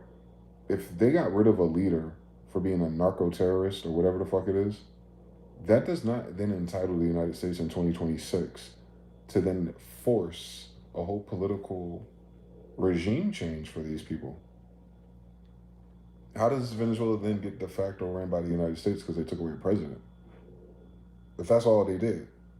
If that's the narrative, right? He's the bad guy. He's really a narco president. All right, you got his cartel out of the executive branch. Meanwhile, the government of Venezuela is still in Venezuela today talking about, where's our guy at? We didn't say you could take him. And I forgot about that. They're going to make shit up like they normally do. Trump always talks like that, yeah. So it's not over then. That's weird. Nah, none of that means the United States gets anything. What did Maduro got to do with any of that? Nothing. If he's just a president, he's the CEO. He's not the corporation. He's not the board. Like, how are you gonna change my board because you took the what? Yeah, the United States is breaking all kind of laws if that's what that is. Oh, United States took away Maduro. All right, niggas, go vote. Y'all voted for a United States president? Like, you don't understand where this is going? Does it make sense for them to show us the propaganda of people celebrating Trump's decision?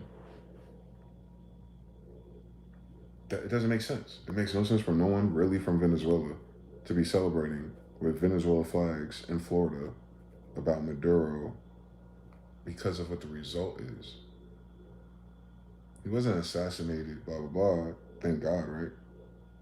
But at the same time, you just forced another democratic election in Venezuela, right?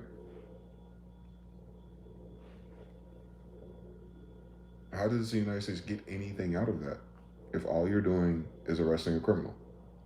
For instance, I give you a better idea. I know how the FBI does it. I get it. I know who's behind this now. But you know how, like, anybody at the head of anything, a gang, a cartel, obviously an embassy, whatever the fuck is going on out here outside, you did something illegally to the federal people who can investigate it and throw you in a federal jail, right? You're playing house in their system because they said so.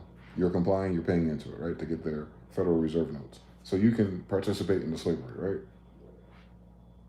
If they play those rules, let's say, in like that an FBI most wanted terrorist that did something fucked up here and they ran after him and found him in Korea. And in Korea, he took all that money and had a mansion, houses, horses, friends, family, kids, college tuition paid. And then they finally go there, they capture him, and then take his ass back here to do the judicial bullshit they're talking about. And then at the end of the day, now his mansion, his schools, and his things now belongs to the United States.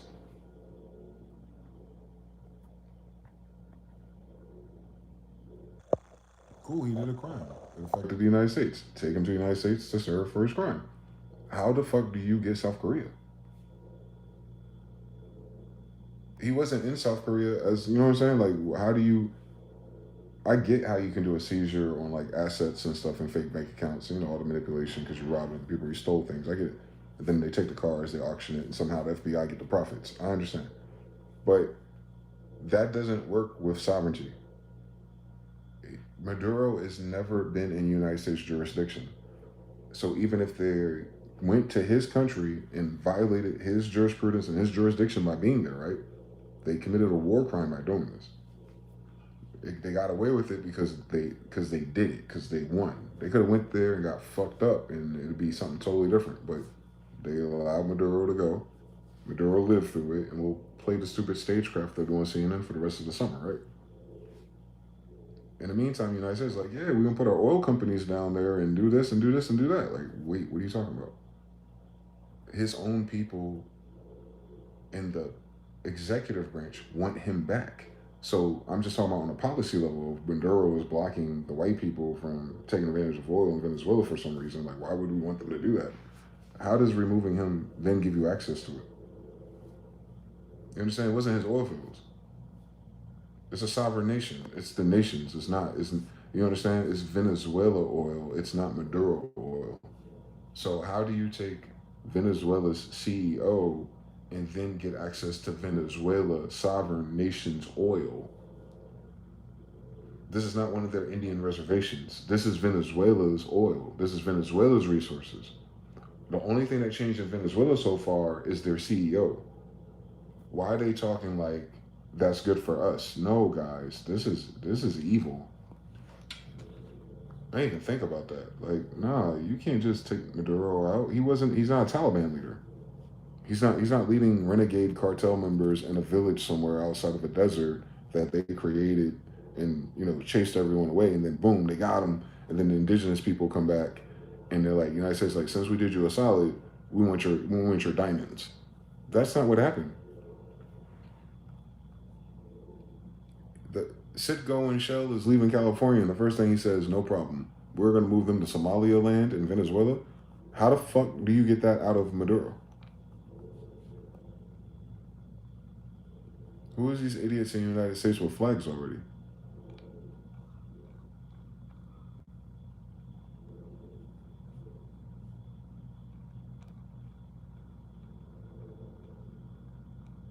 The fuck are y'all celebrating? I don't understand what the celebration is. Seriously.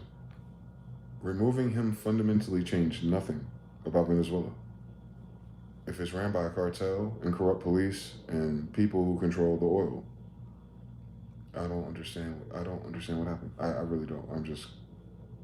The AI generated narrative that everyone's running with is one thing, but that is not what happened, guys.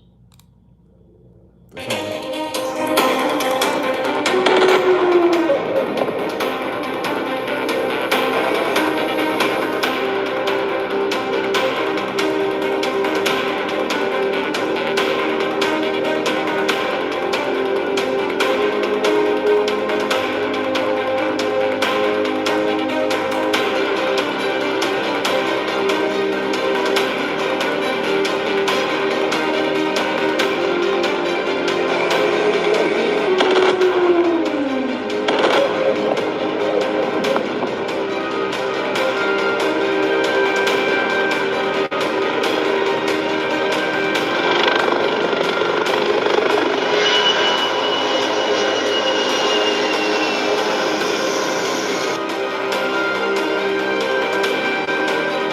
dramatic for me. They done printed like 5 AI images and just started looping that shit. China condemns. What's that got to do with anything?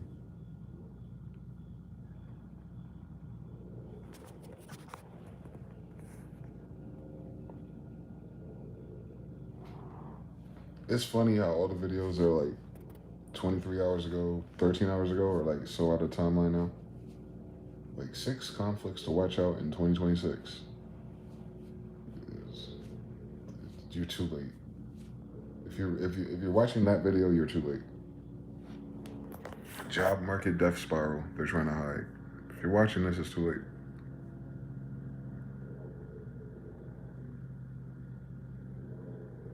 They already got the documentary on how they fucking captured them and all this crazy shit, but it's weird.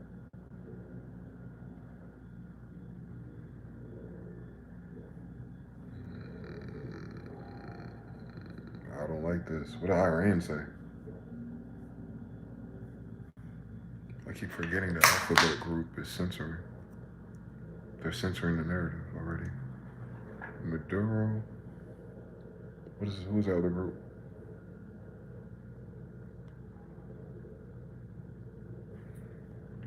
I got it.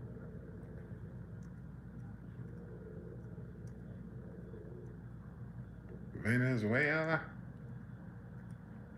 Don't ask nobody who selling tamales outside the gas station what's going on.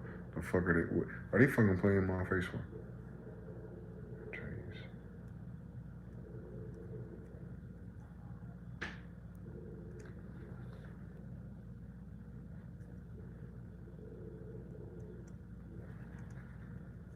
Let's see if Google will show me.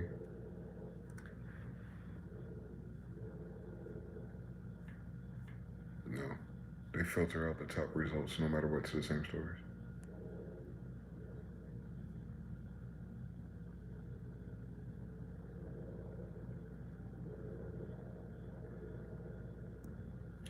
Let's see what the white folks are saying this morning. It's obviously a fast-moving situation, and we need to establish all the facts.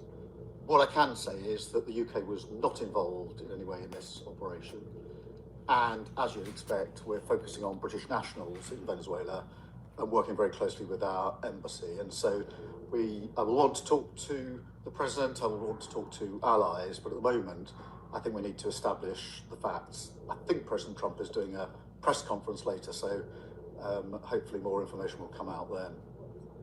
So that was a guy, his name is Starmer, in the UK. And he says, no one even told us that was going to happen, alleged, publicly.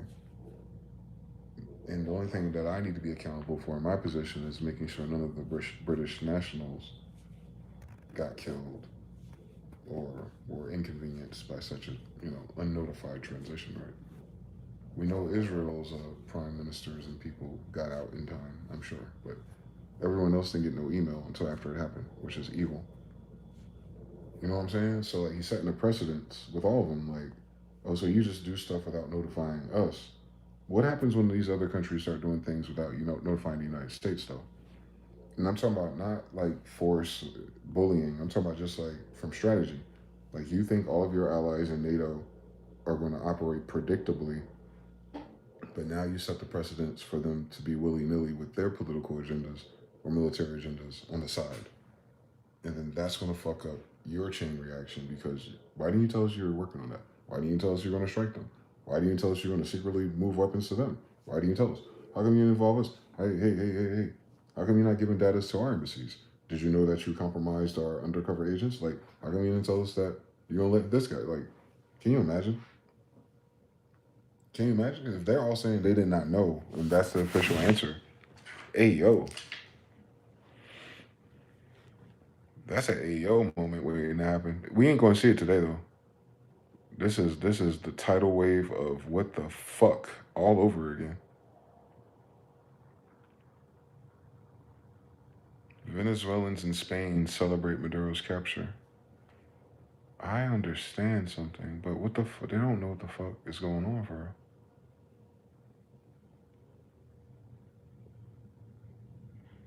Oh, that's the other thing, too. It's the weekend. They normally don't spin a new mainstream narrative with momentum and facts and, all the little CIA people with the narrative for the red crowd. That won't show up until Monday or Tuesday. I forgot it's Sabbath.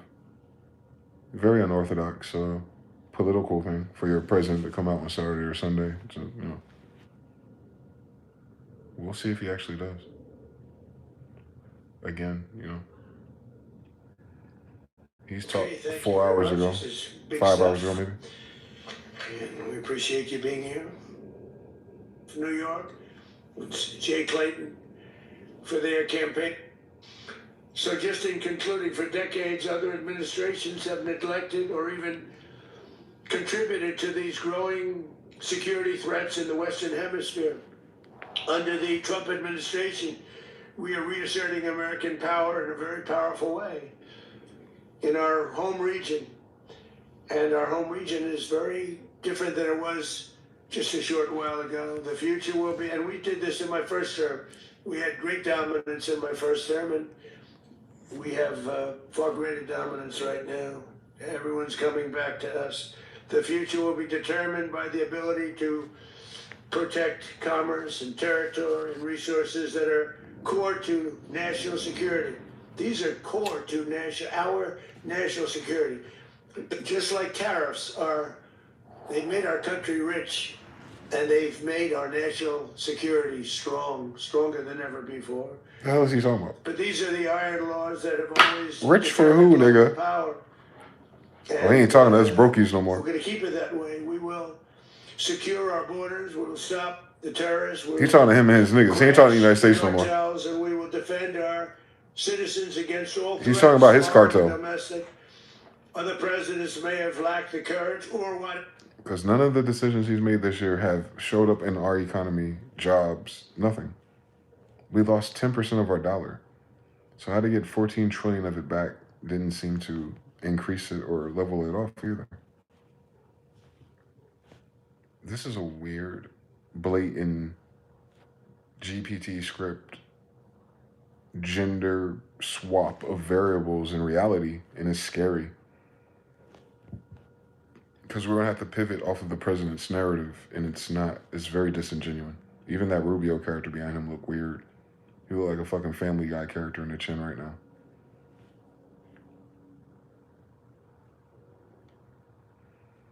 Top story 5 hours ago. Americans are burning out while the system pretends everything is fine. What system, nigga?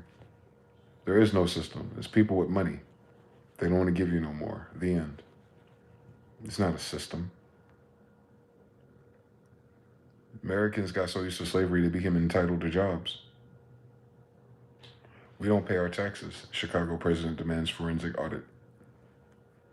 So now Chicago is going through what Canada went through a couple months ago when they realized, oh shit, we gotta audit our spending. Our budget's weird. Chicago on ICE, it's weird. You think so? You think so? Notice I said everyone that they target with ICE is the same story. Yes, it is.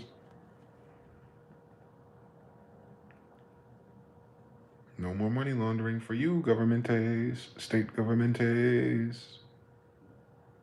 Plane carrying deposed Venezuela. And why the fuck they give us this weird ass Mid-Journey 5 render of Maduro?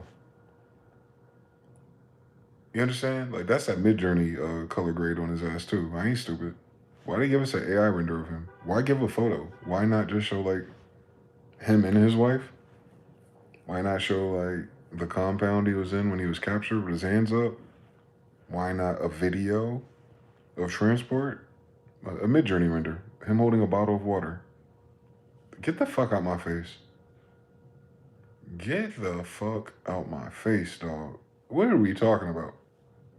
They are psyoping this shit up. This that Saturday shift too, where they B-list people trying to put this together. This is ugly. All I really know is your hoe wanna be with me. Yeah, that's crazy. The computers are not computing the narrative right now. It's quiet, dog.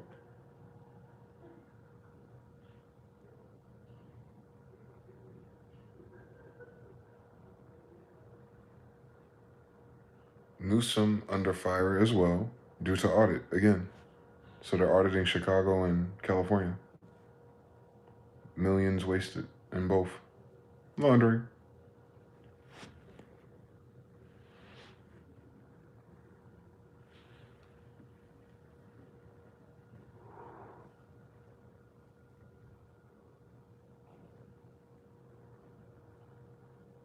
We don't need more than Blueface news to get us out of this. What the fuck?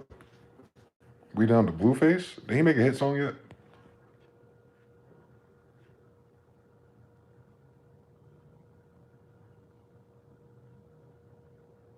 Billionaires terrified after Democrat drops stunning truth over tax ultimatum. Oh, so they're threatening to tax the rich. The states. The states are threatening to tax their rich, and it's getting weird.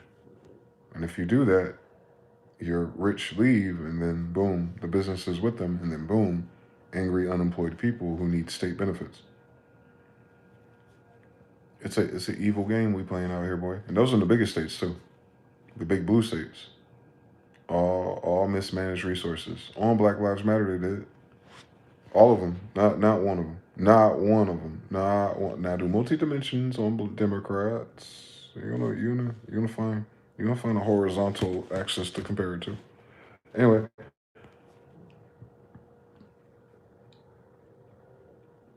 Illuminati explained in Metal Gear 2. That's hilarious. Hideo Kojima. Yeah, there's not a lot, man. Let's see, one more. Will Smith, his parenting style backfired. Why are we talking about Will Smith? Will Smith kids are grown. Fuck what we talking about.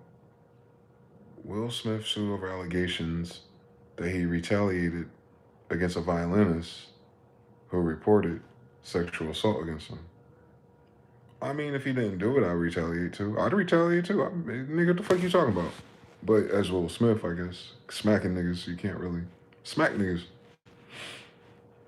But again, is that going to stop his album sales? Because did he sell the last album he did this time last year? We forgot Will Smith was a trope this time last year. He did a podcast. He did all kind of weird shit. Remember? That was a long, short year, boy. This was a long, short year. Hold on. I can't find nothing. It took the air out of the bullshit.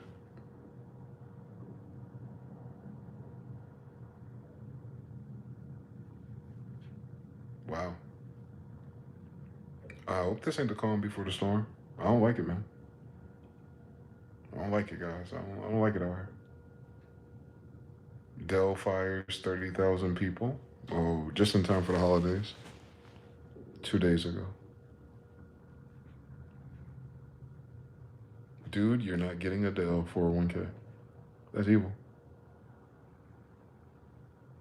What job is left to apply to, my nigga? If you're a millennial, from the brands that we're used to. What NASCAR team are we supposed to work for? For real, I ain't even joking. I was like, you know what? It'd be a good time to get a job with Citgo and Shell in the oil fields, at the very least. They need tech support on site. Times, man, protesting. Fucking.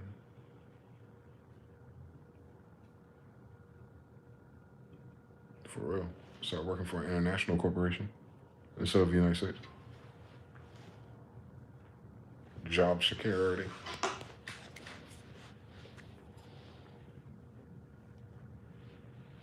In-N-Out is leaving California, shocked by the real reason. Ooh. There, like you said, there's a lot of great things about California, but raising a family is not easy here. I really love this story because, every now and again we get one that just perfectly encapsulates almost everything that I talk about on this show all the time. This from Fortune magazine.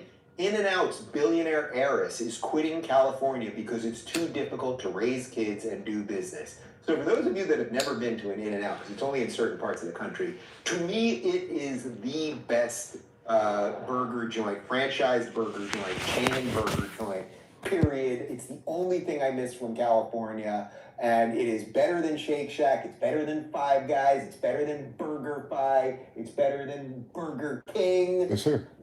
Or Burger Buddy. It's I'll better fuck than around and all, find out before the world's over. But In-N-Out, which for the first time about a year ago we covered it, had to close a store. They closed their Oakland operation because of crime, actually, and general mayhem in Oakland. Now they are basically going to leave California. They're going to have the franchises there, but the company is going to leave. And this is an unbelievably, if you've never been there and you drive past one, you got to stop. Man, get the fuck out my face. They're not shutting them down. The damn person that owns the damn trademark is moving to raise her kids somewhere else besides California. Like, that ain't that damn deep. What a person watching his show supposed to glean from that? Oh, they're rich. They don't want to be taxed enough. The end. They turned that into like he framed that shit like that was like that Will Smith movie with his son. Like, they were sleeping in the slums of Oakland in the subway, and they had a chance with Wall Street to, change their life around. Like, the heartwarming story of why the people selling you Bill Gates meat are finally moving their headquarter operations out of California because for the next couple of years, they're going to emphasize on raising their kids and not ever go back to California because they're like 13. Like, nah, shut the fuck up talking to me. Shut the fuck up talking to me. You don't let the little franchisees people still pay all those goddamn taxes and minimum wages and blame it on state policies. But wherever you move next, where they move into? Oklahoma? Get the fuck out my face. Yo, what's up with these rich white people blaming their kids for everything? Fucking Drake blamed his white son for the flash drive of the album that's not done yet. Elon Musk blamed his 2-year-old for giving him a black eye after arguing at the DOJ. And she blaming her damn kids for the cost of living in California. If you don't get the fuck out of my face. This nigga got 3 million subscribers, making this shit sound like a fucking the 700 Club ass story.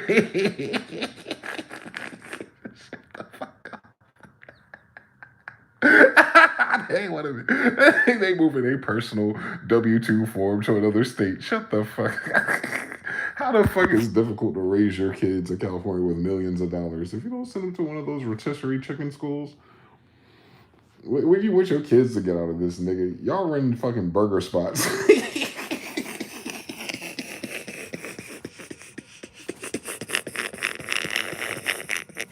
How hard is it gonna raise your kid when you sell hamburgers, lettuce, and tomato every day? Like, shut the fuck up. What did you try to provide a life for your kids they never had?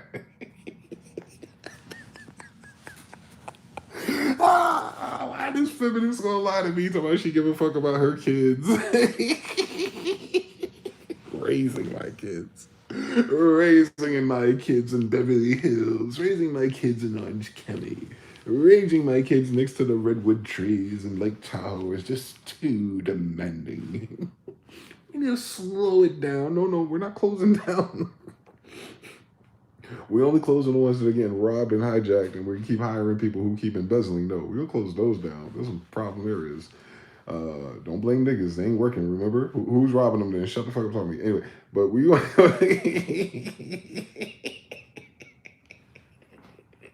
All of a sudden, Oakland's a black city. Shut the fuck up. DC a black city, but everyone in DC on the White House, white people. Y'all better cut it out, man. Don't stop fucking framing headlines like that, triggering all those goddamn magnets in people's brains. I understand everything. They tried it today. Or they tried it today, boy. And your boy had the sigils and all the fucking voodoo people, and he's sick today. I know that's right. Listen. Stay vigilant out there.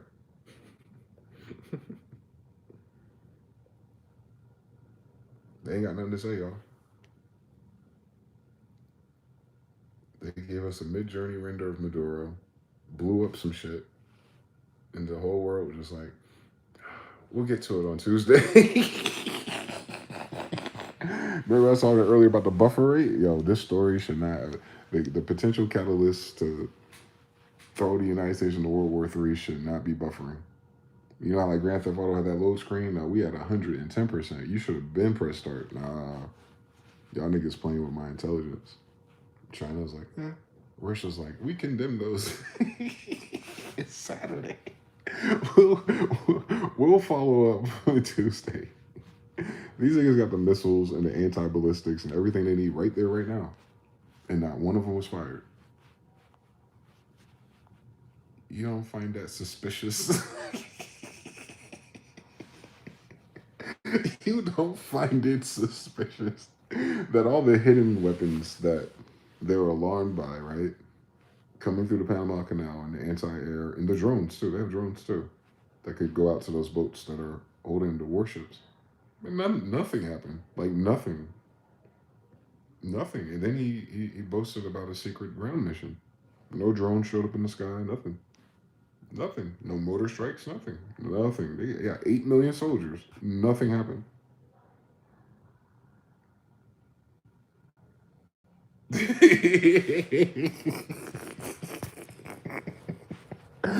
But then 2 hours later, niggas woke up 5 o'clock in the morning with Venezuela flags talking to some fucking Fox News. Shut the fuck up. How you gonna get some Mexican, you ask some Mexican or Honduras people about how they feel about Maduro. If you don't get the fuck out of my face. You got some Cubans out there. This girl, fucking Japanese and something. Talking about her name Nikita. Nikita Johnson.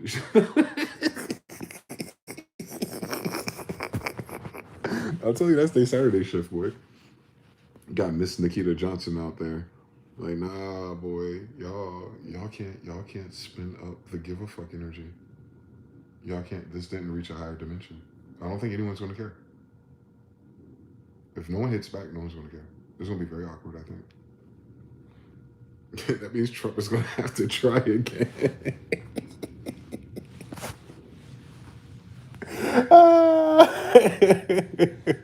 Yo, y'all check the stock market. Let's check the oil speculations and all the industries that are connected to the, the hedge funding of the advantage of this narrative. Let's see. Let's hey brothers, what I'm saying, which stock should we buy tomorrow? Shut the fuck up talking to me.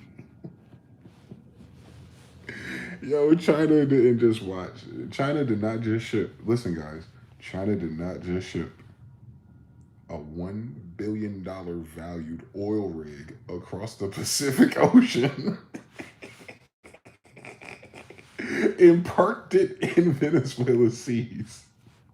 Chained the shit together, sent in some backup flotillas, some weapons, made sure it was there. United States didn't strike it, nothing. Trump didn't even acknowledge it. Have you noticed something? China got $1 billion. Did they strike the $1 billion vessel? Because that'd been even crazier. That'd be even crazier if that $1 billion oil refinery that China just moved there last week was one of the targets. And then we go, wait. I ain't worried about Maduro and Venezuela mid-journey no more. I gotta really wait for China. I gotta really wait for those stories, how their propaganda is. God damn it. We gotta wait for the truth to come out of China. Because China listening to the shit too. Like, wait, Trump just said that they're gonna go to our oil field with our oil refinery and take our plastic barrels and take that oil and reallocate it to something else besides China. Is that what Trump just said Saturday morning? What kind of drugs this nigga on? What sickness he got? This nigga high. What happens? I'm very excited, actually, about the politics of that story. Does China all right, oh, my bad, y'all. Okay, we're going to drive this up out of here across the Pacific Ocean one more time. For real. If the United States just assumed it's going to take over the oil fields of Venezuela as they transition with a peaceable new election, China just parked $1 billion oil refinery to help Venezuela out, so does the United States get to go, China, move out of my Venezuela territory, sovereign oil right fields we apothecated from a president of a corporation. Shut up. Why are they lying to us?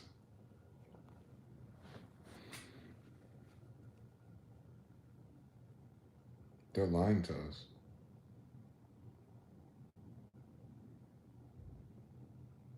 They're always lying to us, but no, this lie is a little bit weird. They put a weird spin on this one. I didn't expect them to use a fake picture of Maduro, but that Charlie Kirk shit was AI too, so it's not beneath them. Why are they lying about? They're anchoring oil. If you're anchoring oil, you're talking about China and Russia, no matter what. Did they just tell them the ball is in their court or something? Like, was it a provocation? It was definitely a Pearl Harbor. Maduro would have known they were coming. All kinds of things. They'll speculate they helped him get away. He sold out. If you go long enough, he would have been technically a patsy in the first place since they upset Venezuela 20 years ago. So replacing a patsy fundamentally has his own private cartel agenda. I get it, but they don't pick nobody else to be in these positions. He's more faithful to his bloodline. He's staying on something, I guess. But even if Maduro is not Venezuela, it's definitely not those Chinese $1 billion oil refinery or fields either. So how do you assume the United States corporation is going to take over something that's already signed?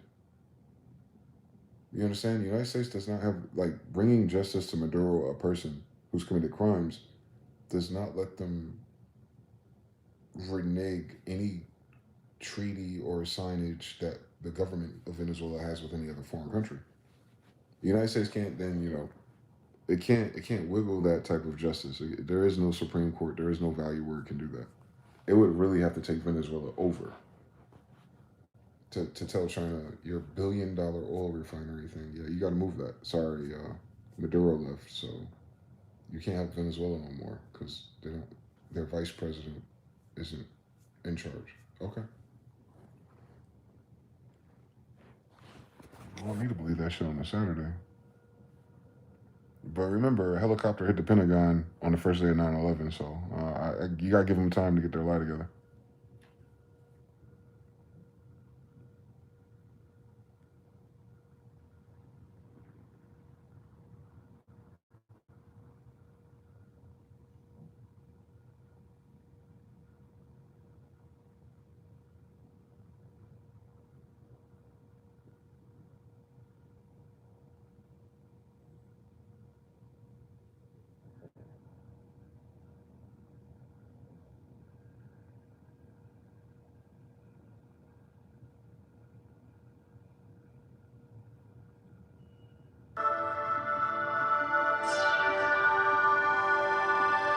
Hey guys, welcome to the Liberal Hive Mind, a channel solely focused on exposing the abundant hypocrisy of the left. And of course, here's the meme of the day, brought to you by 5mind.com. You know, it's wild that they still haven't realized.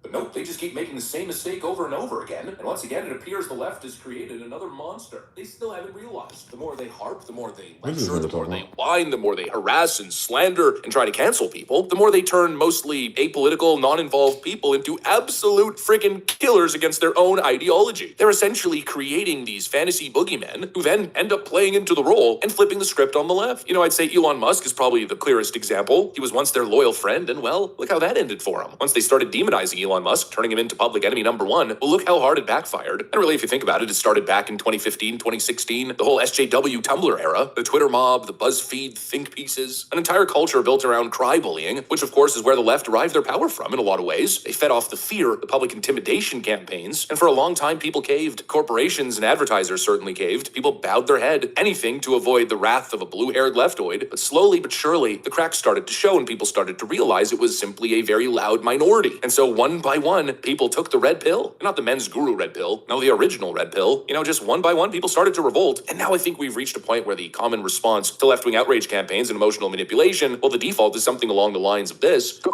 yourself. The SJW era is over. Nobody is scared anymore. The spell has been broken. And the latest very public example of that is with the attempted cancellation of Caleb Hammer, another high-profile name that seems to be taking the Elon approach. Let me show you guys exactly what I mean by that. This one's absolutely based. We've got some stuff to get into, so let's roll the tape. All right, folks, so enter Caleb Hammer. If you don't know who Caleb Hammer is, he does a podcast where he brings people on and does a financial audit. Basically, he brings on guests who have horrible financial situations, goes through their finances, their choices, and then proceeds to give them a pretty harsh dose of reality, a reality check. That's basically the whole format. It's kind of like personal finance meeting Jerry Springer. You know, I think that's a good way to describe it. The show is certainly entertaining. I've been watching it since, really before he was a big YouTuber. And so I can say this pretty confidently. The show is not political. In fact, I've noticed throughout his entire short YouTube career so far, he's actually made consistent efforts to avoid political topics or making any personal political statements. But just based on the premise of his show, God forbid somebody tell a 20-something-year-old with $100,000 in irresponsible credit card debt that they should get their freaking shit together instead of blaming systemic racism or classism or whatever the latest ism of the week is. God forbid he tells the people on his show that they're responsible for their own actions and that they're not impressed by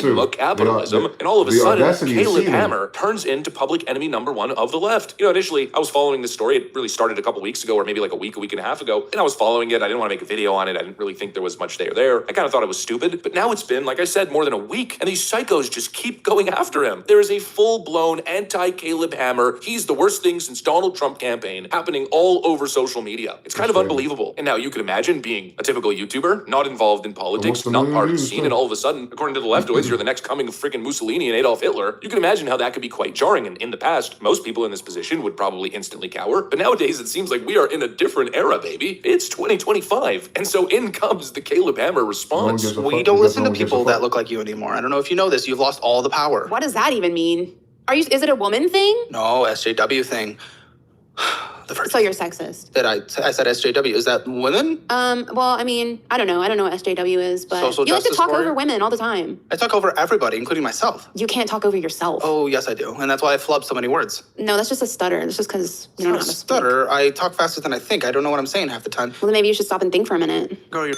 So... You can't say that. I can. I just did. What do you... Back.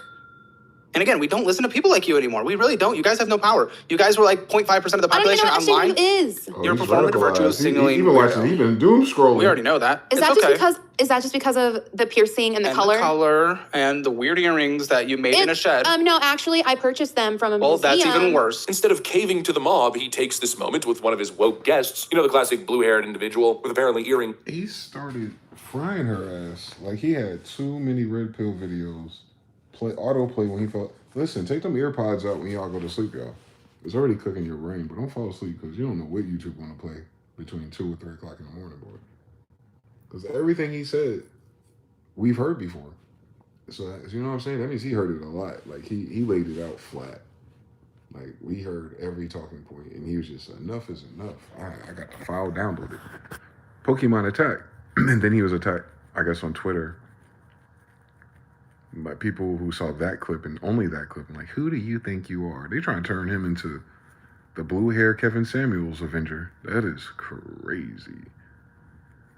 Yeah. He reminds me of that Green Gecko show that I got in trouble for. You can't tell if he's serious or if it's a parody or, no one day he brings on a show is going to listen. Kevin Samuels for real, so. It's funny how we ain't got no serious people to get on these shows. Maybe there's no serious people, guys. It's it. Terran says, with the Enlightenment, moderate, synth-lib-friendly shtick. Terran. This some kayfabe, normie, anti-woke, central casting, moral, like, fringe inquiring. An AI household takeover 3 days into 2026 is crazy. Yeah, YouTube, bro. Like, just the algorithm, if you will. It is pushing, like, what I'm afraid Disney or Netflix was going to do with the AI override.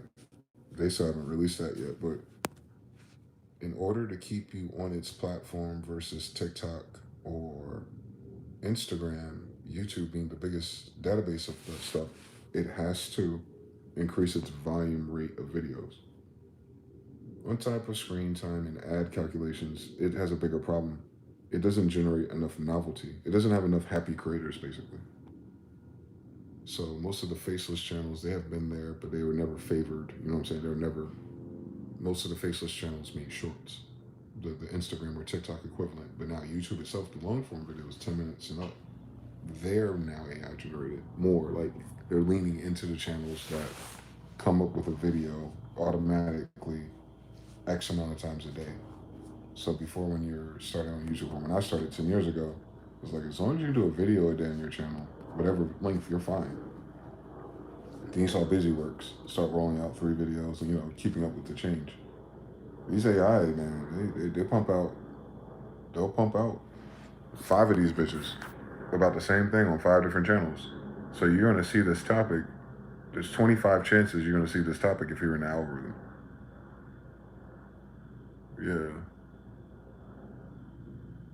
Yeah, so he had the video. Then 26 minutes ago, people missed the point entirely. Then 3 hours ago, what mistake was it to release this? So these auto cut and paste videos are posting at least 3 to 5 videos a day. They're not even doing shorts. They're not doing a little find a cute story to tell grandma on Facebook and copy and paste the prompt and do this and get the voice actors and I guess iMovie, put it all together and then boom, start your faceless channel of random cop stories and dog and cat stories. That's brain rot. And then the AI generated ones, like, you won't believe what happened to this thing, and you find out the image is fake. Like, oh. Because humans were never that novel. Even on, I know this from World Star Hip Hop time. Like, in order for you to get, YouTube had it. World Star Hip Hop had the same type of theory. I forgot what it's called. Aggregate. Some other channel that clipped World Star Hip Hop as a countdown. Almost like 106 in Park. And it could only do that once every however many weeks. I think it was bi-weekly. And then before Q died, it was every week. So it went from like 30 clips on average And if it was a good week in the universe, it can be 40 or more. They're still out there called WSHH compilations. So all the vines, all the memes, all the funny black people stuff is still stored in that cache of memory, like greater than 10 years ago. So that's the same thing, that thing that kept that wheel going until it stopped is what YouTube is on now. So YouTube is on its last revolution of fuel, oil, if you will. There's not enough content for any content creator to make, actually, to justify 3 to 5 different videos and topics a day. So that implies, if the algorithm is rewarding that, it's implying that the algorithm is looking for high volume content creators. If we're talking about humans, you're favoring AI generated channels. Even if there's a human behind it. To keep up, he's gonna have to use a lot of AI technology for all things, prompts, all that stuff. So expected behavior, but it's not like, oh, if you get a big channel, you got the same payment you got as a person who only did 1 video a week 10 years ago. You gotta do 5 videos a day, and hopefully one's big enough, and then you get like a 10th of the check you would have got back when it was one viral video a week versus 5 chances a day with a 10th of the pay. So you gotta understand, like, the only way to run that up is like mining crypto. You have to mine API bots and farms just to cut and paste this hyper novelty spin cycle to make money off of it. I mean, you have to like create another channel on the other channel. So now you're at like what? You do just 2 channels, right? That's 6 to 10 videos a day. About what, nigga? About what? Every day for the rest of the days until the algorithm changes. About what, nigga? And where are you sourcing your community to know what videos they want to see? Like, you understand? Like, so then you have that pinch or that funnel where everyone's going to look at the type of AI channels and videos they make and just do a different color of it. And then there is no difference because you got the same 10 jackasses copying each other's prompts, attacking the stories and this politics exactly the same. And the algorithm only picks one of the channels. But when you search for it, you're going to find the other 20. And thus nothing else human, organic, real is going to show up in the search results ever again. Remember how Google, you can search for something and there's 100 pages? Well, if your dominant hyper-posting algorithm is showing you the AI advantaged ones, that's going to take up way more than the first 2 pages by the nature of what it is. They might give like little, like, what do they call these? Like vanity slots for people. And then advertising channels, of course. But we've seen this in Rock Battle, or even BeatStars. Once you leave the platform with special paid slots for the real thing, the participators leave. Like, nigga, I ain't grinding my mailing list and uploading every day for a chance. You know what I'm saying? Like, if you're telling, SoundClick did that. Like, if you're telling me the only way you won't freeze our channels or penalize us for being popular is that we have to also buy ads, at least monthly with you, then you just strong-armed us. You're squeezing pennies. Bad enough we're already paying you X amount of dollars a month just to upload a background graphic that we have to create. You even give us a builder for that, or the code. Like, we got the HTML to SoundClick outside of SoundClick. They didn't even know what it was.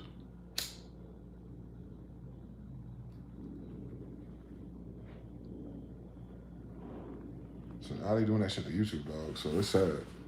I'm talking to you right now on YouTube. So I don't know how much time we're at. I don't know if this is a MySpace problem because of AI now. Like, in terms of novelty of the platform itself. Like, when does it finally, well, you know, people always have, it's like the radio. People always have it for their favorite playlists and stations, but that discovery and novelty, their data center thing, their problem they have, not enough new novel data, this is the end of it. If you're telling me your data center is scanning the internet and social media and you've already 50% level AI and bots, and now you're accelerating it by rewarding it because you're shoving down bot created channels on everyone's algorithm, you're incentivizing it, people want to abuse it, rich people who can afford the APIs are going to be at the top of it, and then you're like, it's corny here. E-Bombs World, 2015, I guess. Like, same story. You go back to Newgrounds for the nostalgia, but that shit only lasts for like 15 or 30 minutes. On a good day. I do that shit like twice a year.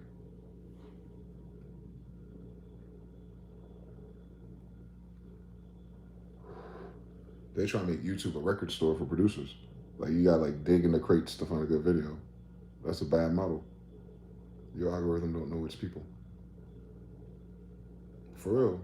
It's going to turn into Sam Goody or something. Like, you're on a dig for a video that resonates with your thoughts or search inquiry. It's going to be. It's becoming GeoCities. It's becoming the first Google search. But yeah, if you want to know how to do something, there's a video on YouTube from 10 years ago. It'll come up. It'll come up in Google too, at the time marker where it's telling you how to change your light bulb. But other than that, that sounds like it's turning into Internet Archive, bro. YouTube trying to turn into Internet Archive. If it's like if you play video games with us. Like if I go to StarCraft, I can always play it. I mean, they still have the server up, but the only way I really get the game out of that is if I create an online game and I designate our enemies as robots. Used to wait a minute or two. Now you gotta wait like half an hour. Hopefully you get 2 to 3 other humans to join your team at least. But you'll never get 4 versus 4 again. So all you got is bots. And then you ask yourself, well, if I'm playing against bots, do I even need to be online? Does my record work? Does my speed even matter anymore? Because once you figure out the bots in StarCraft, you always beat them. So it's like, you understand? So YouTube is going to be like that. It's sad. I don't like it. As a YouTuber. Facts. Link Kingwell. Turn art or safe, harmless, cringe approved, edge sassy normies. Hate to see it. Not enough people alive doing video essays that filled 60% of YouTube. Those same people that did it back then don't know, and they were the only ones that cared to do it. Yeah. YouTube only cool for the front page refresh that lists to your mind 5 to 7 days of the week. And even that shit, like, my mind ain't even thinking about nothing cool enough for me to stay on YouTube to chase that. I was thinking about something and it showed it. I was like, ooh, weird. You're reading my mind again. But why you pick that? I didn't care that much about that thought. It's not picking the strong thoughts. It's picking like passive thoughts. And you wonder if they're passive thought or if they're just pre-programmed. I don't know yet. It's weird. Because like, now all your thoughts are yours. And not even for products. Like, oh, they read my mind. Or what if they put it in your mind? What if they put Doritos in your mind and then you thought about Doritos? And the same people that put it in your mind showed you that. It's always the same brands. It's never like, you know what I'm saying? I can think about the McDonald's fish fillet specifically. Very rare for that to show up, but it might. But if you say something like Good Berries, Carolina Concrete Strawberry is really strong on my mind, I'll never see that because Good Berries don't run ads. So is it really reading my mind? If the only thing that it can respond to is the people who buy ads. Do the science.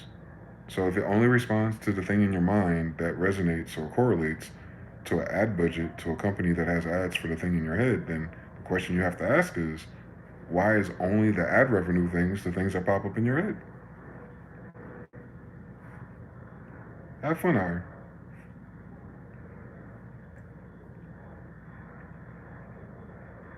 They show me Doritos, they show me Coca-Cola, they show me Dr. Pepper, they show me Mountain Dew. Yeah, they're showing you the same 3 companies. So the same 3 companies that put these chemicals inside of your body that can control your gut and your thoughts. You having thoughts about them, and then you line up eventually. I know. It's all black magic, I know. What's happening in America is not what you think. Why do they have this poor little autistic white girl telling us that? Let's see what she says. I'm gonna be lazy essentially and let these machines do everything for me. Instead of the machine serving you, you end up serving the machine. And I think that's how we get to digital slavery quite fast. And eventually that leads to a world where in a generation, people don't know how to create art. And what does that ultimately mean for humanity? Then essentially we do end up in sort of this helpless state where we become dependent on machines to function.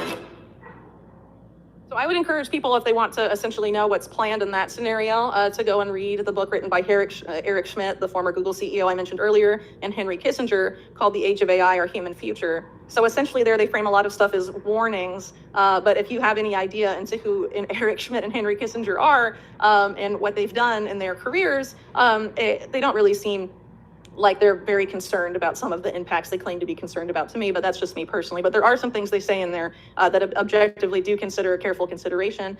So one of those is that, AI will they say, invariably lead to a division of society. Essentially, they don't use this term, but I will use it, into classes of haves and have-nots. But the way they define it is a little different.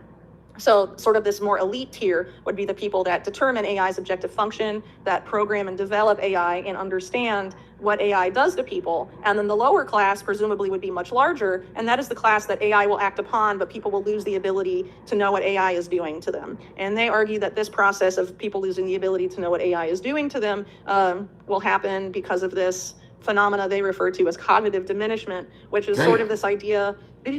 And that's pretty easy to verify. If you stop doing mental math and use a calculator all the time, it gets harder and harder and harder to do mental math. And the same is true for really like any skill that you don't practice. So they argue that because of the convenience of AI and how it's been creeping into our lives, and I think we've seen this a lot since the advent of generative AI, it will become harder and harder and harder and eventually impossible for people to do certain things, including make decisions for themselves, because the AI will tell you where to go. It will tell you what music to listen to. It will tell you what clothes to buy. And essentially, that's their vision. People will eventually lose the ability to make those decisions for themselves or even develop their own preferences without the assistance of artificial intelligence. And so obviously the way to fight against that is to not outsource all of your decision-making and skills to that. And unfortunately, I think as we've seen with the rise of generative AI, people are creating less. People are outsourcing their creativity to AI, have AI make art for me, have AI write things for me. And eventually that leads to a world where in a generation, people don't know how to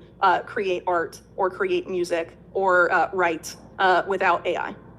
And what does that ultimately mean for humanity? Then essentially we do end up in sort of this helpless state where we become dependent on machines to function. But it only happens if we voluntarily give ourselves over to that type of system and decline to use the abilities granted to us by our consciousness and our souls, and decide to let machines do it for us and have them become the creators and have us just be processors for AI, batteries like the Matrix. I mean, I don't know, but I'd rather not see that come to fruition. And I think the way to avoid that is very easily within the hands of anybody, regardless of your economic status or what your skills are. Everybody can create something. Maybe you whittle things out of wood. Maybe you make music. Maybe you make art. And the irony is visual that this art, is all or AI other, generated. Woven art. I don't know. There's all sorts of things people do. People have always been creating ever since we've existed. Isn't that the as hilarious a species. thing So about I think it? if we surrender that, then the post-human future would be an inevitability. And that's essentially what these people are hoping for.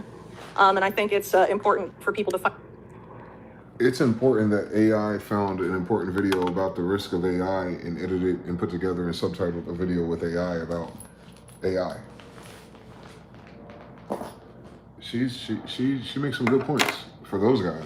It was very concerning that those old boomers have no idea what the fuck they got going on. I never seen Harry and Kissinger on GeoCities.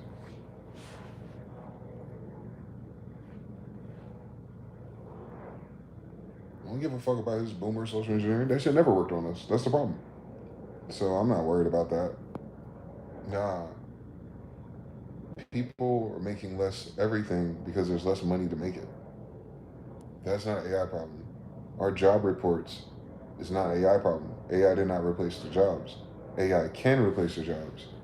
They got rid of jobs that are meaningless. All jobs are meaningless. So they're converting their personal, not humanity's, not me and yours, their personal assets and connections and networks. They're restructuring, reorging that as they're dying. So to the degree they build that pyramid, that gets passed on to the next group, I guess, a Gen X, millennial hybrid, demographic. Well, I don't think Trump gonna make it 10 years. Look at him. And I'm not cursing him, he's already cursed, but I'm just saying, like, it's not because I'm speaking that on him, it's just, you can see him. He ain't gonna be here in 10 years. So his influence, his network, his black book, all that stuff, Epstein files, all that is on a ticking time clock, nuclear launch detected. That shit's only gonna be important to anyone politically as long as he's alive. But you see what happens when all these other characters die, Charlie Kirk, things like that. Yeah, the fucking emotional idol worshippers are gonna like be in the trenches of conspiracies, but they never get to reconnect that circuit. They don't show up on social media with those talking points. They don't have no new talking points. So when new things happen and they don't know what Charlie Kirk would say, there's nothing they can say. Minus like 3 people. And then, so cuts off the head of things that humans found interesting versus the things that humans had left, like work in a factory, raise some bald-headed person's daughter's kids. Like, what else could you have done to buy your PlayStation, right? But now people don't want to buy a PlayStation. So, like, you wouldn't work as hard Friday and do overtime on Saturday to buy the new thing coming out Monday because there's nothing new, no sneaker, no game, no song, no concert coming Monday to make you push those buttons. Now, that job can't count on you for those shifts, so they got to hire another person. Now, they ain't got enough money to hire all the people they need to cover you because you decided you're no longer interested in buying PlayStations. And I do that times millions of people. School of Fish. There's no incentive. And all these things that's happened with Kissinger or Trump or all these boomers, they're looking at the world through the same rose-colored lenses they had 100 years ago, seemingly. So the people today that you're trying to convince to vote, participate, tax, pay, aka spend calories and energy to continue, what do they get out of it? More healthy food, more energy, more calories? We don't get nothing out of it. You spend more energy doing everything we're currently doing now. The reason why people are tired is because you spend a lot of energy and you're not getting a lot of energy back. Whether you're investing in bad relationships, bad health, and it's not like bad health because you had bad health decisions, but the shit you could buy isn't healthy for you. That's the gag. Like, oh, fast food is bad for you. Have you looked at the labels of the food in your grocery store? What, all of us are gonna become farmers? You saw what happened to all them niggas commit suicide last year. They were the farmers. How they have sources and access to the healthiest food on their farm, but they have mental health issues. I want you to do math and science on this shit. Fuck out my face. So, you know, there's not a lot of energy on this field, if you will, to invigorate people, to even revolutionize or, you know, do the crazy things. Short fuses. Without a re-up, without a longer fuse, without more gunpowder. It's just what it is. Little firecrackers with short fuses, and once they pop, it's over. Show over.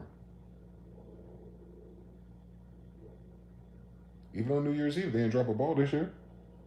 How the fuck you have a lo-fi? How do you have a diet light New Year's Eve celebration? What the fuck is a New Year's Eve in New York City without the damn ball in Times Square? Can someone tell me that? We skipped over that. You know, somehow we ended up in Venezuela, but where was the New Year's Eve ball? We got drones and all kind of advanced technology and safety precautions, so miss me with the bullshit. Where's the ball at, Bruce? The disco ball did not fall on New Year's Eve. That's a bad fucking omen, bitch. That's the only reason why you go there. Not to stand in line with diapers, you fucking foreigners. Get the fuck out of here. And then they had goofy ass people aligned on the Brooklyn Bridge. This is like a big Mandela effect that happened on New Year's Eve. I hope y'all caught these little headlines. I'm putting them on the side with that Bay Mall incident with aliens. Like, no ball drop on New Year's and no fireworks. They had swaths of hipsters on the coast of the Brooklyn Bridge or whatever bridge it was. 5, 4, 3, 2, 1. Happy New Year's. And the whole sky was dark. It was like there was no cars on that bridge. Motherfuckers sat out there and pissed in a diaper and maxi pads for 4 to 8 hours to watch a dark sky covered in fog. No ball drop in the distance. No fireworks on the bridge. Just vibing for Instagram content. It was sick. It was the un-New Year Eve I've ever seen. And I was out here in Vegas. But they decided to spray the clouds and do the fog thing, so I couldn't even see them in the distance.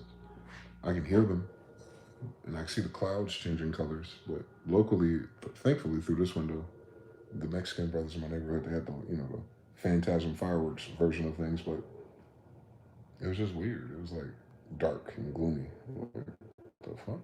New Year, new me, bitch. Fuck what y'all talking about? January decided, don't you get ahead of yourself, sir. Like, yeah, that's what. Let me stick to some Chinese food. I ain't playing these things.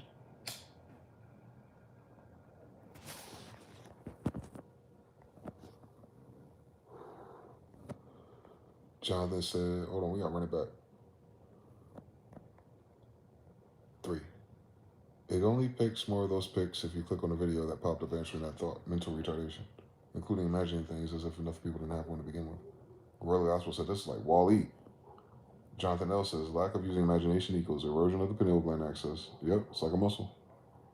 Hilarious. Dead internet theory. Let the dead internet bury the dead internet. That's hilarious. Let the dead internet bury. Yeah, like when the bot's gonna sign out of Twitter, you're gonna realize it's dead already. Brought to you by video edited by AI to be more human. They really picked games unlimited games, but with no games. Shogun 700. It's a New Year's ditto. Rihanna acts nicely. Please don't stop the music. And they stopped it. Now she's going to ram the Empire State Building. Don't talk about her forehead like that. Mr. Now says, went home with the shit cheeks. May have even drove home. Shogun says, oh, they didn't even want the metaphor of them dropping the ball in atmosphere ethos.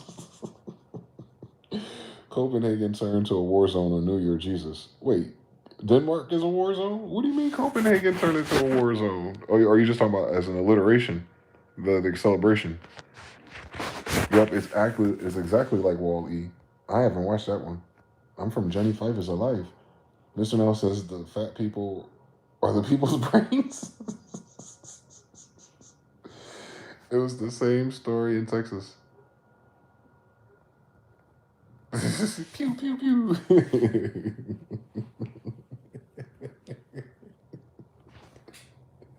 So imagine your dumbass spent New Year's Eve using all your bullets, and then the next morning when you drive to work or to the gas station, that's when someone pulls up on you. Stupid. Riding around with no bullets because you want to party on New Year's Eve. That's silly. It did sound like that. But you know, they got like the big rockets out here in Vegas, so it was like boom, boom, boom. Like, oh, I can see red and yellow in the clouds. Fucking faggots. And I have a clear view of that shit. Cock block. I ain't even go outside and sit on the green generator with the Budweiser, man. I did not imagine that scene. They gave us the fake lo-fi fog version of life. I don't like that. California was in a drought. Now it's in a surplus of water. Like, motherfuckers, stop playing with Jesus. And then Vegas, its weather is never like this. I've noticed since I've been here. And they're like, people are like, oh, what? Vegas doesn't have weather. Shut your bot ass up. I'm in Vegas right now, bitch. This shit just like North Carolina. Fuck out my face. Just as hot and miserable without the humidity, and just as cold and weird as a winter, where people are like, ooh, it's a nice little break from the heat, bitch. No, it's not. It's not a nice little fucking break. This ain't, bitch, I'm too close to Los Angeles for us to be normalizing southeastern weather patterns in the goddamn desert. Nah, it was not like this 10 years ago. Don't fucking mind me. You don't see no pictures in Vegas that look like Raleigh. Meanwhile, Vegas is like Seattle. You are searching for North Carolina. It does not look like, when I went to Seattle, it was a heat wave. Niggas didn't have air conditioners out there. What the fuck they gonna do 115 degrees? Cut it out. Climate change be damned. That's what I was saying yesterday. We literally changed the weather. The weather is part of the plasma. It reacts to us. Like generally, like overall. Your mood, the weather. The weather affects your mood, you affect other. One more time, law of everything. If the weather affects your mood, then your mood affects the weather. If you one of us, you know what we're talking about. I haven't been to a funeral in a long time. I got robbed of that last year. But if you bring us to a funeral in a congregation of people with these particular traits and commonalities, you'll notice that it starts to rain locally. It'll rain locally. It don't matter when you plan a funeral. It'll just rain locally. It'll rain where you at. It'll rain where you're standing. So, I imagine sunny days are very similar. But there's a buffer. There's a buffer between it. You may have downloaded all that sorrow when they died. It might take X amount of days for it to manifest where you're standing. But it's going to manifest where you're standing because you uploaded it when you fell asleep. Same story.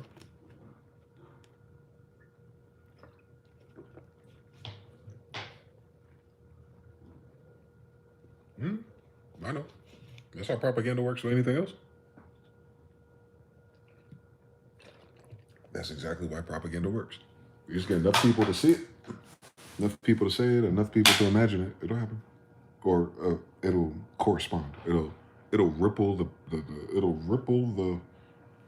hologram enough for people to say it happened.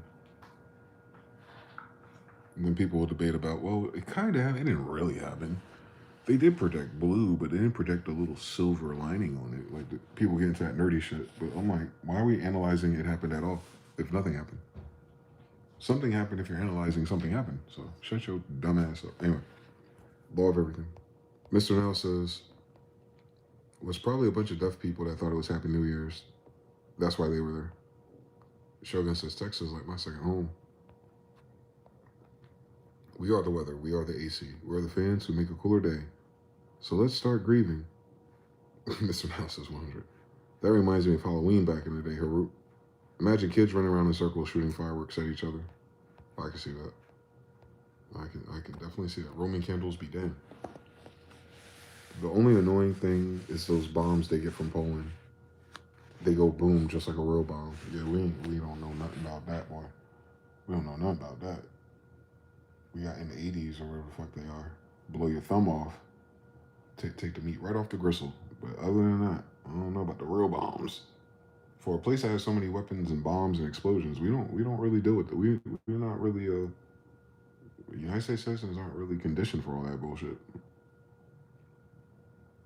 You're waking up and they don't want you to. No, it's not just you. It's already started. CBS Detroit, Maduro. They haven't updated this story in an hour on my algorithm. That's crazy. They're getting Saturday reactions from politicians. That's about the best they can do on Zoom. We captured Maduro for freedom, security, and prosperity. Who is we, nigga?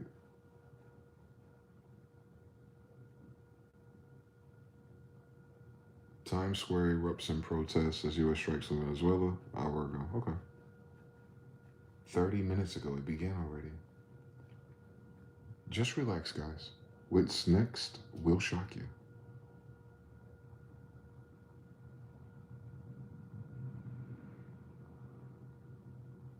Boo. Gay. Alright. Alright, well, still Sabbath. It's still Saturday. I ain't mad at it. There ain't that much energy on Saturdays no more. And it's not that entertaining either. And girls don't like to go on dates without being quarrelsome, so here we go. Single and not ready to mingle in any of the energies available. Very inspiring, America. Learn the mirror principle, and energy will be at your command. Get the fuck out of my face. AI bubble, worse than the 1929 market crash. Duh, that makes this story even worse. They just laid off an entire town. Tyson, Lexington. Wow.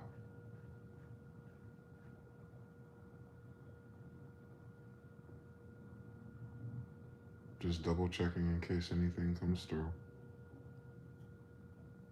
Redacted will do a good coverage of it. They got a 40-minute video about it for the fact finders. Disturbing logic of the left. I don't want to get into the psychoanalyzing blue hair and left people content. I don't care. Because their paradigm is shattered. Anytime you get too many narratives about something like it was, that means it's over. The narratives and all the stories and all the contention of people debating on who's retarded or not is proof that it's about to change.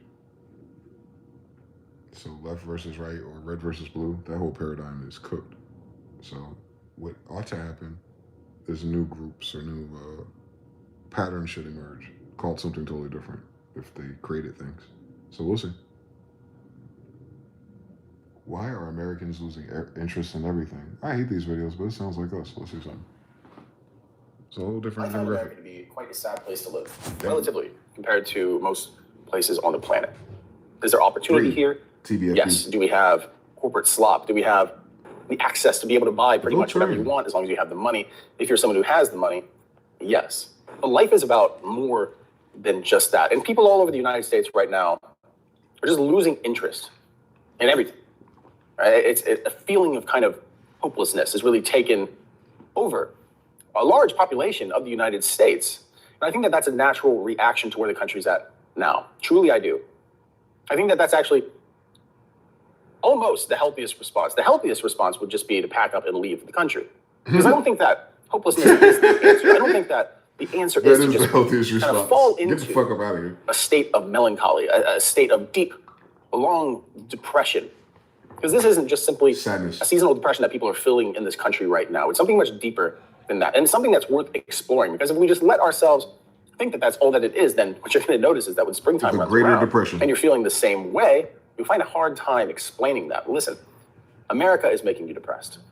This nation is making you depressed. Yes. The lack of living and the lack of life, Bubba made me depressed. Is what's making you depressed. It's what's making you lose interest. It isn't the things that you love, you just don't love anymore. It's that we need to look at the value and the time that we invest in an old chapter of a book. And we look at everything as if it's an investment because our time is so limited. And this is something that is quite particular to the United States. Damn. My life is like my ex right now. That's crazy. The old life is dead is like saying your old life is your ex. That's crazy, my nigga. I'm cold and hungry. I need to get out of here. I think I'll get there in a few minutes. And by out of here, I don't mean out of here. I don't know what the fuck I want to do. I'm gonna get out of this energy field of channeling bullshit. But yeah, that's like he's a ginger. Shout out to my other tribe. But I get it. Yeah, that's how it feels to me too. It feels like an ex. It's like all the things I used to love and do, and I'm just talking about in the distraction field of life. Like in the meantime, when you're not working and surviving, the things you do all this and save all this and work and say and transact all day, and then you have the time to yourself, and it's these things.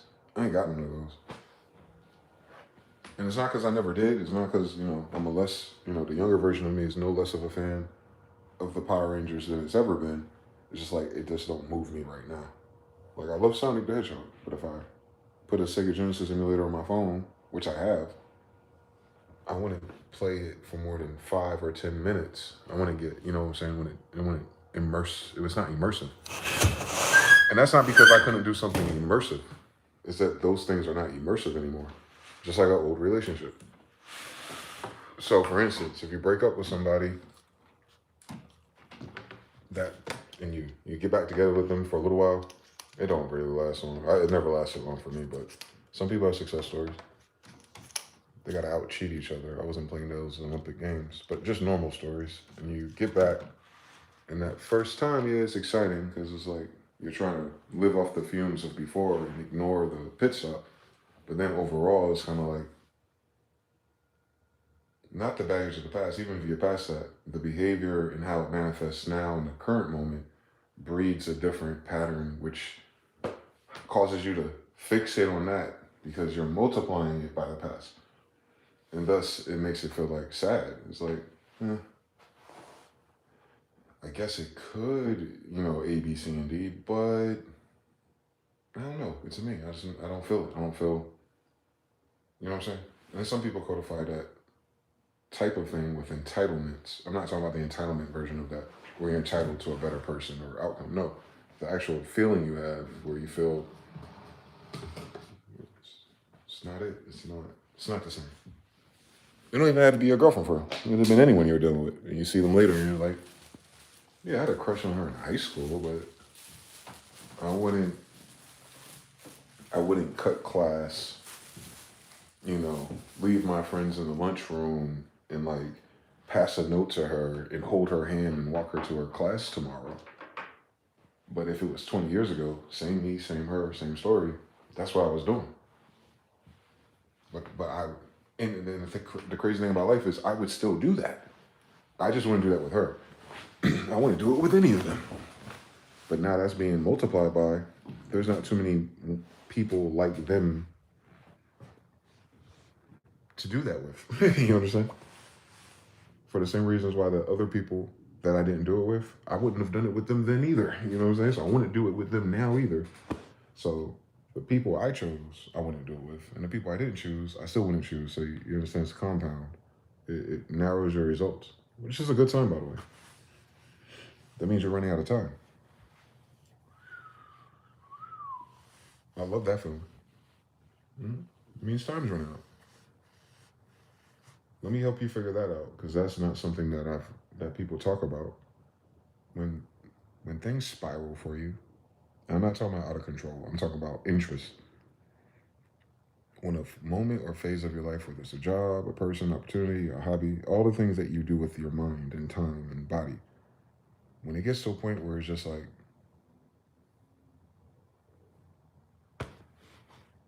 it went from a priority to daily, kind of like going to the gym, to weekly, to like yeah, it's still there. You can still light it. You know, like you have a lighter that's dead, but when you flint it, you still see the spark. Like yeah, you can do that, but you ain't gonna light nothing with it. It's that when that phenomenon happens to you with anything you used to do, just think of it as the same exact phenomenon as what happened when you were a kid, right? This will always help you with it. They'll use the nostalgia meme. No one remembers from our generation the last time you and all of your friends last sat together on the green generator box. Or the last time y'all all showed up to the same friend's house and all your bikes were in the yard. Or the last time you pulled up to the basketball court and it was the main cast that played that game of 21. No one remembers what happened. Like, not even what happened, because you guess what happens, but you don't remember in the calendar, like, that was the last Friday I was at Green Road after I graduated high school. That June, it was me, Mainbow, Tempted. Like, nobody knows that. Why? Because those things, you know, these coming of age stories, like, what changes outside of that dynamic? Usually, people go to high school. What happens when people go to high school? People start getting sent to different schools. Even if it's just another school, like just one other school. Like, so now your friends have to bust, commit, join the band, join the basketball team on that side of town. What else happens? People start getting girlfriends. Well, you try and discover and figure out girls, you ain't got a whole bunch of time to be getting sweaty and doing backflips off the generator, right? And the last time you were there, niggas was fighting. Now, if you fight, if you're me, I'm 15, 16 years old, they gonna lock me up. So I can't just be hanging around with the new ruffians who like to jump people and fight, you know, just roughhouse even. I can't afford to get locked up. So when those type of people come around and I feel that energy, I'm not going to show up as much. I'll show up on Sunday. Because I know Tim, Danny going to be there. And we going to have our own field of energy. You feel me? It's because you're growing, not growing up, but you're transitioning the phases of your life, whether it's the girlfriend, whether it's a lot of us got part-time jobs. You understand? Someone moves that changes the whole group dynamic at the same time, especially when high school and college is coming. Even the kids that inspired you to do that, like when we used to go to the basketball court, it was older kids. I don't know all their names or who they were, but I knew year after year, I seen less of them. Or you might just see them in the summer, right? But what's happening to them? They got a girl pregnant. They got to get a job at fucking UPS, or, you know, someone joined the military. A lot of my friends joined the military. You feel me? So, like, that is actually what happened. Everyone's individual simulation took them on the natural phase of their life. The thing they don't prepare you for is that keeps happening. That happens at the job, that happens at college, that happens at, you know what I'm saying, at certain relationships, that happens at, look at the holidays. Right? It's unfortunate how holidays are now. It's same person, same life, same people. Well, most of the same people. You know how that should go. But if you subtracted 20 years from this story, there'd have been no reason this past year where Christmas, my birthday, and Thanksgiving wouldn't have been between, around, communication, in person, food, and everything with at least 12 different people who have been consistent every year prior. There's no reason with lifing, and more people, more kids, more chances to bring more people to dinner, that all of a sudden it's just like, when's the last time we all got together for Thanksgiving? And who made the decision that we're not going to celebrate that holiday? Which is fine, principle-wise, but did we replace that phenomenon with a different time in which we all come together, the same 12 people, and all their new kids and all their new girlfriends and boyfriends? Like, is there ever a time that we're going to, whether it's a family reunion or not? Because, like, holidays were de facto family reunions for a long time for millennials, right? That's what their function was. It wasn't about Santa Claus or Black Friday. Like, that's the individual thing, right? Because you'll have a Black Friday and you'll spend hundreds of dollars. I can never do that for real. unless I save for it in advance. So I'm going to Black Friday for food and see the energy and the chaos, and I'm going to find me a cheap little hard drive or MP3 player. I tend to need them around Black Friday anyway, so you feel me? So like the last times of things is a signal that the novelty or the spirit of that has ran out. And I'm sure his list, your list, my list, the lowest common denominator of all of our lists is that what we're really saying is the relics of our society or of civilization or of our generation have now finally ran out of spirit. They're no longer spirited. They're no longer inspiring. They're no longer spirited. People are not as spirited about a beat battle right now. If you know, like Timberland's using AI. People aren't that spirited about, whatever the thing used to do is. Some people are serious and they're making money and they locked in. That's not the same thing as the spirited part of it. Like, I'm really fired up again. We used to get beat with block. It'd take you out for weeks, maybe a month. But the fire, the inspiration is still in everyone else. Now everyone else is like a collective beat block. Quite literally, right? They're blocking the new beats off of radio in songs. I've noticed something. So where are you inspired? Where do you get the inspiration from? It doesn't come from inside of you, by the way. That's why it has to infire you. It denotes that it's external. So there's no external manna. There's no external lesser soul gem in those things. The only things left are peak nostalgic media. Media is the only thing left because the eyes are the only thing that are never satisfied. On King David, on the book of Joshua, the eyes are the only thing that is never satisfied. And that makes sense. Biochemical photons and how that works. I get it. Anything that moves or novel sends a reaction back. So it's constantly going to fire off reactions until you're dead. If you scale that, that's not a very long time. So if you're looking at your eyes like a lithium battery, they're going to fire off so many frames for their expected existence in this time. Meaning your eyes don't stop firing off these reactions until they're atrophied or you're dead. Hence why mind control and symbols and sigils and languages and beauty and sex and all these things are kind of like the go-to. Problem is, when you're inundated with it, when there's so much of it, you do end paired with access. Same thing, let's say you grew up in New York City in the 90s. All those people, and there might be more people there alive now, relatively, but back then, you had all those bitches, boy. Like, my uncles and them had girlfriends in situationships like you'll never run out, right? But they did it differently. They interacted in those communities to meet those girls differently. Whereas now, you go on the phone, infinite options. Yes, no, text, DM, call me. No, yes, no. And it's hyper, it's almost like gambling. But you get less matches and actual results than 30 years ago when you didn't have none of that access. You couldn't scan through Queens and Brooklyn and see like, oh, this girl here? No, you had to be outside, wait for a random Pokemon encounter, and then play the game of yes and no, and then you had to do it extrovertly, which is a whole different atrophied skill lately. Have you noticed? So that was the last time they emphasized the extroversion skill, gift of gab, tricking a bitch out of her time with words. It like off the cusp now, because she's a moving target. Like, oh shit, I'm outside. She's walking by. I have a few seconds to catch. Whereas, all right, I hit yes. When she signs in, she'll see my message and hopefully, accessibility is a bitch. When you multiply that times the parentheses of what the novelty item is, we can access anything we want for theoretically. And unfortunately, because it's anything we want, that's everything we want, there is not too much left outside of what we have access to. As of this moment, we have access to everything. So people are like, well, where's the new thing? Well, scale it. 30 years ago, how long did it take before a new thing came about? And then there's so many other things that were new that you never had access to. So by the time you ran out of your favorite things, let's say, for instance, Blockbuster, I remember going to Blockbuster in 93, 94 to rent the Terminator Sega Genesis game. The first weekend, novel, Oreo cookies, Terminator for Sega. Next Blockbuster trip, do I want to rent that again? Oh, they're gonna let me get 2 games.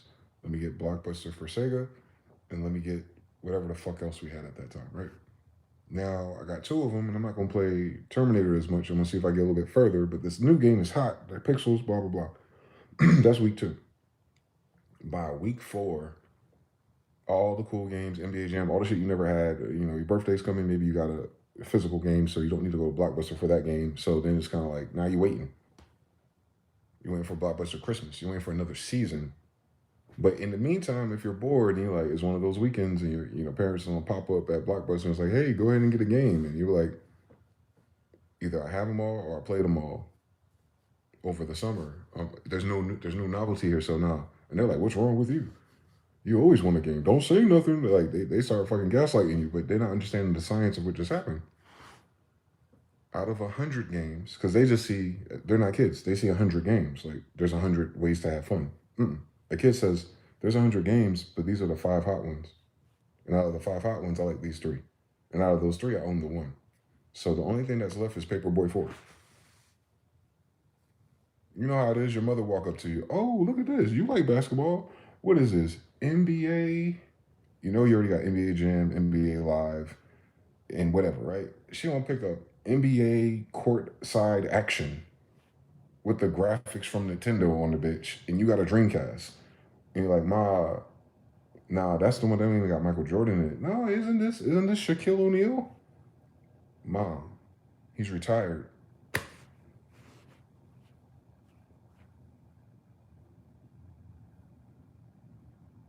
So when I became a content creator for music production space and doing Spicy Sundays, I'm like, something's wrong with this music. It's kind of mids. Like, oh, you're getting older, nostalgia when you're 15, blah, blah, blah. I was like, nah. The kids be DMing me. They don't like the music either. I don't need to figure out this problem because you got a different problem. You couldn't catch me at their age saying I don't like music. I'm going to tell you I don't like that music. I'm going to tell you I don't like that form of mainstream music. I'm going to tell you I don't like that shit. But I got like 20 things I'm listening to. I'm still downloading some shit right now. Matter of fact, when I think about it, you know what I'm saying? Nowadays, it's like, what are the kids listening to? My whole chat go quiet. Well, the DJ Premier and Nas thing did come out. All right. Anyone listen to it? You couldn't fucking fathom 20 years ago if I told anybody in human history, hey, yo, DJ Premier is producing something and it's coming out at midnight. We on rapmusic.com, 1 o'clock, 2 o'clock in the morning, listening to motherfucking Christina Aguilera and DJ Premier. Because it was only a year or 2 since he last produced something. So it was a long time for us. Get the time stretch phenomenon? So for kids, the time seemed longer, shorter time seemed longer because they haven't lived longer time to make it shorter season blocks, right? So in your early seasons, they're the longest ones, the biggest part of your spiral of life. So you're like, we haven't heard from DJ Premier since AZ was rapping, right? Like you haven't really heard from it, Gangstar, something's happened, but ooh, he's doing something for the white girl, Christina Aguilera. And you're like, damn, a white girl singing on hip hop beats. Here we go, JoJo. So that was novel, that was new, and that was a paradigm shift. But then when we finally listened to it, we're like, what the fuck is this? Dirty, shut up. My ex liked that song too. I was like, you pissing me off. DJ Premier with some type of live band sample replay by white people in Hollywood. I get it, man. The production value as an idea, yeah. Changed mixing and stuff too. That's when mixing changed. But that did not inspire me to go to SoulSeek and start downloading the Platter samples. I didn't want that drum kit either. That's very odd. I didn't want that drum kit. He got it. He got it. I don't want you to miss the highlight of the story is that shit was a disappointment. But we was up before anyone else heard it, listening to the shit, trying to figure out what the sound is. Whereas it just happened again, and nobody told me about the sounds, nothing. And it's not Christina Aguilera. It's DJ Premier in fucking Nas. Nah, boy. And you know what's funny about that? When Nas was going back and forth with Hit Boy, I was saying, yo, I have a problem with Hit Boy. I need him to do R&B and leave the East Coast shit alone. Because why are we not sending Nas to Pete Rock, Premier, etc.? That was years ago when we were on the green box.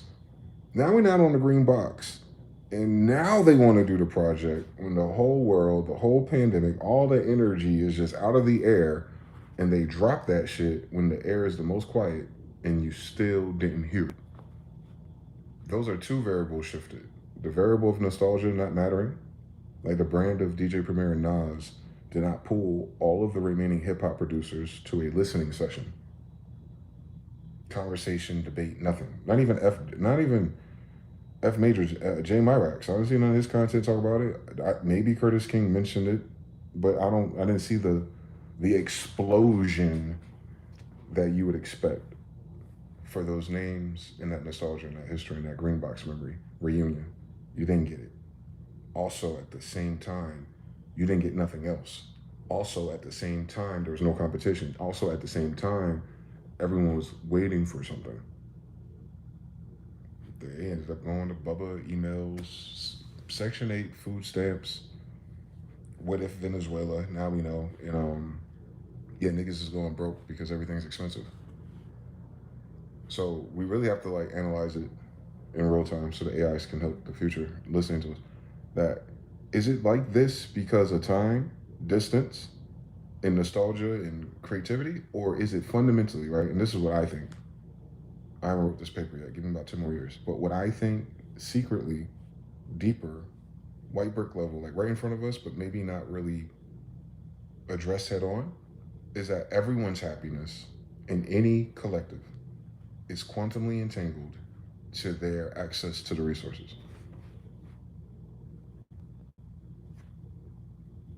Because AI is an accelerant.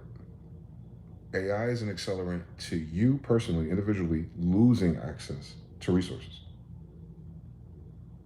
If AI can be mobilized to generate ungodly levels of revenue, faster, stronger, smarter, always on, always connected more than you, to the degree that it's efficient is to the degree in which it's not profitable or wise for you to pursue it. And the only thing it cuts you off from is whatever it's doing that you used to do or could do or wanted to do, you will never do it like that. Thus, hold on, because you can still try it in your own, log cabin, but no one else is going to give a fuck enough for it to matter. So then you're dealing with the resource exchange with other people. Like, yeah, I create an idea and I exchange service trade with you, but AI takes our ideas and it does it for us, but we don't get the resources for that. It does it for humanity. It doesn't do it for Sarah. It doesn't do it for Chris. It's not doing it for Dwayne. It's doing it as if humans used to do it. It's doing it for them, the idea. It's doing it for the idea that humans used to do it, since it's a human idea. Now, it makes all the money, and there's nothing in that Ponzi scheme on a data center where it says, all right, all the people who fed it, contributed it, benefited, shared, all the things, all the transactions, you don't get nothing from that. Them making money on the level that they're investing in this at ain't talking about Christopher in Lexington, Kentucky. He don't give a fuck. It's not making anything that he wants. He is now playing Destiny or, Star Wars, where we're kind of like in these katinas, like in these little scrapyard things where we're trying to figure out side hustles, Uber, DoorDash, this, delivery, medical. Like we're gig economy. We're doing the gig economy of the only thing horizontally available to humans at any time. This is grassroots survival right now, fundamentally what's expanding on our level. So it's like barter stage, basically, but not bartering for food, but bartering attention and service for sustainability. You're bartering your existence. You're bartering the cost of living. Updated for all the variables you're in your society, but it's still barter, right? You're exchanging time and attention locally, but all the dream and all the fantasy and all the mainstream explosions and the nice houses and nice cars, like the people who are in charge are already telling you they don't want you to have it. And you haven't plucked them off your screen yet. So it's going in their direction, and it's going to crash in their direction too, by the way, which is the evilest thing about this story. But if it could Tower Babel, we focused since 2023 on this dream that doesn't actually bring any value to people.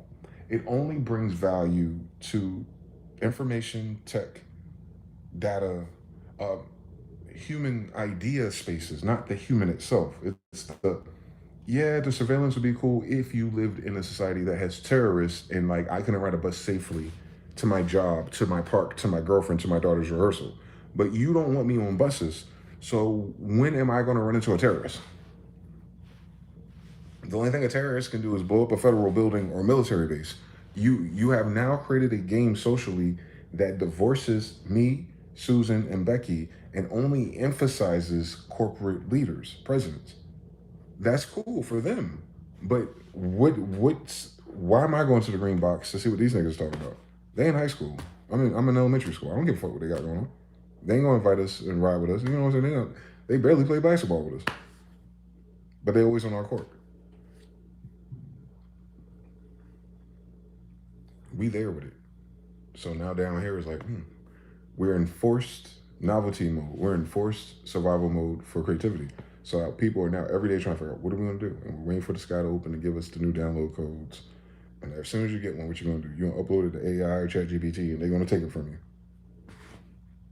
Anytime they squeeze another little drop, that monthly drop of universal DMT, where you get inspired, you're gonna sit here, go on the computer, I'm gonna make a video about it, you're gonna type in GPT, someone else is gonna tweet it, and then something else is gonna scrape it, scrap it, copy and paste it, Sora it, and you're like, damn, I can still do it, but who's gonna give a fuck? Like, me seeing it done so easily and casually, it's like, it wasn't even that good of an idea no more. Like, I see the way they did it,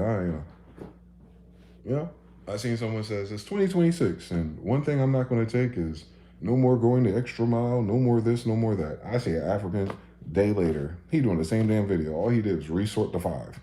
Get your goofy ass out that do-rag and off my goddamn screen. Like, we're down to that right now.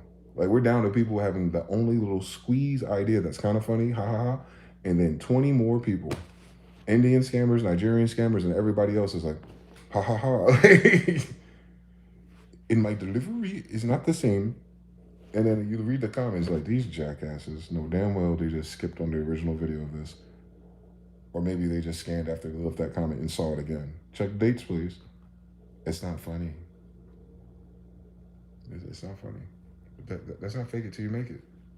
That tells me you have no fucking reason for your ridiculous ass to be making content on my fucking face right now. I'm not talking about individuals. I'm not talking about people who want to create content. No, I'm not talking about. I'm talking about people who are creating content by waiting for someone else to create content, and then they put on a fucking costume to do the content as if it was their idea. And that's normal now for that generation, and it's stupid. It's a participation trophy culture. They don't see just like the same way we didn't understand why DJ Premier and them is like, don't use no one's drum kits. Nigga, I got like every drum kit in the world now. I was going to do that regardless, but I understand. I do understand why their paradigm horizontally, why they weren't doing that. Because they just started the race. You have that ore over there, I have this ore over here, I have that ore over there. There's no reason why, if you have all the fucking tungsten, you need to come over here and bother me for lithium. Finish your breakfast, finish your breakfast, finish your breakfast. There is no breakfast left. So now everyone is like, yo, every time you go in the kitchen, I go in the kitchen. We turn into Friday real quick. For real, we're dead ass. That's the problem with everything. It's not because it's old. It's not because we keep doing the same shit per se. It's that it's not only like, you feel me? Like, your favorite thing is your favorite thing. Like, I'm an old dude. I'm never going to get tired of fucking with bitches. I could promise you. Me and bitches, like the idea. I'm being hyperbolic for a reason. Me and bitches is like this. The idea. So, like, there's nothing in me that goes,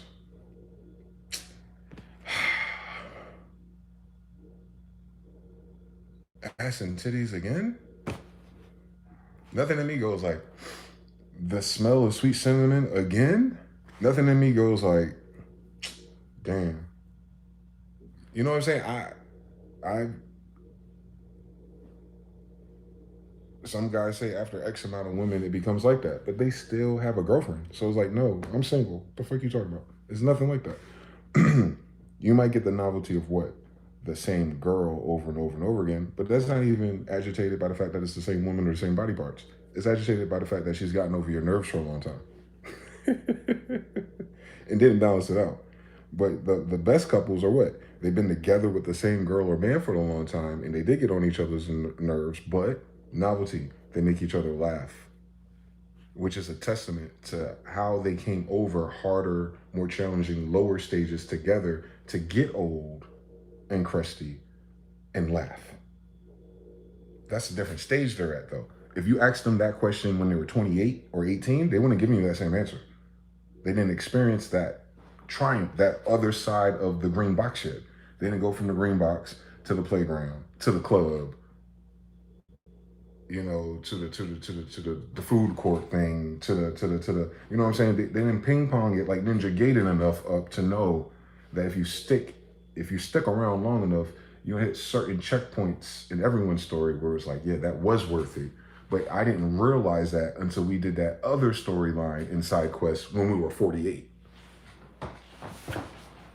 It wouldn't have been worth it at leaving it at 28, and now I'm 78 talking about 28. No. It was worth it because from 18 to 48, we went through 48, and that was like, whew. That's all the Saturn returns out the way. That was all the deaths of our family out the way. That was all the friendship groups and the weird betrayals. And if there was infidelity early on, that's when that like had healed. That was 5 years ago. That was 10 years ago. That was 20 years ago. I was a totally different person. Like, I'm not even, you know what I'm saying? Like, and here we are, we're still going. And this expanded, this grew, blah, blah, blah, blah, blah. You know how the stories go. They're celebrating time, not the person. Or, you know, it is the person, but the celebration is not because they got the perfect person. They got the perfect person for time.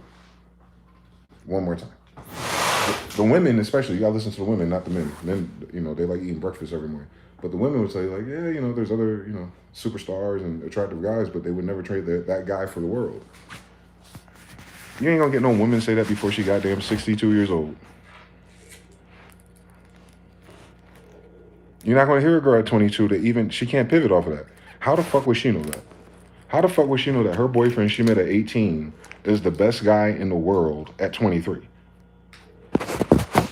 And you gotta put her in a room full of R&B niggas and athletes and stuff, and for her not to have that temptation and to consider and factor all the things she don't know isn't worth, you know, and all the examples of her friends and her peers. And mind you, when she's 62 years old, she had hundreds of friends she met. You know how these bitches are. Everyone's a goddamn friend until they're not. So they have 100 examples on Facebook where they can remember and see over 10, 20, 30 years, like the guy that could have been her guy, but that was her guy, they're not together either. And he's over there with this fat white girl, and he's over there, and he's down low. And that runs out. It's running out now in our generation. Millennials are about to run out. Our sisters are about to run out, where it's like, yeah, sis, we know. You were talking about this 20 years ago when you got on the internet for the first time. And it's finally, we hit that next checkpoint where you can't talk about men like we're 18 no more. Sister, your whole world frame view is about the men you ran into in the club. The men you run into the club don't go to the club no more. Let it go. Let that pain go, sis. Let it go. You was a hoe for real. You was a hoe in your 20s. You was a hoe. You're not a hoe right now. You have a hoe backstory though. Don't play with us. You used to be a hoe. When we were kids, we knew women who used to be hoes. That's you. When we was a kid, she was only 30. She looked 50. You know, genetics or something, you know? Nah, she was only 30 when your granddad cheated on with a younger woman. She's your age. She was your age. In the 90s, she was your age. She's 70 right now, but back then, when she had some ass and stuff, she was your age, just like you on Instagram showing your ass and stuff. That's who your grandfather was cheating on his grandmother with bitches like you.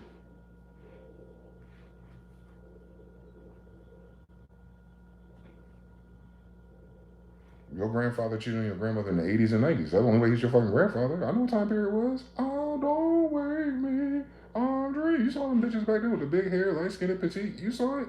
Your grandmother did what? Your grandfather did what? In 1982? Shut the fuck up talking.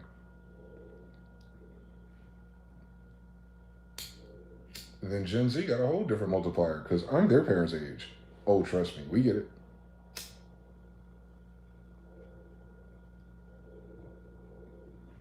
Boomers were 30 in the 90s, dog. That's who we grew up looking at, doing all the ridiculous stuff that everyone's have a narrative about. You have a damn narrative about your parents or your grandparents. Shut the fuck up, talk me. You know, none of the silent generation. Don't do that. There's only 1 out of 12 girls who grew up with a grandmother back then. They're the only ones that know. That's why them bitches know witchcraft. Everybody else know how to get money and waste people's time.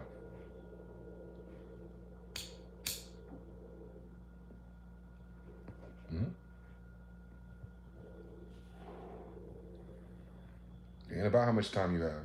It's about how much time it's about how much time you have to get up to that next ladder, or how much time you have left to get to that next elevation. It's not overall time. Theoretically, you can find a partner at 65, but the partner you find at 65 is 20, 30, 40 years from now. Useless information for a human brain. What are you doing now? Because now is what seeds tomorrow. So you don't get to 65 in that person unless you seed it. You haven't seeded it yet. You don't know what it is. I know that's right. That's in every category. That's my point. That's absolutely my point. Is it natural? Is it society? Is it time? Is it age? Is it planets? Or is it simply access to resources? Is there a minimum threshold to resources for human happiness?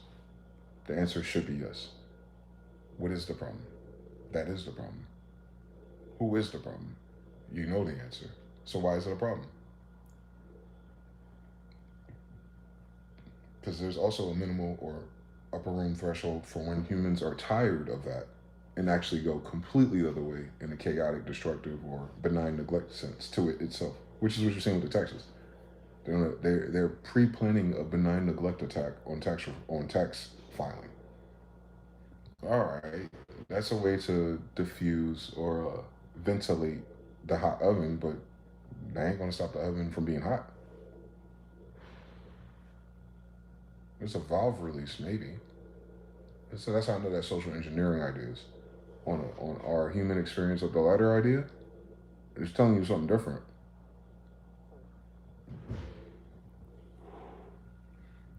The pillars of Western society modeled lanes and waypoints for humans is no longer online. It's no longer powered. It wasn't created by the people in charge of it now. It's like anything anyone inherits. It atrophies. They take it for granted and it falls apart. And I'm just talking about the parameters, not the people. So the parameters of what we're supposed to do and where we're supposed to go and how we're supposed to do it don't work no more, guys. I'm pretty sure if I really wanted to, I can go on that green generator down the street and do a backflip off of it. I cannot guarantee how my body is going to feel. I can't guarantee whether or not, I don't know how much I'm going to have to convince myself to jump high enough and hard enough to do it. Because that'd be the only thing that fucks up that backflip. Me hyping myself up. Whereas if I was 12, Mainbow right there, Danny right there, Tintin right there, that girl across the street, she still sees me. She's right across the street. She's going to her apartment, but she still sees me. Inspired. I can get the energy from the crowd around me, and that's what helps me land it. More than anything, I think, as a person who's mastered it. Because the only time I've gotten injured doing flips is when I'm doing it by myself.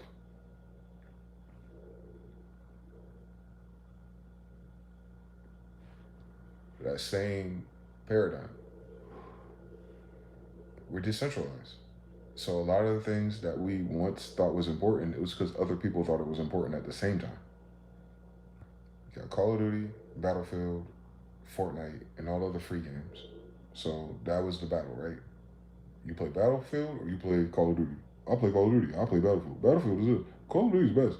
You ain't got zombies. Well, you ain't got that was the argument for 5, 10, 15 years. Then Fortnite came. Then Apex Legends. Then all the other versions of games and nostalgia, and everyone has a launcher now.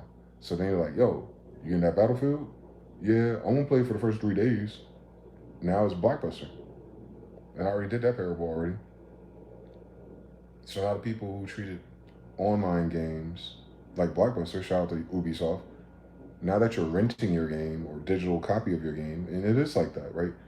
You're not taking the disc back or the thing back to Blockbuster, but you're deleting it off your hard drive to put another disc in.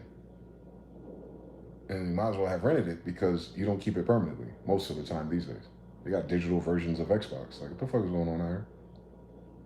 It's got enough space to hold Fortnite and Apex Legends. I should know.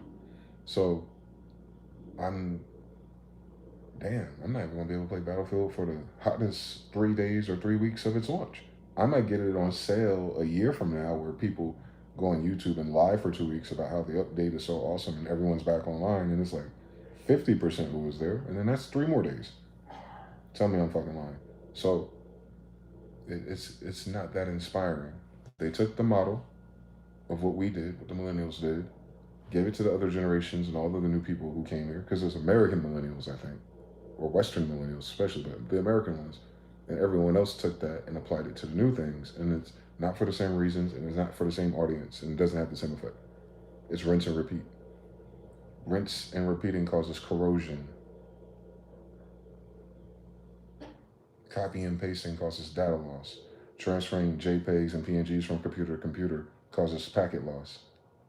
Forwarding email to person to person causes data loss. As soon as you copy it, you initiate corrosion. One more time. As soon as you copy it, you initiated corrosion. That means, and that's how I feel. Like anytime I remake somebody else's beat or idea, it's good, but it don't hit me the same as hearing the original for the first time.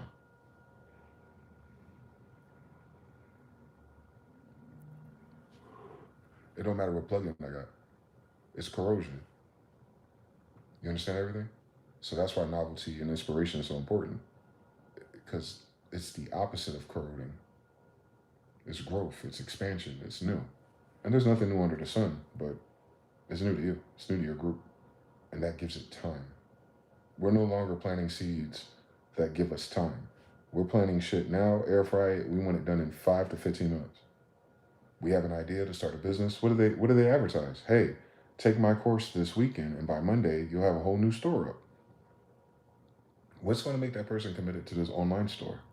Whereas the brick and mortar version of the story is all the anxiety that comes with the application, the loans, the credit, the co-signers, searching down and hunting down a manufacturer for this, finding a supplier for that, getting a good price, getting ripped off, having a foreigner, take your money and not deliver the thing, and then you got to have a friend like loan you 10,000 more, and then boom, then you launch, and then the news covers it, and it's like, oh my God, big deal, and it's like, hooray, and then you see these motherfuckers 10 years later doing the same thing every day.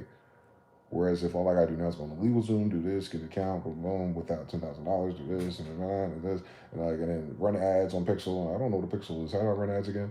Yeah, you'll be very successful. Sign up now.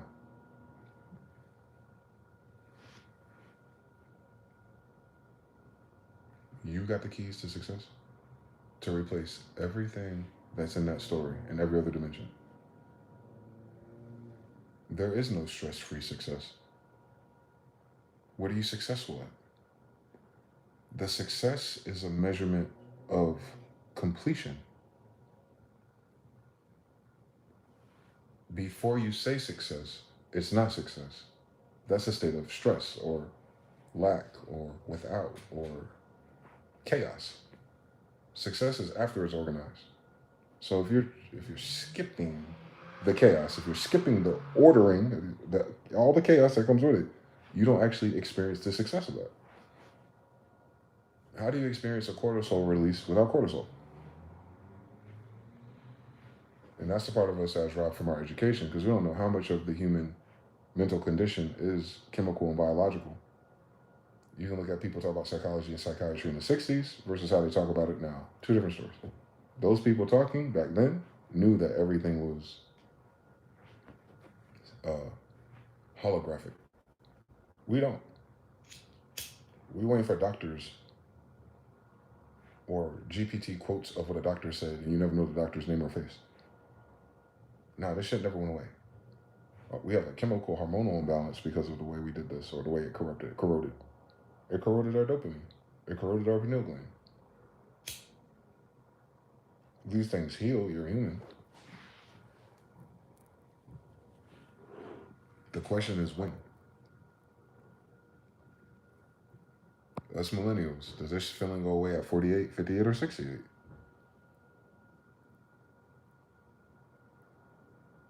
When are all the old people above you checked out of society? How old are they now? Because that's what you're waiting for, right? You look at them like, damn, how come they don't see it? How come they don't care? How come they're not, How old are they? They're a different generation than you. You got something to look forward to. You just like them for real. We're under crunch time because we are scheduled on a circadian rhythm to be the generation that's next up, new level, new access, new influence, new outcomes, a better future.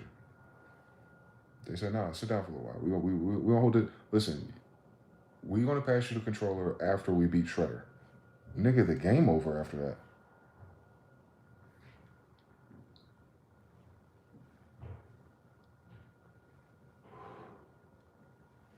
Nigga, you gonna pass me the controller on Dr. Robotnik and not the Chaos Emerald lane with Tails?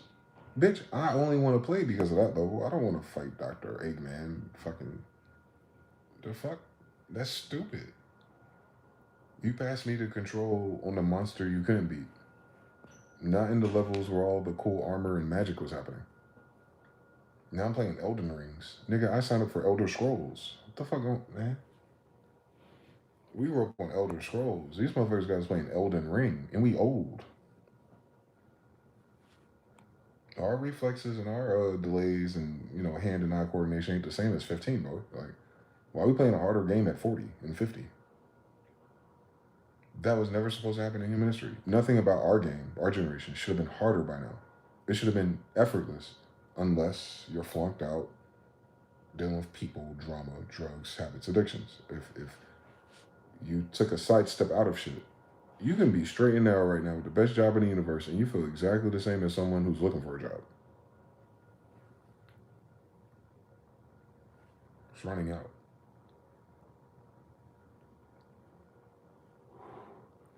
Having a job with no benefits is played out. Owning a bunch of slaves and going bankrupt isn't a good job. High Civil War, they leave out the fact that all of them stopped making money. They make it black, white, and slaves. No. They're making a killing in the North. Doing something totally different. Into 2025, 2026. People are getting rich, but they're not doing any of the things they raised you on to do.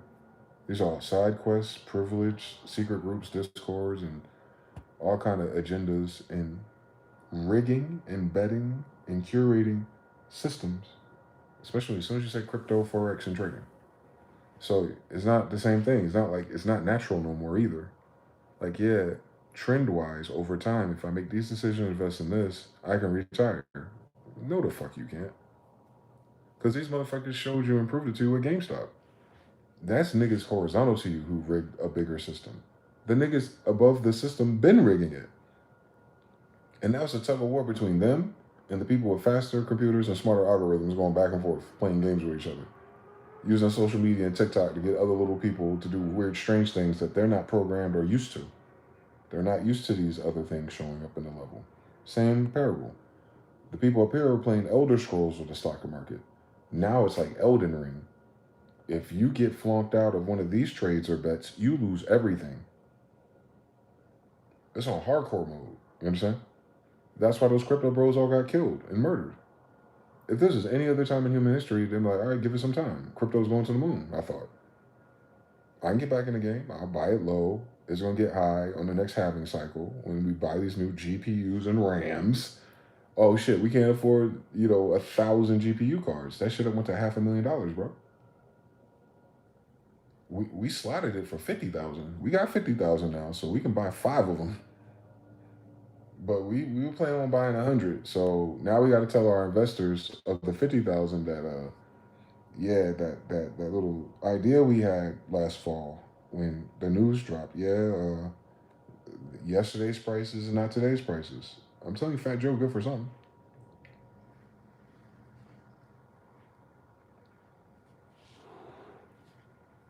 What's a console war? What's a PC boy gonna tell you? Man, you guys are missing out, man. Y'all gotta get your own computer, man. Bitch, you have a $5,000 graphics card. We're not even playing the same game no more.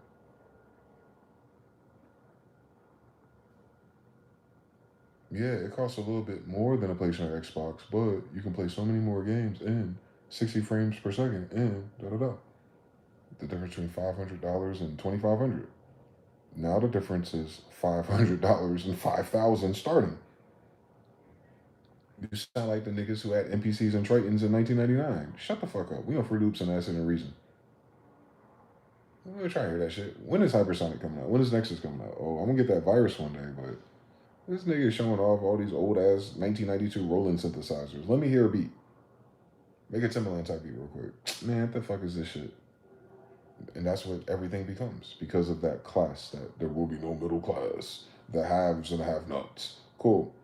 We already were the have-nots. Nothing changed. So now you focus in the have-not degree. You go, have-nots are going to need toilet paper, soap, and water. So, there's always options out here now. Don't get it twisted. But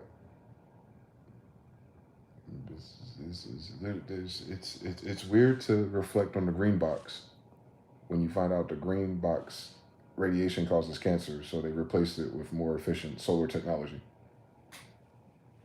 You can't even do backflips off of that. That's where we're at. Not only do we have the nostalgia of once was, but we can't go back like Israel and see it's still there. The only thing that people can hypermax now is the content that they can scrape that's still there. There's a lot of commercials and a lot of 90s movements and stuff like that, but I watch it on YouTube and Instagram. That's not what the 90s was. That's a snapshot of a day in the 90s. That is not the overall theme of it. A lot of that shit was not captured on video. Most people do not have video cameras. So you miss so many, like, even when you see the hoods and stuff, and all those people dancing, that's like, you went from the attention of mainstream New York, and then the internet focused on Atlanta. What Atlanta was doing was not what New Jersey was doing at all. You understand? So you're never going to see AI or anything account for that. Yeah, a lot of people had throwback jerseys, but certain regions had different ones. Yeah, they had Jabos. That was in New Orleans and the South, but they probably weren't jocking that too hard everywhere else. Same story. We got regional differences and regional sounds and regional bitches. Like, if you're looking, like I told you, if you're looking for a certain type of girl, I can tell you where to find her at. These days, you can't even do that inquiry. Like, what kind of girl? The models and flavors and costumes out here are generally all the same. There's going to be no difference between the worst thing I see on Instagram and the crazy girl at the gas station, Walmart, or Target. They all going to have the same lazy, unenthused, uninspired vibe to them. Some will have butterfly eyelashes. Some will have hoodies and pajamas on. And the only time they get cute and glamorous is when they're hanging around a bunch of girls, taking pictures for Friday. Then. Meanwhile, they come outside looking like your brother, the fat one, too.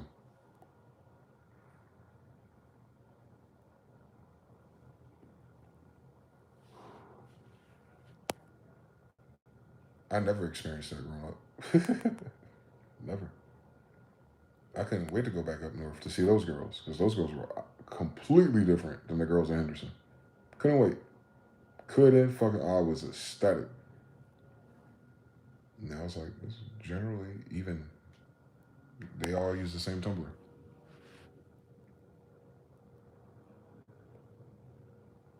I lived everywhere. Understand something. I'm going to find these bitches, man. I know where they at. That's what y'all doing out here? That's crazy. Damn. Y'all ain't got no options, though. Free will be damn. Shout out to Noel. DEI quotes is crazy. Laughing my ass off. Like the rotisserie rose saying, being skinny is not all it's made up to be. Chemical imbalance at societal level, yes. And plus the stress. 3, preach, rock him. Tits are a thing of the past is crazy. No, we're not programmed like that. Rilla says, the excitement of rushing home to catch DBZ, but I had to wait until the next episode. Now everything is instant access. Nori NTV says, I love me some JoJo. Amy Ross says, that Nas and Premiere album was dope, but it shit came out in the early 2000s, so it can be worshipped. Yes. Kurt Cobain was the only one that said music is cooked early and didn't even want to see it through. Same with Prince. Amy Ross, it's like when Auntie gives you a Ninja Turtle action figure for Christmas, but you're 12 or 13 and on Sports and Girls. They didn't see that page being turned. They didn't see you change your attention. EI sparkling to infinity. I remember being on G4 Network trying to pinpoint the mountain of games out there. Yup, Paperboy. I got you that PSCB 3000. Holidays was definitely the mini family reunion, usually at the grandma's house, but when she gets too old, it gets moved to like a great aunt's house. Yup. Very refreshing even able to catch a charge. Crisp cold out here and looks incredible. Decided to start a fire outside. How about this moon tonight? We can't see it yet. Yeah, I can. It's on the other side of the house. I was about to say, the clouds finally died after the sun is down. I don't like that, but I couldn't see that mountain all day, clear. The sun wasn't out. These clouds were completely thatched. Now they're Simpsons. The real clouds. Yeah, that UFO was way closer than that airplane. And 3 times wider. Son of a bitch. Scared the hell out of me for no damn reason. That shit's scary. Fuck them niggas, man.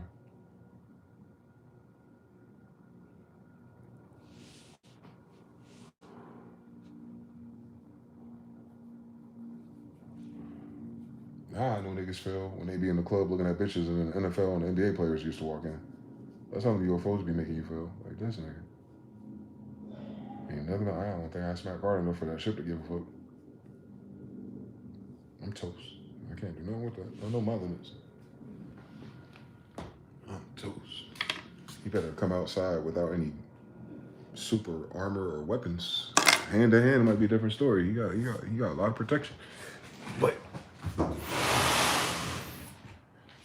yeah, we don't need that drama in our lives.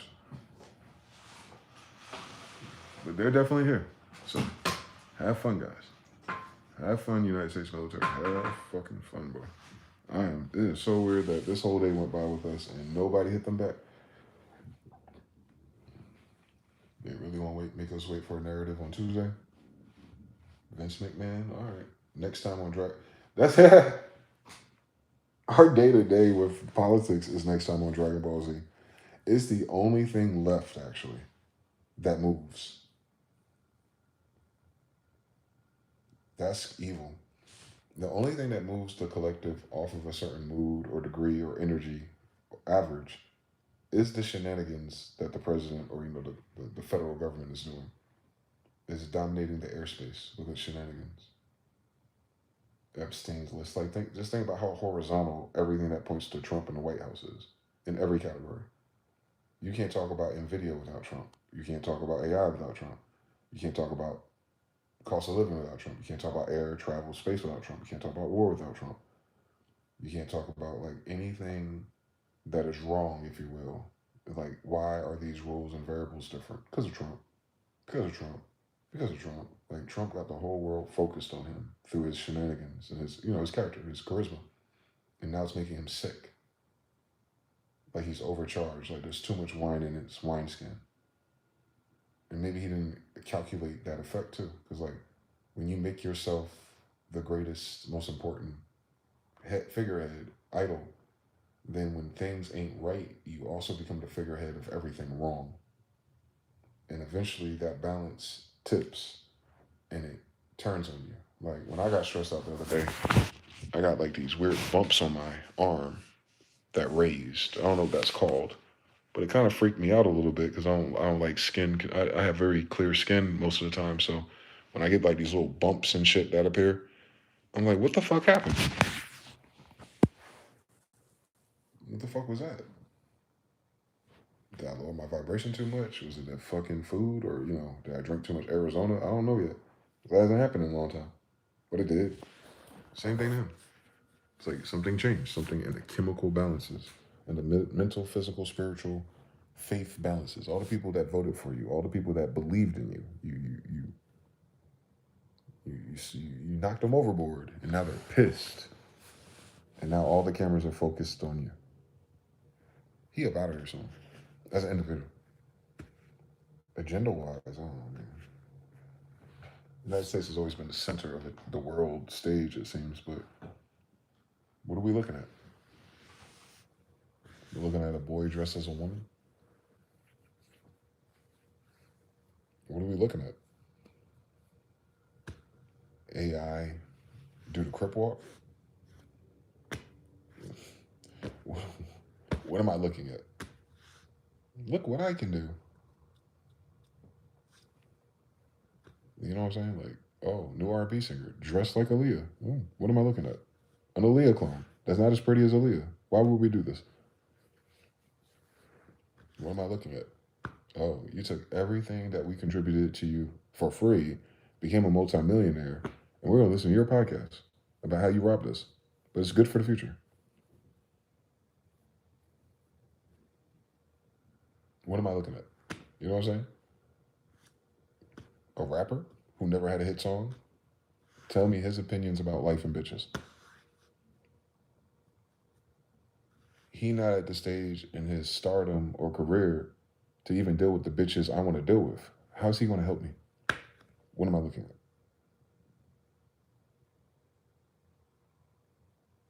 A bunch of people who are on the short bus giving life advice. What am I looking at?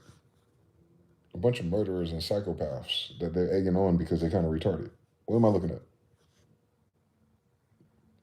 Reprobate, dysfunction. But what it really was is that the internet is fake. So it wasn't supposed to be society. It was supposed to be the internet. The internet was supposed to be ridiculous for attention and virality. Everyone will try and go viral on the internet though. People got lives. Now it's like, because so many people hit the genie and like, oh, viral makes people a lot of money. Oh, viral give people a better life. Oh, viral means they didn't have to go to work tomorrow. Viral means, oh, this bitch got a fat ass. Viral means, oh, that's a nice car. Viral means. And then people started coming outside. Their kids started acting like the viral memes. But the kids did that first because that's what all the grown-ups and their big brothers and sisters were paying attention to instead of them.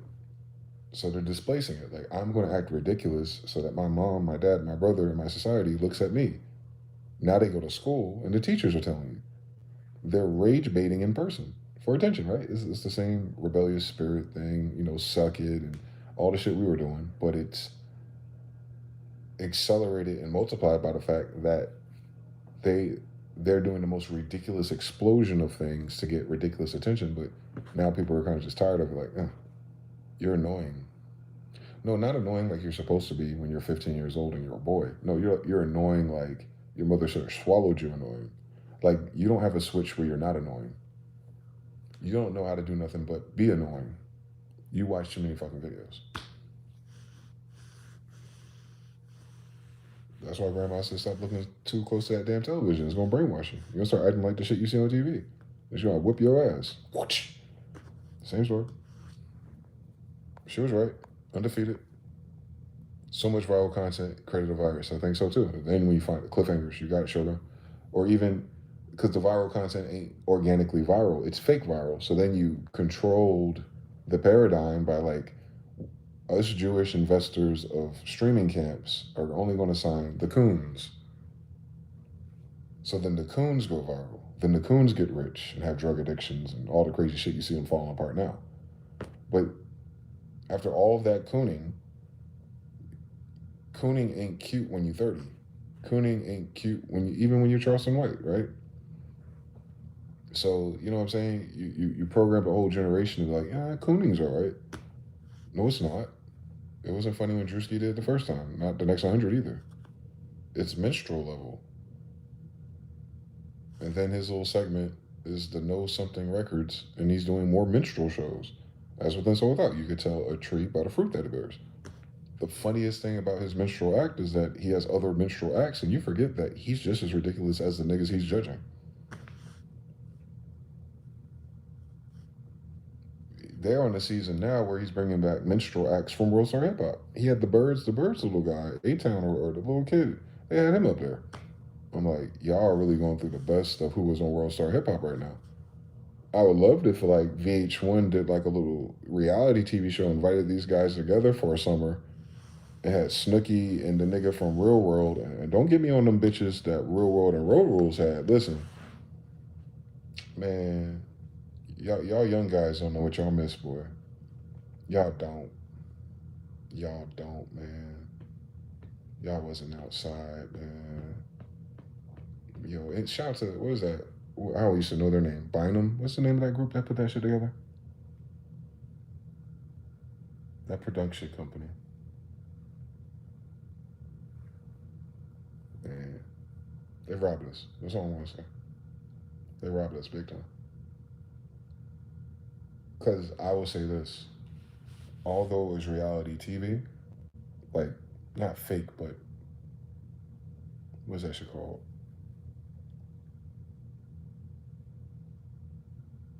Guided. It was nudged. It was influenced. But it wasn't fake. Those are real people. And those are real samples of our people. A lot of those TV shows, if you go back, and it's weird they don't even put enough of them on streaming.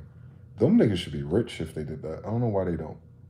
Or sell the catalog to someone who will. That's weird that projection group never sold the rights to that. For MTV to be closed right now. Like, MTV shut down completely. I thought it was just going to be the broadcast because Robin Big or some shit. But nah, it's whoever owns Road Rules in Real World and all the spinoffs and all the in-betweens before it got ridiculous. It started becoming Avengers and shit. Rinse and repeat Marvel. Before it became rinse and repeat. Man, it was a snapshot of the types of people and the it people or the socialite, the budding energy of personalities and people of those regions, for sure. For sure. You see the person on the show, you know what type of person that is in real life. Like when Ronnie first came out. Like Ronnie on Jersey Shore, whatever a Guido or Italian is, I know the history. Let's not play that game. But culturally wise, he's a snapshot of what I saw in the Portuguese immigration into New Jersey in the 90s. The Portuguese at that time, that pedigree of what we call Portuguese in New Jersey in the 90s, and I still can't tell.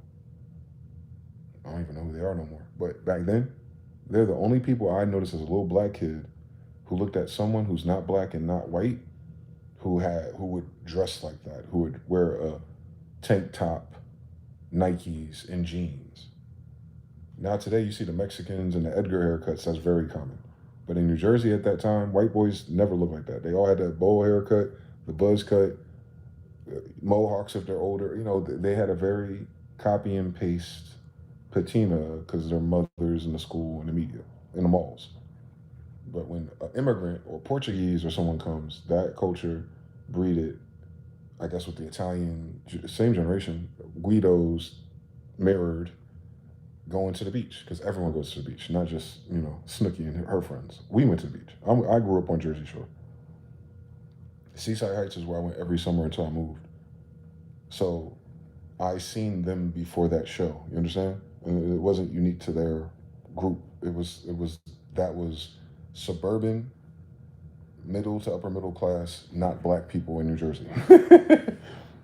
Doing the urban thing. I'm talking about the same time period. That's when white boys start wearing throwback jerseys in New Jersey. That's the same time period I see white boys going from their BMX bicycles and skateboards to the basketball court. That's the same time in the 90s I seen white boys, because we're playing Mortal Kombat now. And now we got video games with hip hop soundtracks. Like, that's when I seen like Method Man, Wu-Tang Clan, and Fred Durst come together. We talking about that. Like, that was real. That really happened. That had nothing to do with social media. That happened. Then 10 years after that, we got social media to see what happened. And then everyone thought like that was just normal. That was the 90s. No, the fuck it wasn't. These motherfuckers was lame as fuck and corny as fuck in the 90s.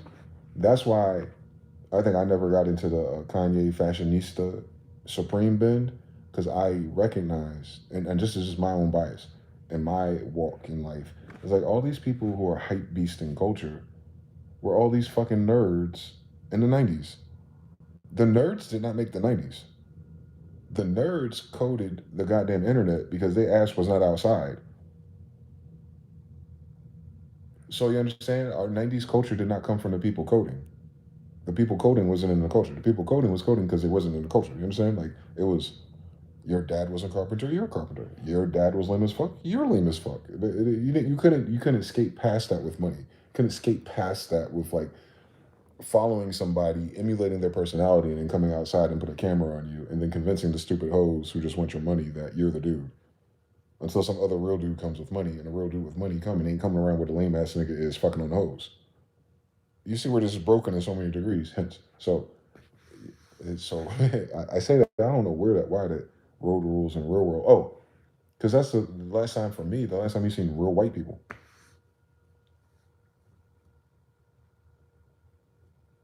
Mm-hmm. Those were the real white people in America. Just a snapshot of them. The cool ones. Even if they're racist or something, they're cool in their group. Like, they're the, you know what I'm saying? They're not. You don't have those divisions today. I think they tried to do one more show before it went away. By then, MTV was fully in on gay.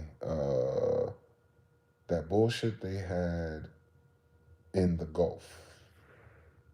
it was some beach town or some town off of Alabama or Texas or some bullshit. I forgot. But they had a funny lead white gay guy and the black girl, and they always used to tokenize black girls that date white guys. You know their prototype. But I would try to watch it for nostalgia. This is years ago, actually. And I'm like, yeah, same camera angles, same type of build up, but now it's more forced.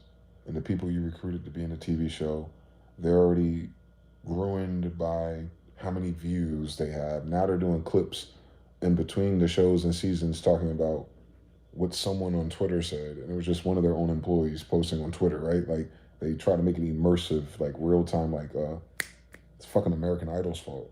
Like you thought you were picking the person just like you thought the person picked their song, right? Like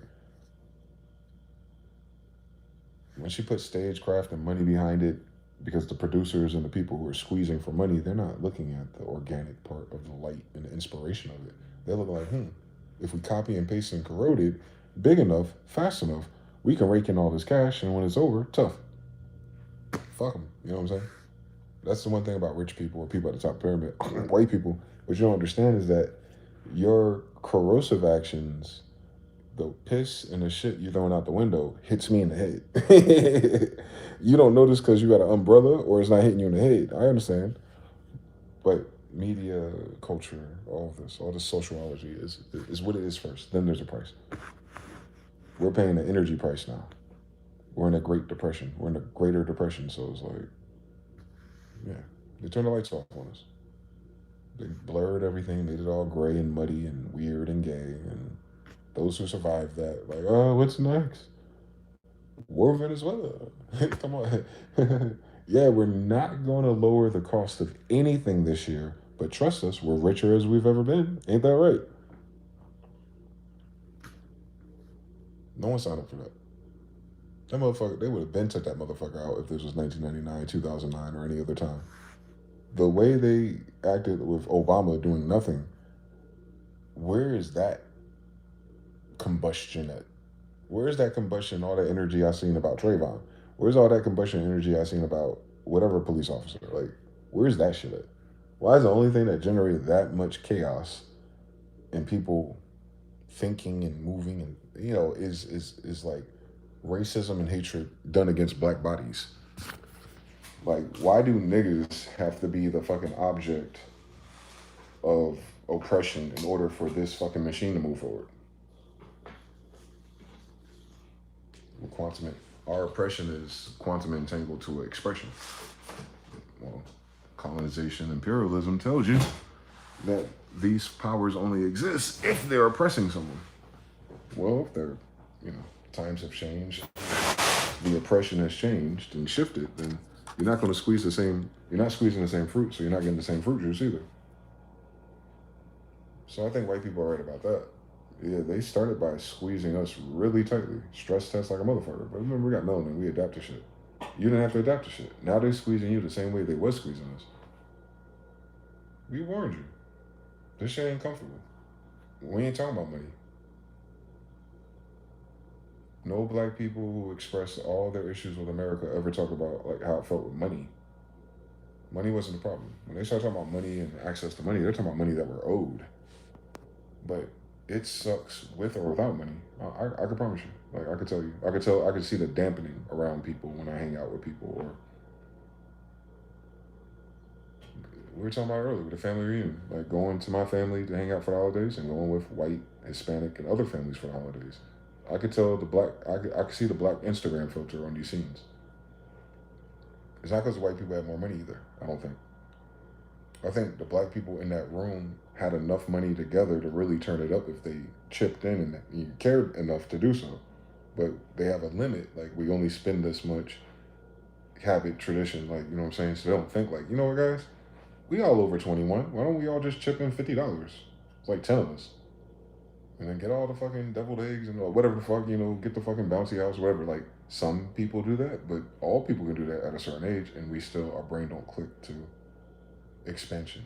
Our brain don't click to better pictures, for the fucking photo album. Our brain don't click to, you know what I'm saying? Whereas you go to other, you know what I'm saying? I can tell so fast. Like, that is the effect. That is the difference. It's not because they're black, but it's how they adapted for being black. They never did that adaptation without being black. No one in a society full of black people call each other black anyway. That's a new thing to us.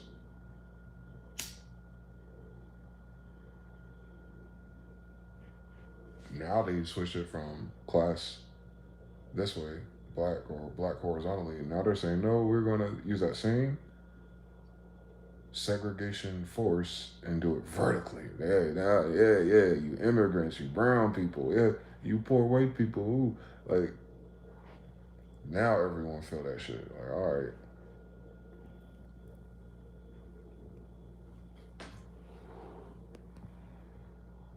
Think about it. They squeezed us after the 60s.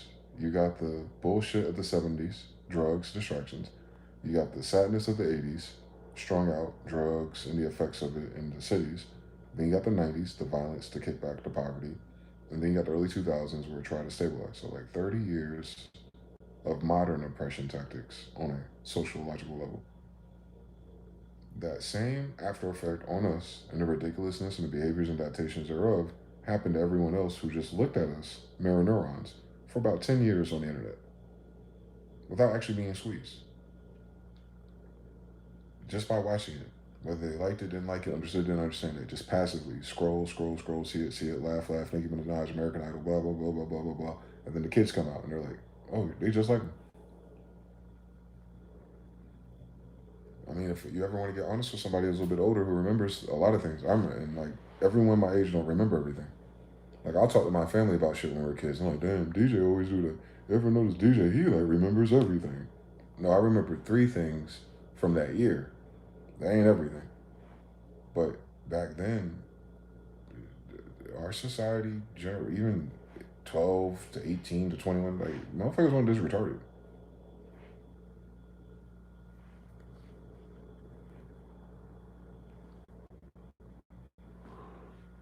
The ratio of retarded wasn't this high.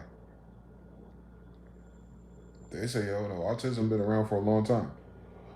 Well, not to this volume. So that changes everything.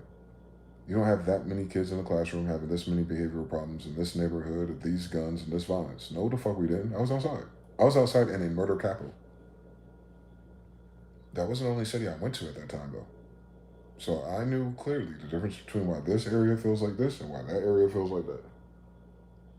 I went to that playground with them niggas, and I went to that playground that these nice suburban kids are not using. This shit's still painted. You got a net? Nah, what are y'all doing? Y'all inside watching VHSs and playing fucking interactive movies and shit. I get it. I would have been too, but we didn't have that. So we outside. Same story. Nothing. It's the same degrees still to this day. It's sad. But it wasn't widespread. Everybody was unserious. It wasn't, even the girls were more serious. I remember that. Yeah, I do. That was different too. The reason why the simping degree or the pandering degree got maxed out in our Gen X, that little buffer generation, and was spilled onto us is because you had to interact with the women differently. You couldn't guess. Like, you didn't know what they were into. You didn't know if they were silly or ridiculous or trifling unless they had a costume for it. But on a normal day at the mall, you don't know what she's about. So your game is general until you become finesse and you have like certain things you can do. But that still won't tell you what type of person she is until you get to know her. Whereas now you go on social media and you look at the pictures, you look at friends, you look at the connections, you look at the taste in the music and the song they pick. You go, who's one of these bitches? She lives in MF Doom. Oh, here we go.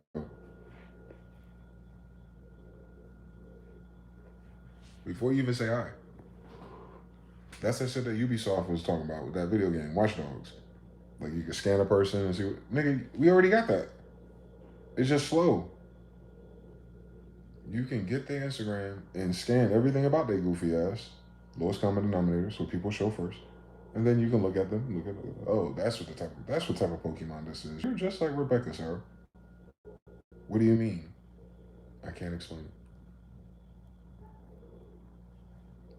But if you're a man, you know this more than all of us. And I think this is where we start telling our secrets.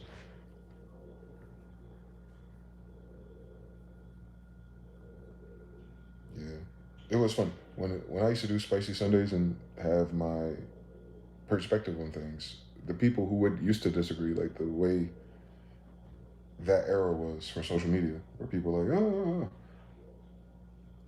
I realized something, like they couldn't understand why I had a different opinion, not my opinion.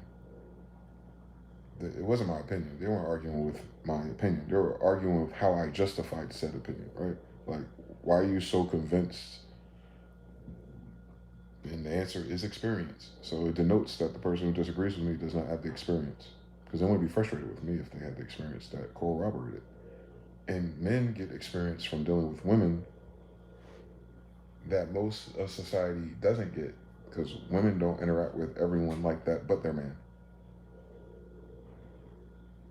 So it's very unique. So I say that to say, like, well, if I deal with X amount of women and I recognize the interface, law of attraction, all things like similar.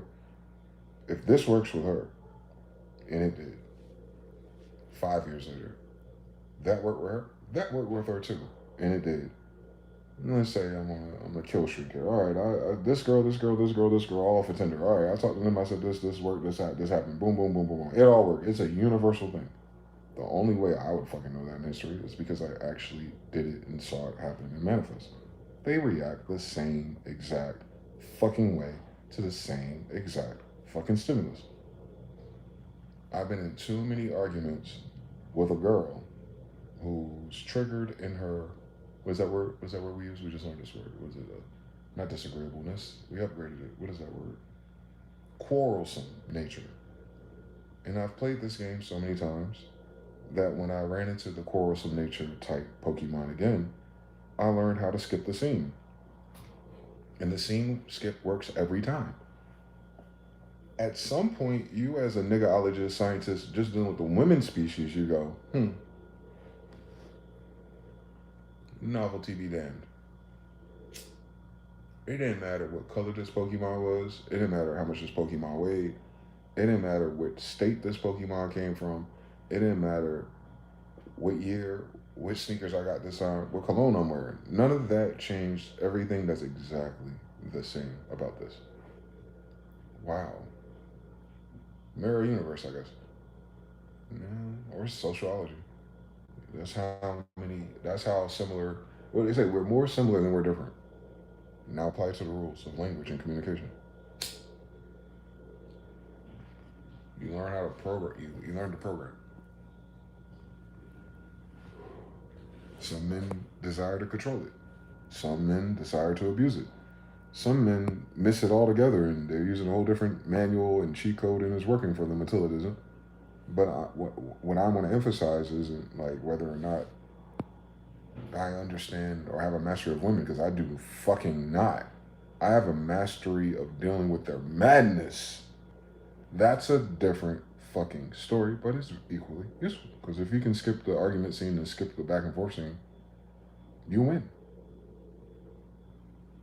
Once you know that and it works and you test it out, then you go back into your real life and everyone else and all the other girls, even if it's on the internet and there's little stupid ass debates, you go, oh, that's what this is.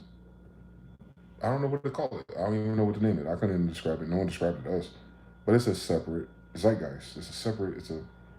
Some people just keep it to themselves, I think. Like you know how like you understand something, like if something that's understood doesn't need to be explained? I like explaining those things.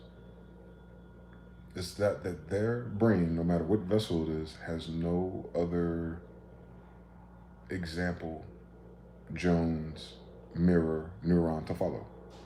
It's going to follow this data exactly the same way. I don't care what the fuck they think and say. When it comes to these moments, this is the window of opportunity to skip the scene or to get the first shot. However you interpret it, however you play this game, it's the same thing. With all of them. It wasn't some of the women that I learned that from. It's because of all the women I've ever learned it from, I've learned the same lowest common denominator of things that they all are ran by. Every last single one. And you said the same thing about guys. They told us first. Guys only want one thing. You ain't learning anything else yet.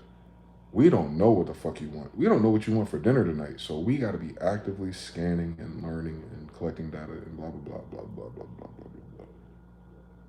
Here we go. It's timeless. Timeless wisdom with these lots. But only in their reactions. That's what's scary. Different costumes, different narratives, different years, different thems, but this thing I'm trying to describe to you, it reacts exactly the same. It must be generational. A generational quirk. No Hero Academia.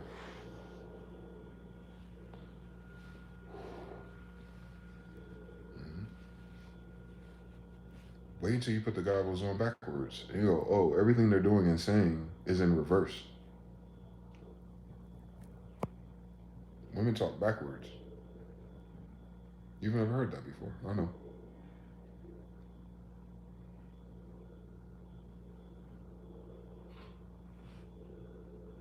I think it speaks to how they think. So the best way to analyze this is with ladders and text. Just read them old conversations you had with your ex, if you still have them, because you're an idiot. And read the big paragraphs, but start with the last sentence. Read it first, and then go backwards. And then watch how your male brain processes what she said to you totally different. Thank me later. Write Cashapp donations later. Write me a letter. Send me a postcard later. I'm going to save you. I'm going to save you so much time. If you understand what the fuck I just said to you. And it clicks. Like, you try it out. Read it backwards. And then read how you answer to it. And then take a note of how you would answer to it after you reread it now. And I want to tell you, whatever you find out, it's been like that the whole time.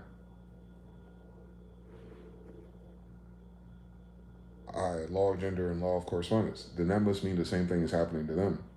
Something that we're saying and doing, they're translating backwards. And that's what they're fighting in their own head, using their filter. Instead of stopping, buffer, and go, wait, it's a man. We're not equal.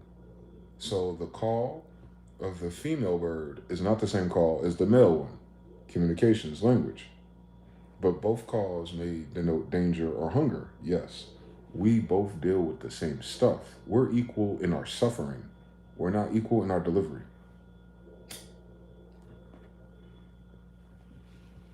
Message. So that's just one level of it. There's 100 other ways to test this out. I'm trying to think of them. I have to be in front of a woman for it to really kick in. It kicks in by itself. It's like a survival mechanism. I'm traumatized. So,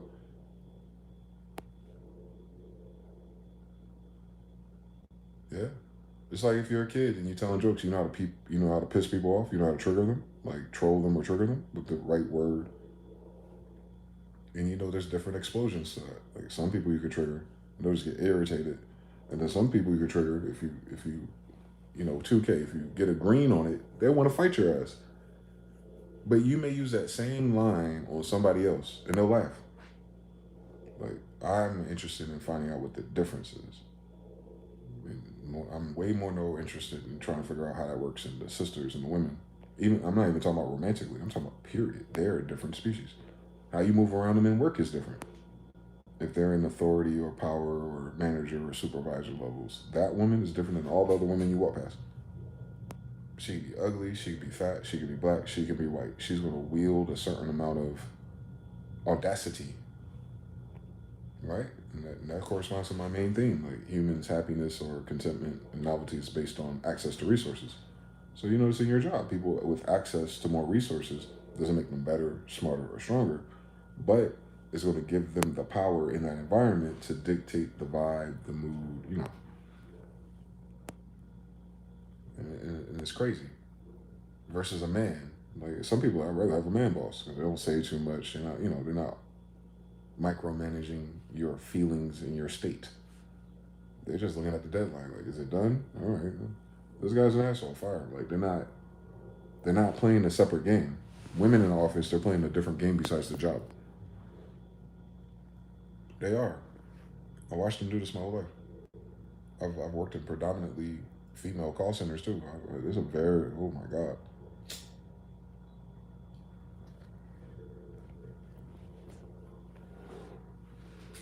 I work so much, I couldn't even get online and catch up all my downloads. But if I go to work and listen to those girls, I know Kendrick Lamar got a new song out. I know this just happened. I know Trump or whatever President Obama just said this shit. I know they are that them girls, man, you know how they nosy in everyone's business.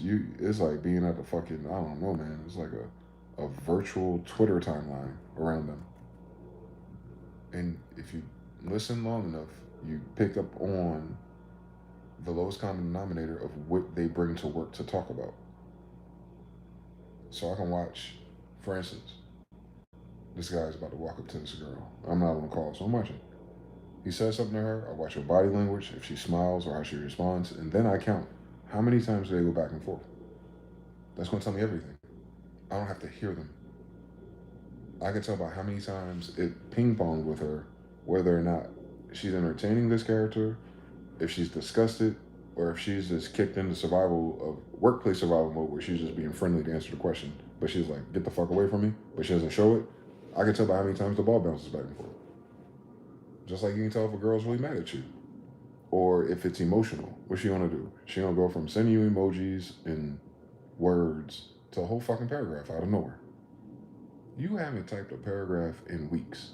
What's going on? You good? You might even get on the FaceTime and call her first, because you ain't about to type back and forth. But you don't want to call her because of the paragraph. You want to call her because of what the paragraph means. Same story.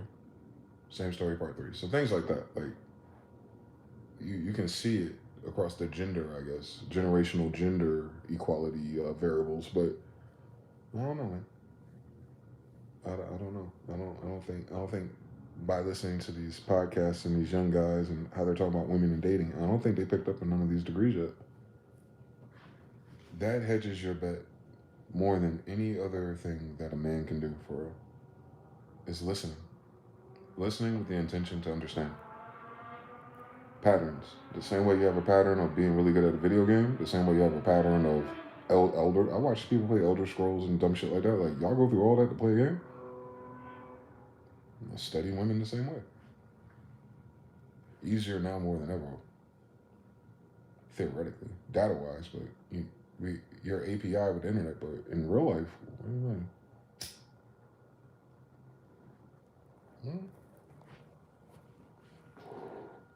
Keep in mind, none of that information makes me less introverted. I rarely deploy those strategies that I've learned from other people and watch work. It's like, oh, that's all you gotta do to go from 5 back and forth to 15? What are they talking about? Oh, surface level things. Now I got a surface level box. That's what you're talking about. That's what you bring up. I'm not gonna bring up the Rothschilds, the aliens, and King James. Or to bring up, like, whatever it is at the time. You get good at it. You can get really good at it. Like, I know what to say to white women to make them laugh. Like the old big white girls or the big Karens. Who kind of like, they always talk to me first. It's weird. Karens love Dwayne for some reason. Like to talk to me like this. I didn't even say nothing. Why are you talking to me, Karen? Hey, Karen, how you doing? Blah, blah, blah, Karen. Oh, that's so funny. You're so silly. Survival Mode Workplace Edition. Because I know how it is for that same Karen not to think you funny, not to think that you're an adversary, to think you have a problem, or to think you, whatever. You better code switch, micro code switch. You adjust you adjust how you interface with them. You gotta do that with boys as much.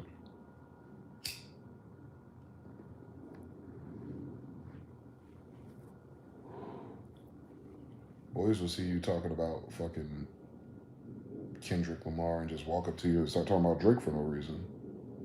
It works just like that. It don't take a lot. Because you ain't got to worry about being cute, sexy, none of that stuff. You just have to say something stupid about the topic, and then boys go back and forth. Women get an attitude, curse you out, make you feel embarrassed, all these extra steps. Boys will give you a chance to sound stupid just so they can laugh. And if you do it every day, boom, now you're doing it every day. Women take a whole different finesse. You can do that shit every day with a woman, and she won't remember that you were trying to get her attention until like 6 months later.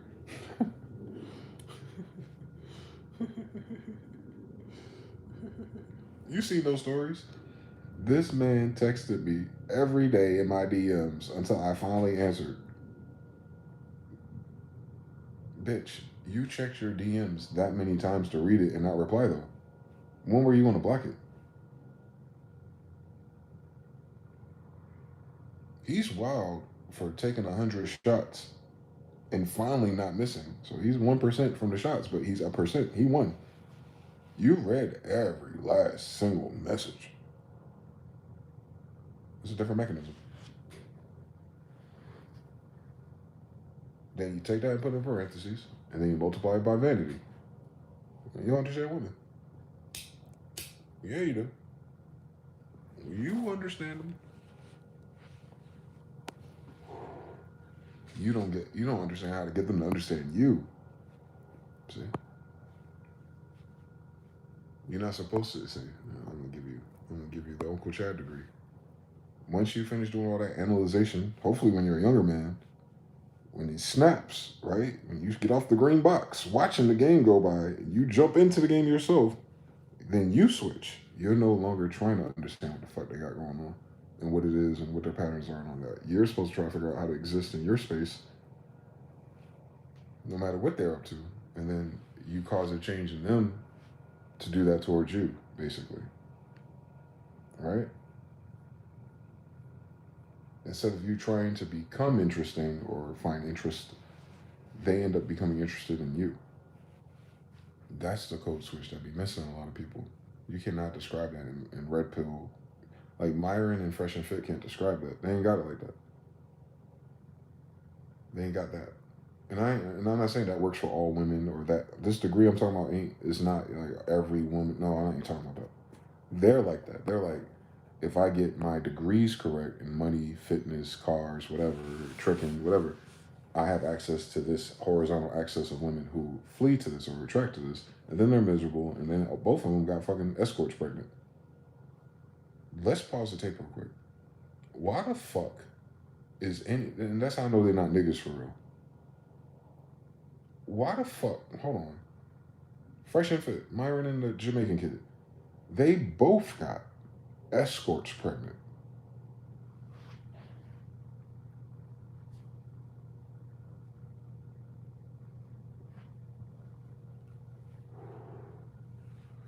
Their first baby mamas, their ugly baby mama, is the escort. Fuck the gold digging and the child support that's going to come out of an escort. An escort that extorts, gold digs rich men. That, have fun, my friends. But no, that is not. I want to bring the jury's attention to the fact that they're raw dogging escorts, women who get paid to get fucked by the nastiest, disgusting most men because they have money. And they double dip raw dogged an escort and kept the kid. All the DNA in her hypergamous brainstem is now in their little kid. You understand? That's why if you don't know who you are, you're shitting me. But it's not that the fact that they pay for an escort. It's not the fact they had sexual escort. It's the fact that they raw dogged, fell in love, and got an escort pregnant. But they want to teach sexual marketplace values. No 10 man is buying escorts because he wouldn't have to. Nor would he be fucking them raw. What I'm saying is no grown-ass man who projects himself at an 8 and above in all the degrees would even have their mind on escorts. So it couldn't have happened to a high-value man, is what I'm saying to you. It can't happen to a high-value man, a man with high values. Not the value of his bank account, not the value of his car, not the value of his debt, not the value of his credit. A high-value man of high values. That's what Kevin was talking about. He's saying, men, dress up, wear a suit. He's talking about a man of high values because of what environment you need to be in by his age. I might fuck around and do that by the time I get closer to 50. I might change the whole way I dress because there's nowhere for me to go in a Nike Tech and Air Force Ones at 44, 48, 52 years old. My values are not in that environment. Same thing with the green box. My values are not with the middle schoolers. Same thing with the playground. My value is not with the gang members anymore. My value, I'm 40 now. All right, on the other side of these shores. See, so same story. It's degrees. That's what degrees are. Those are degrees. It's the same fire, but at a louder temperature. That's all. No, they fucked up. They don't. So those men wouldn't understand what the fuck I'm talking about. Then. And that same thing that I'm trying to talk about is the same thing that women try to talk about, but they can't describe it either.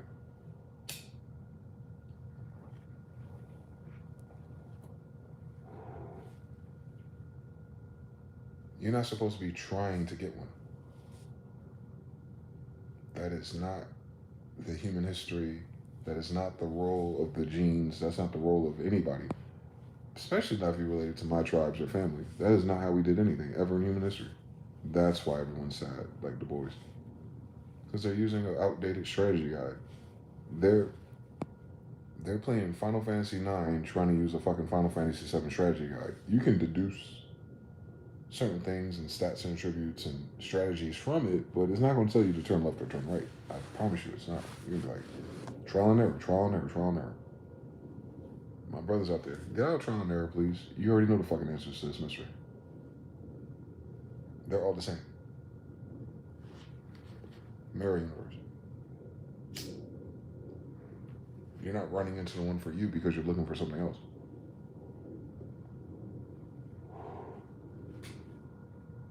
I want to say that one more time.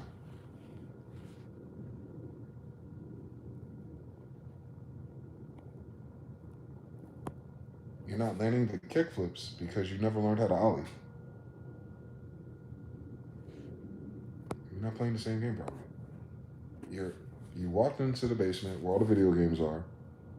You turned on Super Nintendos for Super Nintendo, and you picked up a Sega Genesis controller and hit start, and you're wondering why the shit is not working. The Sega Genesis controller looks connected, but you forgot. You blinked when it says Super Nintendo, and you open your eyes and you're like, oh shit, it ain't working. No, it's working. That's Ninja Turtles. That's Ninja Turtles for Super Nintendo. It's a different game, but you got the wrong controller either way you play it. What are they saying? The women say it more than we do. But they say, I miss Ninja Turtles for Sega. You're mirroring her. She got the wrong controller too. We playing Double Dragon in this bitch. The girls are playing Super Nintendo for Super Nintendo. You got a Sega controller. We playing Battletoads over here. What the fuck going on? This ain't even the same game. Someone changed the cartridge. That's all. You gotta update your cartridge. You gotta upgrade your cheat codes. The same cheat codes that work on San Andreas, most of them didn't work on Vice City. You understand? Same thing. But some cheat codes are timeless. Contra. You gotta lock into Contra and nothing else. I would ignore everything, every other degree that anyone suggests about this dilemma that people are having. Nah, you need to perfect being yourself. You don't want to attract anything that does not reflect yourself. If you have to put the mask on and put the thing on and act like this and say this and drive this and work there and do all that stuff, foolishness, chasing the wind.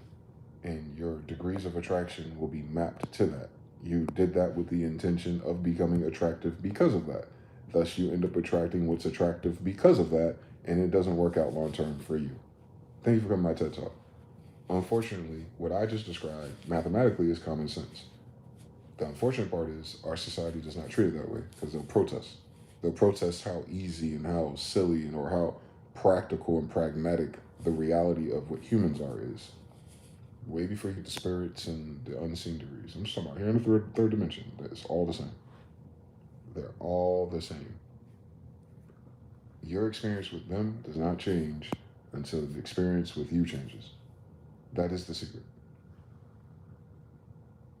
Heartbreak changes you, not the situation. Gym changes you, not the situation. Building frame changes you, not the women. The only thing you're changing in all of these degrees and all these videos is your awareness of the battlefield. You're changing the fog of war. A Marine is still a Marine though, whether you saw it or not. Whether you saw the signs or not, whether you saw the pattern or not, whether you saw the LCD or not. You heard about it, you felt it, you're affected by it, you're smacked by it, you're ruined by it. Yeah, that don't mean you know what happened.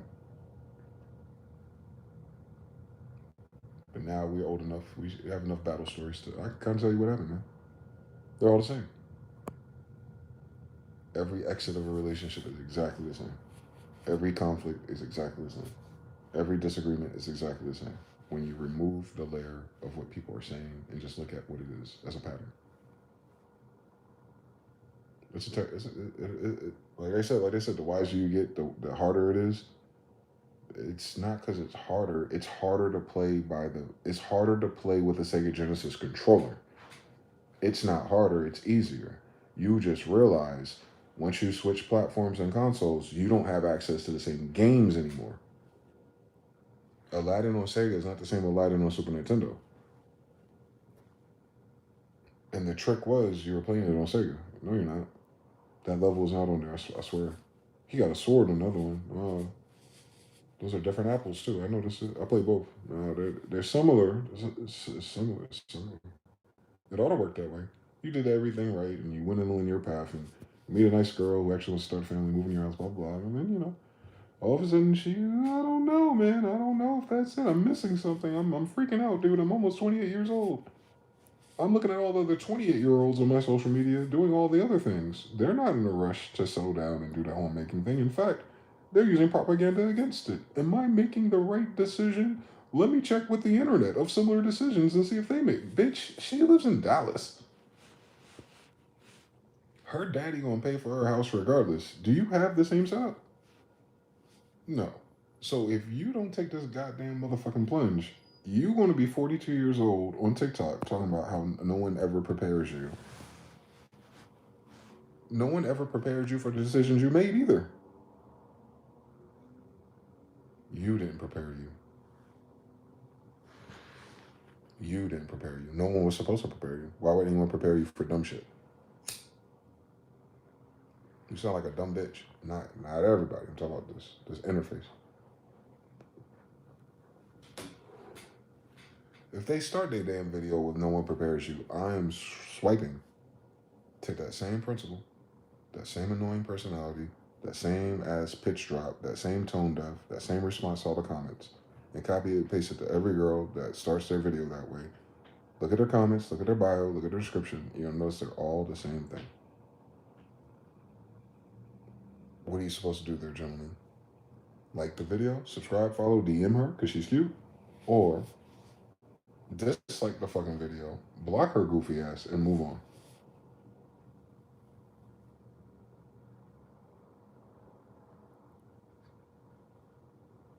Remember that little game we had? What is that shit called? I never knew the name of this game. Like Clue and stuff like that. You have all the little characters and you swipe one down. Like, does your character have red hair?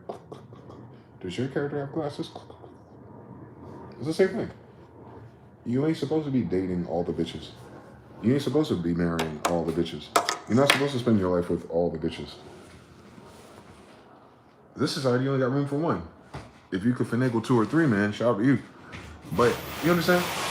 You're not learning all these variables to be the best man for women. That's why the red pill stuff only go you so far, right? Because you're taking the variables of everybody and adjusting and learning and discussing it generally. General rules are not going to work for you. First of all, right?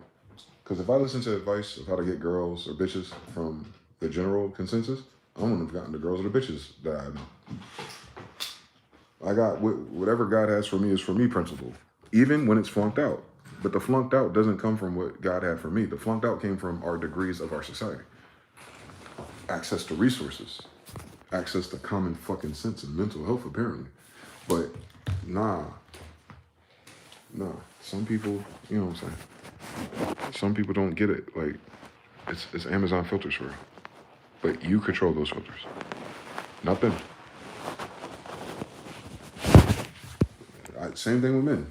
If I watch some of those videos, sometimes they're entertaining because I like seeing what young men are evolving at the rate of their evolution. But if they start the conversation with that, man, one thing about this, like, if they pandering too much about what men really need to do, and this ugly ass nigga staring at me in his car, talking on the phone, talking to other men about what men need to do, and he ain't got no bitches, I wonder, my soul weeps for them. Why do men need to do that? I want to block you, nigga, but I want to curse you out first. The fuck are you talking about? You doing PSAs on how to pander and simp to bitches, and you ain't got no bitches? Why would men need to do that? Because in their mind, they're like, well, if we can pander and change the tone and win over they're doing the lowest hanging fruit thing. Copy and paste corrosion. This is what women are saying. I want to take what women are saying, simp, and I'll be a man, and then I'm going to say it. I'm going to get likes, I'm going to get content, and maybe some bitch will be impressed with me. Never in fucking human history has that happened. Women are not turned on by bitch-ass niggas who act like women. There is a niche of women like that, though. I hope you like getting paid.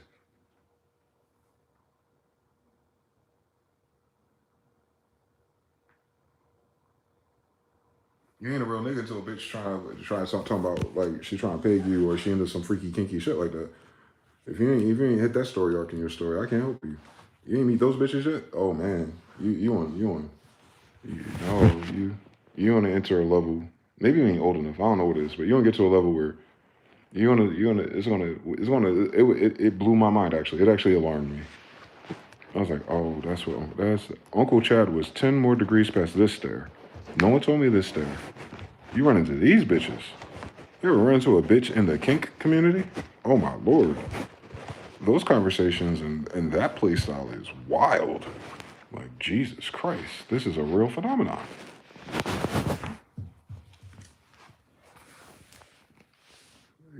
If you recognize that Pokemon, what I learned is like, well, whose time do they like to waste? Like, who's their boyfriends? Like, who are their partners? Not their sex partners, like their partners. Like, what type of man ends up in her space?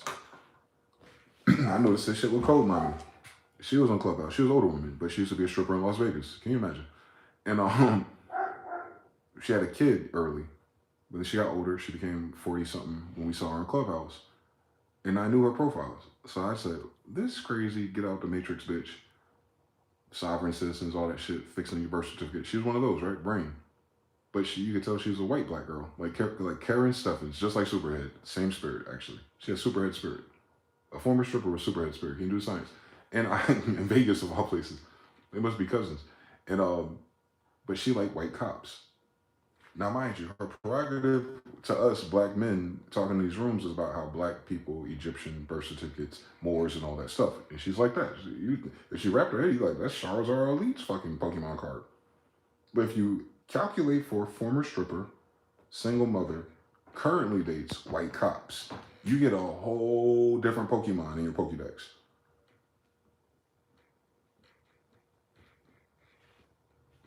White, fragile, ego, abusive cops who trick money on black former strippers who like to get paid. The end. There's brothers out there who will come across a Pokemon like this on their timeline and start sending DMs and tributes and monies and cash apps. And I want to tell my young brothers, if you find yourself with one of these Pokemon, I hope you know. I'm going to tell you. I'm going to be your brother. I'm going to tell you. Your dad probably won't tell you this because your mama probably call him out. Like, you never told me that. I'm going to tell you. What you're putting a down payment on is the pain you about to feel in your asshole. And whether or not you let her do that or not to you, with the strap on or not, she's going to end up fucking you one way or another. I need you to understand this sadistic BDSM type persuasion that would drive a woman or any person. I can only speak for the women because if a man's into that, what the fuck I'm gonna do with that information? But you know what I'm saying? Like, she's only reaching for a certain type of guy. So if you listen to these simps and these pandering men, you'll end up wasting your time with the wrong degree of women who all have a final objective of emasculating you, and it's not advertised that way, it's not discussed that way, but it's implied in all the other signs you missed. So when you look at the OnlyFans girls who are proud of it, they emasculate men. So you do feminism on top of that, you'd be like, oh, that makes sense. Feminism is attempting to topple the patriarchy, which is, in all other terms, emasculation. So now you see them how they talk about relationships, emasculation. Now you see how they treated you before they made this decision. They always had a kink for emasculating. No girl in a soft girl era of emasculation becomes a feminine woman that you would make a wife. So if you can't scan real quick, is this bitch a wife or not? If you don't even know what that means. If you ask any brother that I know in any degrees, the ones who get married and stay married, they say like the difference between their wife and what they were doing prior to meeting her, and sometimes they meet her, they don't know she's like, it's gonna work or they're gonna stay together, right? But they all tell you, when I first saw her, something told me What's different with her is that she is a wife. He who finds a wife finds a good thing. Those are cool words and fortune cookies. But I've actually heard men say that who don't read the Bible, who go, I found my wife. Not that I found a girlfriend, not I found a woman that I liked and I married her. No, before she's even the wife, they know cognitively, post-cog, pre-cog, this is a wife. And then the a wife became their wife. This is very important, Pokemon hunters. The woman that you wife, if you wife a wife in our generation, that play style and that outcome tradition is going to taper away from all of the degrees and all the podcasts and all the other narratives that lead you to bitches.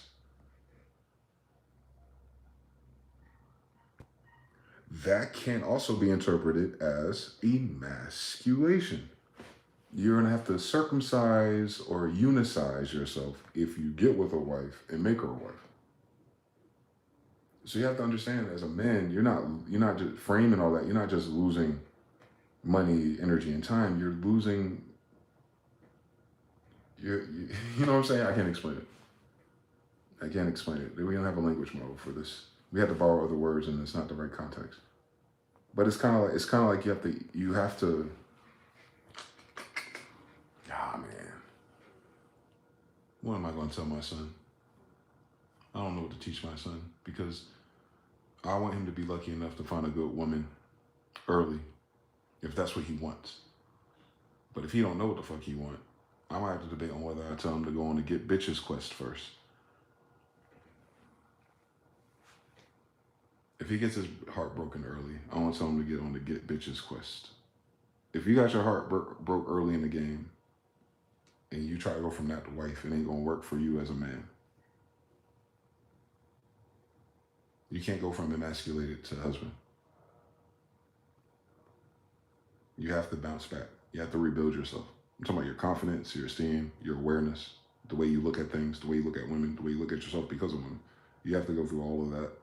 And the best way to do that is to date women. Like to keep, it's rinse and repeat. It's like it's any video game. It's like a video game. Like, all right, I want to try this strategy this time.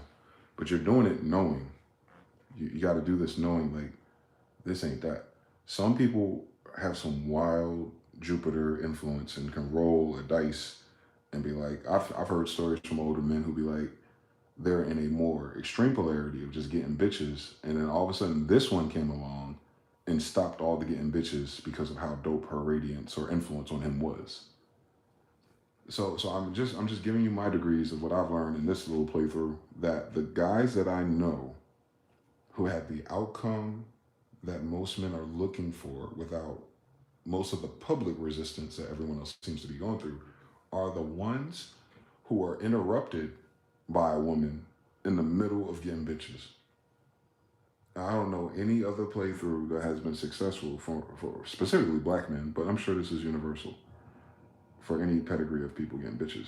Like, you know what I'm saying? You don't come out of the Stoics do, build your muscles and do this and this, and then you can go date the younger girls. And no, it's not because of their age. A younger girl is better for older man because she ain't got no fucking games. But there's older women who don't have games.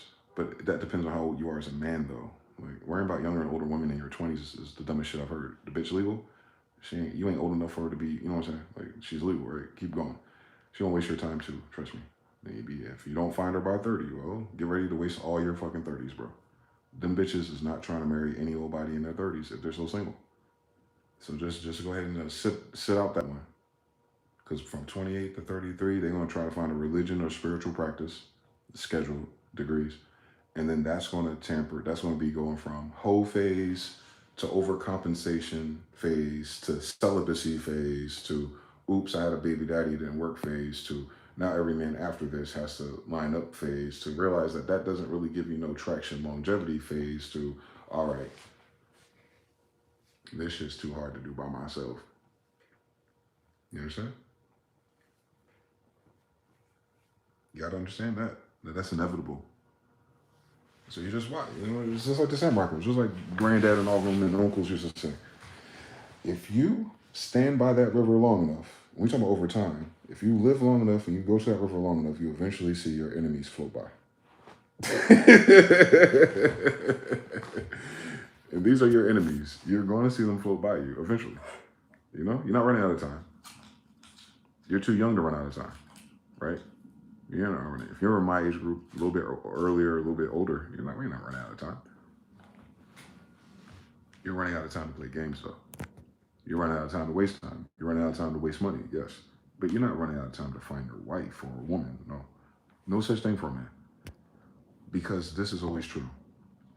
There's always going to be a woman, no matter where you are in your life, that wants to be taken care of. So if you get to like the final stage boss of 60 years old and how you feel about yourself after this fucking greatest depression, you'd be like, you know what, at the very least, what I can do, since I've been saving money for 20 fucking years, right, is that I can lead with the provisioning script, knowing that I'm not finding this notebook romance. I can just find a woman that's sensible and young enough who likes having a place to live. And if you're not all, what is that called? Scorned and evil and commanding and demanding and a fucking narcissistic pig by then, if you don't let life steal your light and turn you into a complete, chaotic, militant, narcissistic man, weirdo, and your health is fairly good, you don't ever run out of time. Are you serious? Are you serious? There's always going to be a Daisy, dog. A princess that needs Bowser to take her away from her mundane life and throw her in a fucking castle. Always. And they outnumber you. That message ain't for everybody.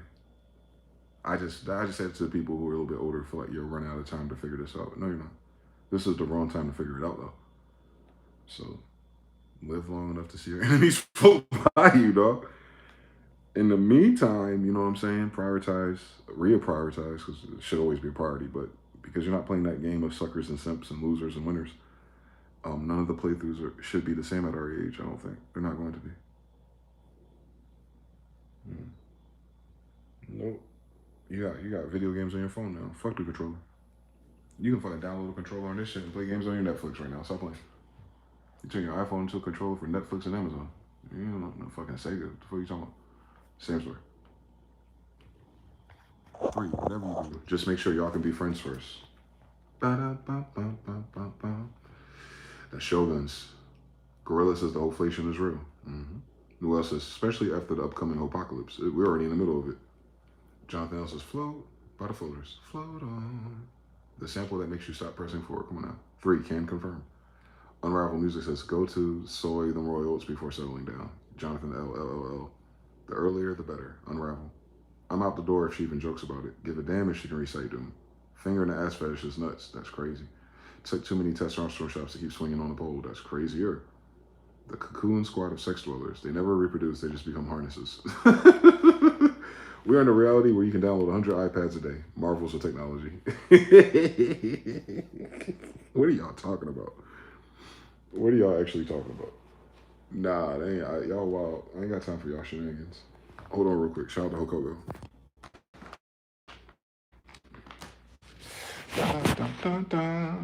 See, they're easy to read. I ain't even had to blink my eyes to figure out that madness. Pattern recognition. And they say we're neurodivergent. Nigga, that just sounds like my brain. How am I neurodivergent? Because God made my... Man, take your ass. Take your ass. My dad skipped some vaccines because he didn't have health care when I was a kid. My dumb ass worked for the hospital and got him in as an adult. That's all. It was a delayed response. I had more time without aluminum, that's all. Yeah, inflation is real. That has sad effect socially. Inflation is a social concept. It is happening though. Like I said, every time I talk about this, you can just go to my Instagram, go to my stories. The algorithm will show you another sister telling women what it is. But if you listen to a woman, you got to reverse the degrees of what she's saying. And what she's really saying is, I'm adjusting my variables for a man. Well, no, this is right. She ain't trying to help women out. Women ain't trying to help women out. So if a woman talks red pill, she's trying to help herself out. There's a little girl now who was raised by a single dad, and she's talking about how her mother cheated and all this, and she's taking, she's, the pick-me squad. You got the pick-me, this one dark-skinned girl, she's always doing her hair and the weird little things on the side and the eyebrows, but she's always cooking and doing little situations like that. Like, there's a lot of that content being born. And just it itself, it's genre, it's novel because it's the opposite polarity of what once was. You understand? So like, hard East Coast hip hop was rocking, then soft R&B was rocking, then hard ass 808s was knocking. What's next? Ninja Gaiden.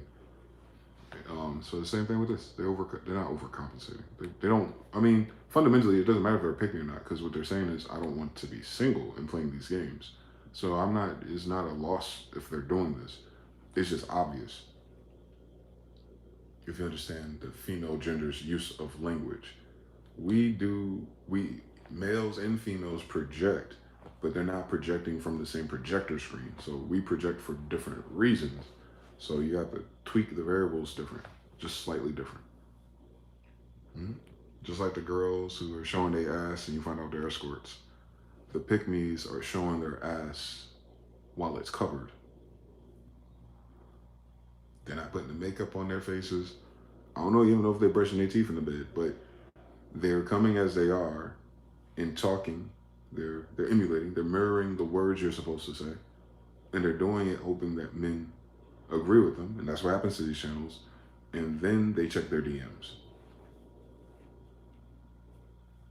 You gotta understand how niggas catch fish out here. These girls grew up with us, their brothers. They know how to catch fish for real. Don't be fooled, brothers. That's why. Okay, I'll leave on that note. Let me just make sure that no one is caught off guard by this.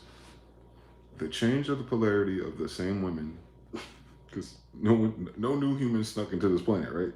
As far as we know. So them code switching to a more what we call modern feminine polarity or pick-me polarity, you may find, as a man who's dealt with everything up until that happens right now, that you don't even like them. Now what do we do? It's like going into a shower and it's on very warm water or cold. It's either very warm, not scalding, or cold. And you want to take a colder shower, but you don't have that gradient to add a little bit more hot water, a little bit more cold water. It's either or. It's left or right. The same thing. We're going to go from cold to hot. And hot sounds right. Hot is the right words. Hot aligns with everything that everyone's ever said they wanted. And you just take the GBT script of what Kevin Samuel said a good woman is, and then, you see how it can be done in language. But because it's overcompensated, because it's a reaction and not natural, men who detect prey and movements and all these things, and I'm telling you as one of those guys who do that and other things, that it's the same thing to me. I was like, oh, it's cool. It's cool that women finally understand us. No, my nigga, they always understood this shit. They simply wanted something else or more. Them sitting back down into that role that they didn't want to be in is them relinquishing temporary control in order to get what they want, not because it's the righteous thing to do. Duck, duck, goose. You got the baddies with the BBLs marrying Pastor Jamal Bryant. You got the other baddie, she's a PhD, real estate, everything science, and she's, in a Jeezy concert, like, it's like a girl at 28 and up, 28 to 35 going to a fucking church for the first time. You understand? Now, the simps in the church look at this girl who just joined the church, and they're like, ooh, she's one of the hot ones. We never have the hot ones in church. And then, I'm gonna be a simp and show her God and Gospels and Proverbs, and we're gonna get married, and she's gonna fucking freak off. She might not run away, but she's gonna go back into the streets once her hormones balance out and she gets resituated in the life that she was always entitled to. And then once she feels like her life is always in that space where she was entitled to, she's going to go back to her familiar behaviors. You understand? When people, and this is not just for women, this is for men too, but when women and people course correct as a consequence, it does not produce the desired juice. Like, you know what I'm saying? It goes from a sweet squeeze to a bitter one. So yeah, please adjust. Please pursue righteousness. Please align yourself with something that has worked for societies prior to us to some degree or another. We're here. But please don't do it because the other shit don't work. You understand? Men interface with that same type of framing differently, whereas a man has to get all the things and stack himself up and, hey, I'm important and I'll take care of you. You're a loser, you're lame. And then the little stupid girls, retarded girls, like, oh, I like your car. Like, you're watching a man with tangibles do this code switch because he was a nerd at 15. But with women, it's the same thing, except for they're not leading with materialism. They're leading with the sapio part, with the mental part of it. And they're in plain clothes. So they're cloaking in front of you too, which is creepy, man, because the only thing that does that are predators. The animals who mimic things are predators. And what I'm saying is they're smart enough to code switch and they're sophisticated enough to, they all know, but they're sophisticated enough to align with what you're supposed to say and do and act. Allegedly. And this is all theoretical. They're just talking. It doesn't say they can do it. It just says they're talking about it. They're thinking about it. That's good. That's a good fucking start. But have they ever done it? I'll tell you as a performer. I don't like rapping, but I rap. I've made CDs and I've performed. I can tell you it's one thing to be rapping to yourself. It's another thing to rap and record yourself in the microphone and hear yourself and hear the timing off and hear your voice. It's another thing to, mix and master, put on a CD and play it in the car, and then you're like, it ain't that bad. And then it's another thing to have to remember everything and recite it in front of hundreds of people you don't even fucking know. And I'm nervous. I'm nervous about the song. I don't know, that beat wasn't as hot as my other beats. My flows ain't nothing. I don't rap that much, but I did it. And I'm watching people react and run and dance and laugh and shout. And like, what the fuck? I post this shit on SoundClick and post it on the forum, and niggas like, another day in the neighborhood. But I performed that shit in front of 200 to 500 people, and they act like it was up on a Tuesday. You understand? So, some shit you just gotta see for yourself. Like, you can't talk about it. You can't adjust to it. You're not adjusting to the idea. You have to adjust to the actions too. So, if they're just starting the adjustment period, this buffer period, this is what I'm talking about, is that it's gonna take a time before that update is actually installed and it takes place. Are you gonna interface with, especially if you're in internet dating or,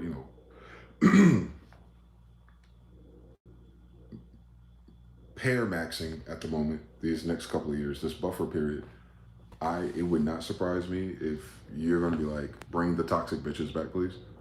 It would not surprise me at all if that over calculation and adjustment of them trying to make it work does not bring you down more emotionally. It's going to tax you. It's going to vex men emotionally. I'm gonna tell you what, it's the saddest thing in human history. I don't know how long it'll take for us to adjust, but it's going to be, I can foresee it. I can foresee in a lot of cases, not all cases, that it'll vex you. It'll vex your emotions. Like, damn, here we are in 2027, 2028, and there's finally a woman out here who's agreeable and not as quarrelsome, and I don't like her, or I don't feel like this is the right one, or this is not the model, or this isn't. Uncanny Valley effect. It's like, what is this? And she's doing the same thing because she adjusted her parameters to attract you, but prior she attracted a whole different type of guy, mirror universe. So this is her first time dealing with a guy that would be attracted to these parameters, and this is your first time finding a girl that has those parameters, and then you're like, it's like the first time you ever found anyone. Oh man, nothing seems to make me happy.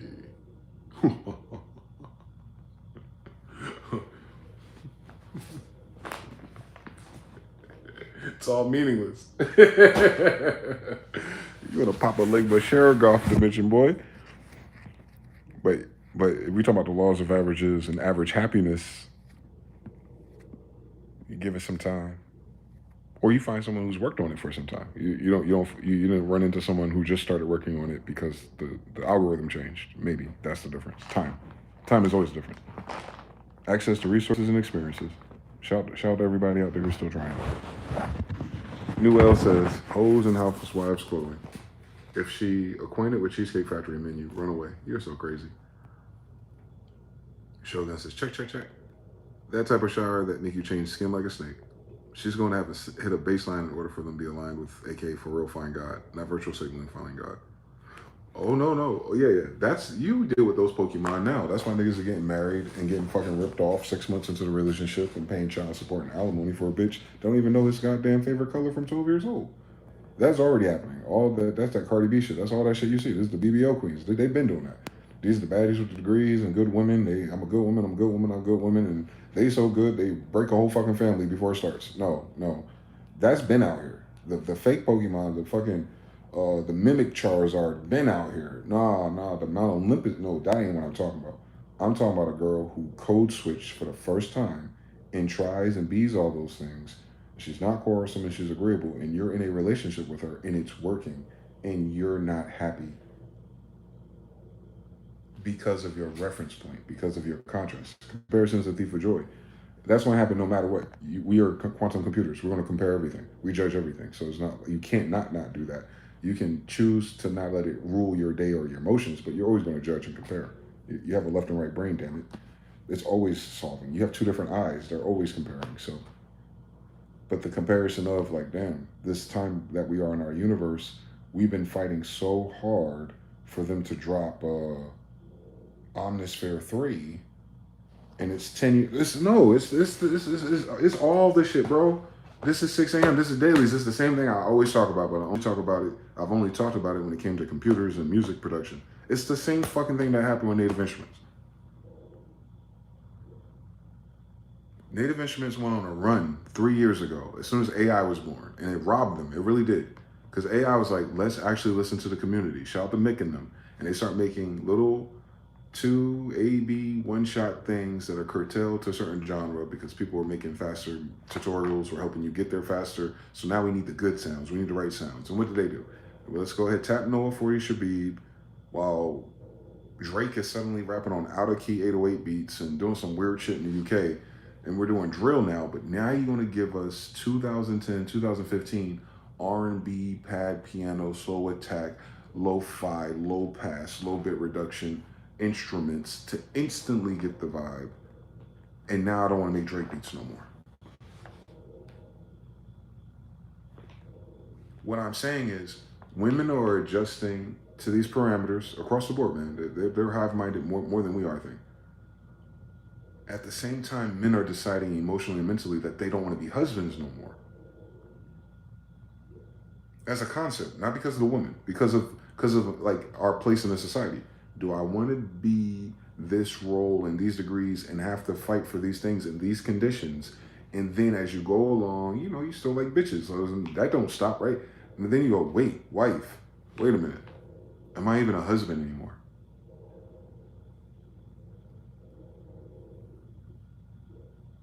That's what I'm afraid of for our sisters in our society, is this happening.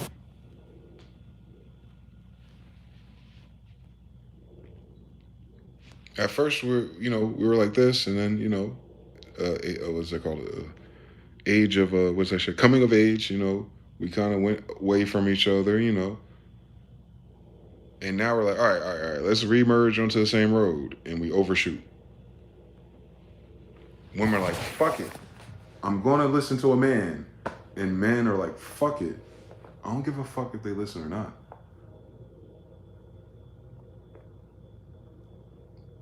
Put a 3 in the chat if you know what I'm talking about. You gotta be a certain age to understand what we're talking about. I don't understand. I don't care if they release Ninja Turtles 2 for Sega Genesis right now or not. I am not about to go find a Sega Genesis and buy the new cartridge for the new Ninja Turtles in 8 bits. You know what I'm saying? Like, you got me though. Like, you figured it out. You knew we needed a sequel for like 20 years. Yeah, you knew we needed those weapons and those power-ups, and you know we needed Casey Jones as a selectable character. You finally fucking get it. But I'm no longer Donatello for Halloween. I'm no longer watching this every Saturday morning with my Captain Crunch. I'm no longer with the book bag. I'm no longer sitting with Wade, Tyrone, Jared, and Ishmael talking about backflips. I'm no longer, after that goes off, watching Scooby-Doo which is a bridge to Power Rangers. I'm no longer there, but nah, that's a great idea. Shout out to you. You got your act together. You stop being a hoe. You stop showing your ass on social media. Basically, I want to say this in a different way. What has happened, is happening, but I'm looking differently. I'm talking in the past. What has happened is that they're finally doing all the things effectively that the men advice that we have been giving them that they're listening to. This is very important. This is the quality of decisions and advice that a father would give to a woman. They're adjusting, as a wife per the instructions of an experienced their father, though. I'm not your daddy, bitch. Your daddy don't know what type of freak you are. So there's certain things your daddy can't curate for me. But the quality of the advice and the adjustments is basic. You need a father shit that we've been suffering through since we had a large generation of fatherless people. So now that they twist the screws of the father OS sensibilities and mix it with their shit, the same species as their fathers, is no longer, you know what I'm saying? I'm not in the paradigm her dad was in looking for bitches. So she's gonna look at that recipe book to be the type of woman that her father, you understand? Like, or her grandfather or her brother, like, nah, y'all are clicking in to a timeline that was interrupted 10, 20 years ago. You understand that that's what that's a grievous, because it ain't no one's fault. And you know how the overreactive, simple-minded people, see, that's why, this is why, this is why. No, that is not why. No, it's not one fucking variable. We're not doing addition, we're doing multiplication. Time is why, bitch. You don't do it. Listen, and this explains contention algorithms too. This is sidebar. For 10 years at least, I'll give it 10. From 2015 now, they have been gun-ho in our generation to not do the things a dad would tell them to do in order to be an appropriate woman for a man who wants to be her husband or partner. They don't have to get married, but serious about her, monogamous with her. All of those steps to increase her chances of landing that with a decent normal guy, they hypermax getting hypergamy guys, the guys who have all the things in place and wasting their time and throwing their ass around. You know, all the stories you heard. Now we're going to get this straight. The same way we were supposed to learn at 12 to 18. We're going to do it now at 30, 40, 50. Cool. In my opinion, they should have fucking done that anyway. We should have never had to fucking have done any of these things. But we had to adapt to the fact that they changed for 20 years while we stayed playing the same game. Now we're older. Even if you're 25, you're older. You seen how it was 10 years ago when you were 15, when you first had a crush on girls. They ain't not the same bitches no more. I know. Same story. So like you go, oh. It's not the same thing as hating women. I don't hate women. I've never hated women. I hated the program they use. Now they're changing the program that they use. And I'm afraid that we're not going to like the new one either. Because they have always been in control of these parameters. We never were. We're always the pursuer. Always. All the shit we do is to, it's like going from a Pokemon, from a Mega Ball to an Ultra Ball. That's all we can do. All we can do is throw the best Pokeball at you. Whether they bust out or not, it has always been on them. They don't want to get phased out of relevance. Hashtag parallel, hoflation. When hoflation was high, just like the Dow Jones and all other markets for crypto and stuff, that's a good sign. Like, hey, Bitcoin is trending towards 150,000. And then it gets cut down back. I don't know what it is now, but under 100. And you're like, damn, do I buy or do I sell? Like, you know what I'm saying? And this is the same hoflation chart. It's like, yeah, when women were peak, DEI, hired, access to resources. When women had a greater probability and access to resources, we were never going to catch them. We wouldn't be catching them now if it wasn't an access to resource problem. And if you know that and you watch that and you clock that as a man and you're like, hey, now I'm at a place in time where I have a little access to resources, even if they're not financial, just mental, emotional stability ones, do you then reinvest into the thing that crashed? It's like, you know what I'm saying? You want to keep the Enron stock going? You're about to reinvest into what? Blockbuster? You wanna bring Vine back? Where's that project at, Elon? You've been brought it back. You brought the code back. Where is it? You want to bring World Star Hip Hop back with another Haitian guy in charge? Like, is that what the magic was? Like, no. They're gonna bring back wives, and men are gonna have to say why. We didn't just experience them chase and develop and gain their freedoms or their narrative of freedom. Cool. I'm not a woman. I don't know what, you know what I'm saying? I don't know their catalyst. But they experienced that. We didn't experience anything. When I said I was looking for a wife since I was 10 or 12, I wasn't being sick. I wasn't joking. I'm dead ass serious. I've been looking for her ever since I was a kid. I've never found her. I've never seen anything that resembled that, you know, in my options list, you know, that led me there. But now that I'm on the other side of, I'm 40. I never caught the white deer. I caught a deer with a white belly, but I never caught a white deer. So do I feel like hunting this white deer anymore? And what happens? As soon as you turn around and you get to pack up your little deer perch and you put all your stuff away, and you take the deer piss can and you throw it in the river, all of a sudden, as soon as you get in your car and you close the door, the white deer is right there.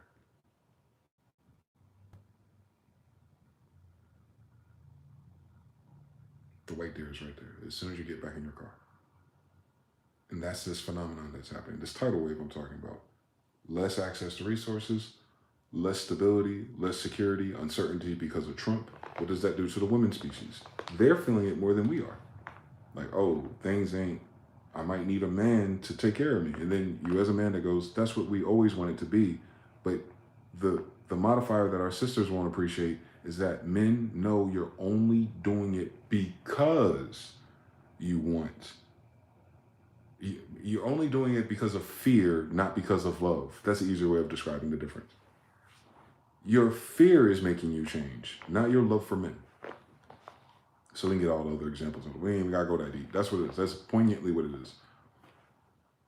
Because of the fear and loss of things and how serious and unfun and unfunded, inspired, access to resources, how limited it is and how slim it is and how everyone that you've been playing that game with up until now is still like, oh, it's not the same hit no more. They're not spending as much no more. And if they could, where would they take me? I've been to fucking, I know the Cheesecake Factory menu already. We ordering that shit on DoorDash already. Like, so the white, you know what I'm saying? They spray painting themselves. They're white deers now. And you're like, I'm already pulling out of the fucking parking lot. I'm already, you know what I'm saying? I already took my camo off. I already, you know what I'm saying? Like, I already took my perch down. Like, I can't even take this shot. I can't even take this shot. That's black pill and stoicism, but not because of black pill stoicism. Those guys are like that because their heart was broken and they couldn't get more bitches or motion. Nah, I'm talking about people who have dealt with people this whole time. You're exhausted. It's not quite black pill, it's more gray pill.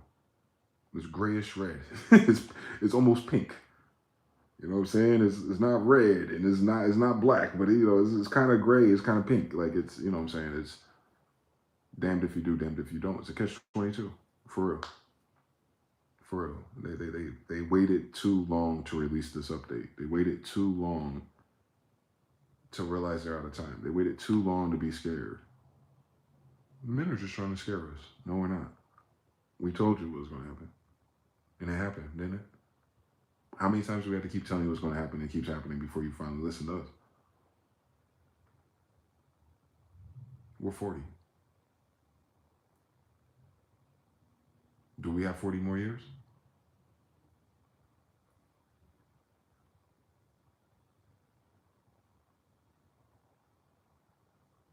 Five. If I have a child now, will I see them make it to 50? Better yet, my kid will never meet me at this age, and none of the ones that are younger. Theoretical physics. So by the time my child finally meets me as an adult to an adult, how old am I?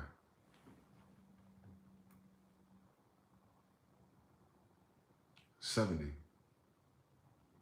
I pick a wife my age or older. How old is she? Who's going to be with my child when they hit the same phase I hit at 39?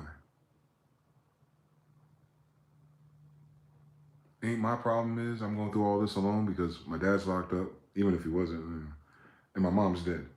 I'm only 40.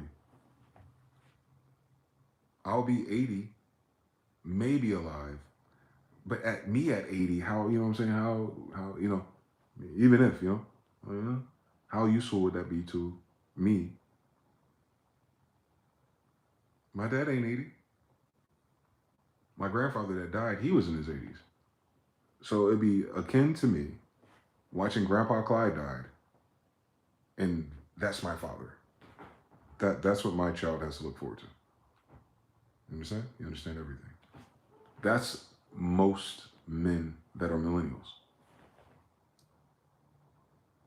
That's 50% of us. The other 50% of women for the next 4 years is trending to single and childless. The same parameters. Same parameters. So think about it now. If you have to make decisions on whether or not that's fair as how life is right now to bring a child in for the next 40 plus years, and you're not going to be there with them, you know, that's a different variable. Men think about I don't know if women ever think about it like that because their body dictates how long they can get pregnant too. There's all kinds of different variables. I know it's not the same for everybody. I know. Move the exceptions out the way. Half of your human living populations have to make these decisions starting today. They have to. And I'm not just talking about for your own personal happiness. I'm talking about the growth of your civilization. These, when everyone's changing, macro, zoom out. Civilization is going to come to a standstill if people don't get to procreating. So it's kind of they kind of disincentivize the whole dream of husband, wife, marriage, kids, because none of those stories start at 40. They don't. None of the happy stories, none of the amazing stories start with you met somebody after 28. There's people who are happy, who meet people later in life, yes, but they've already had it. They already had their first shot. They already been in a relationship. They already been married, or they almost already had a kid, or they have a kid. Those stories can do that because it's a part 2. A lot of brothers haven't had a part 1 that was serious, that was in the parameter of dealing and interfacing with women for 20 years, trying to be wives. They haven't experienced it yet. So now you finally get the parameters in which it's oh yeah, you know, perfect time for a woman to act like a wife, perfect time for me to be a provider, but AI took all of our jobs.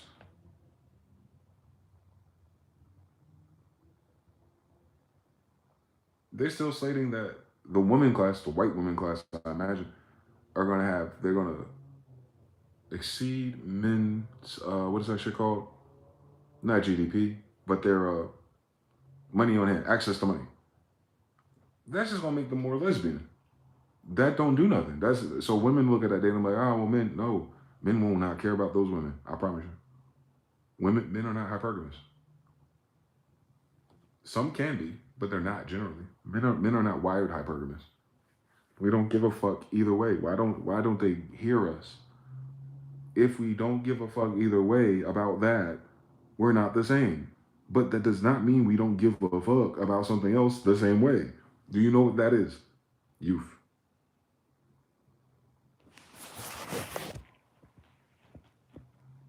Yeah, your resources are going up, but your youth went down.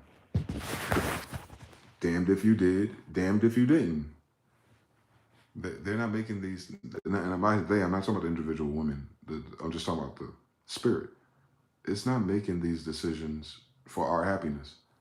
It's making these decisions for survival. And we have to go, seriously, do we want this to survive? Oh, I know, it's getting weird real fast.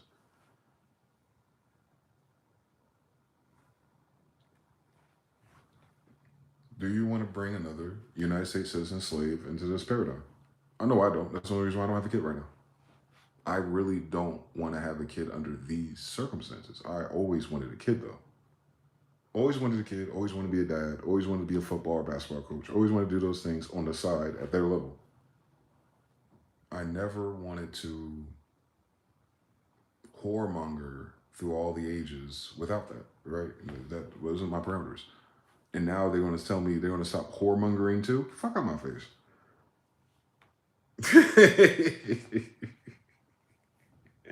That pill gray as fuck, boy. Yeah. Same story. HIV is outbreaking and all of a sudden people want to take life serious. Fuck out my face. All of a sudden she wants a soldier. Oh my God. Oh, I got all the threes in the chat earlier. Y'all really said y'all know what I'm talking about. I'm sorry. Chameleon, turn art. Swarthy, come on now. L spark to infinity. Grass filled with Doritos or Dittos. That's crazy. All of a sudden, she went soldier 33333. It was Gorilla, Jonathan, Turn, PT Cruising, Sparkling. And we know Noel seen it. Mr. Now says it's like when Trump clip where he says, "I wish her well," to hit gasoline as he hit the golf trick. After the Fed stopped paying her bills. Cool. And spamming B doesn't make the chances higher. I already got my passport. Noel do got a passport. I do not have a passport. I need a passport. Can I get a passport? I'm probably on the FBI watch list. I don't even know if I can get a passport. Gorilla Gospel said, yeah, now go be with the bear. The brother Sparkle to Infinity says, I'm 31. I never seen a white deer either. I'm 40. They lied to us. Mr. Now says, yep, my mom finally retired last year. She had me at 41. So in her 60s, the conversations are now getting easier to have. Though it's a unicorn situation because it wasn't hard before, it was just busy. But if you do the math, I'm the kid somebody that started at your age. The inevitable variable is past an inevitable point. You got it? Yeah. But I can't just have a kid tomorrow either.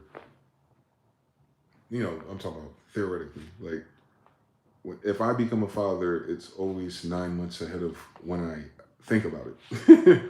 So if I become a father this year, I'll be 41. If I become a father next year, you know what I'm saying? Like, we can't just become a father like that. Get a girl pregnant, yeah. You can't become a father that fast. We haven't been fathers for 40 years. Our grandfathers were fathers since they were teenagers. I don't know how to be a father at 20. I don't know how to be a father at 30. Who taught us how to be fathers at 40?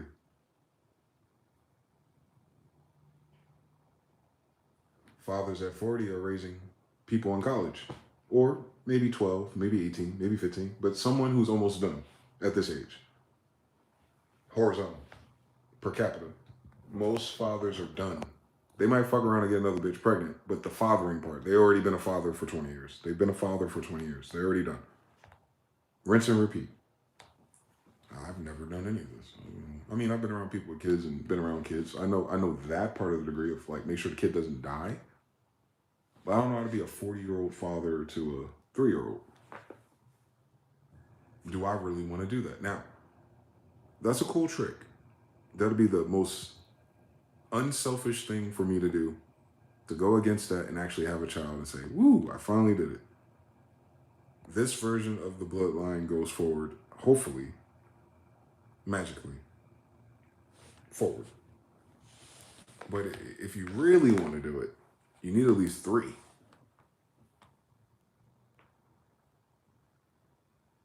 So you telling me in my 50s, 50, 55, 60, closer to 60, I'm going to have to wake up 5 o'clock in the morning and take these boys and or girls, whatever variation the slot machine gives me, take them to school, practices, all these things. And I'm 60 years old on today's healthcare, nutrients, Bill Gates and everything, like hoping in 20 years, 15 years to 20 years, that I'm of the sound mind, you know, health, everything. And mind you, I'm real Cherokee for real. I might be able to pull this off. But when you think about it now at 40, I've only thought about it as a 10-year-old. By the time I'm 30, by the time I'm 40, 55 at latest, retired, done, the kids, I'm a grandparent. 3 kids in my 50s that are 8 to 15 years old, nigga. I've never seen that playthrough before. I'm not saying it doesn't exist. I'm just saying I don't know how to use that exceptional story and apply it to my decision making. Because the wife you're looking for at 20 with you 25-year-olds with a 3-year-old has to be different. A different phase of your life in anything than the partner and the lifestyle you're creating at our age, right? We're not discovering nothing outside. We are trying to make sure we land stability long enough for this kid. for the next 18 plus years while we're here. And hopefully many years after that, man. I might fuck around and live to 100 for real. I might fuck around and be a great-grandfather for real. You know how the motion swings. One of my grandkids might have a kid at 15 or something. You know how niggas are. Like, it might happen. But what condition am I in? You know what I'm saying? Like, it's King David all over again. Like, I'm old teaching these little niggas something. They don't even understand what I'm talking about. They ain't even got screenshots or videos of the shit that I was talking about no more. This video that I thought would be here in 100 years, man, they done converted that shit to pixel art or some dumb shit. You can find my words, but you can't find me saying it. You definitely ain't gonna find me saying that at 90. So, yeah, it's sad. It's bitter. I'm very embittered by the concept. Not of women, not of society, not, it's not horizontal bitterness. It's a bittersweet taste, sweet and sour taste about the inevitably of the nothingness and meaningless of this little loop we're in. So you gotta play your role, man. You gotta figure out what that means and how that looks like. And then, of course, that as soon as I make it to that age, my damn self. All of it's an assumption at the end of the day, but I'm just saying, like, if you're imagining and contextualizing and navigating what is, how? What if they hit us with a whammy again in 5 years, 10 years, whatever? Another pandemic, I don't fucking know. People get freaked out, panicked, and stressed out, like, I'm missing out on something, No one tells you how it is to prepare to go on dates when you're 60. Like, it's just 20 more years before you see that post. That same bitch alive. She gonna say that same dumb shit in 20 more years. I'm like, oh, here we go. I don't know if I want to be in that world. I don't know if I want to live that long to see that loop again. Real life. I already had a hard time for 40 years. None of this shit was really fun. The funnest thing was music, triumph, enduring, overcoming stuff, like, and being around cool people when we're cool people. But after that, man, if you ain't invested in a family and a debt pledge to the end of your life with anything that's serious that's going to get passed down to anybody, ain't no reason to play the game at these settings. And that's the saddest reality. That's reality. That's pragmatism. I have to pivot from that reality, not pick a different one. Yeah, so too little too late for our age group, but Gen Z might have a flying chance in Hades because they might catch them. Well, what Gen Z like up to 28 now or some shit like that. Gen A, there we go. It's not about me. Gen Alpha, if it sticks, they're serious. Then those boys might have 3 to 5 kids, and you give them time to fill in the houses in the neighborhoods again. Yeah, I can see it. I can see it overall panning out, but for us, this little buffer generation, this little experimental generation, nah, bro, they fucked us over. They really did. The social engineering side of it fucked us over. Giving these agendas and those programs to these girls at that time with these variables was the most humanly irresponsible shit for white people to do to our civilization. They broke parameters they didn't know they broke. They never done it before. They never, there's no data prior. Well, I hope the data model understands, go fuck yourself. You fucked up human civilization that fast.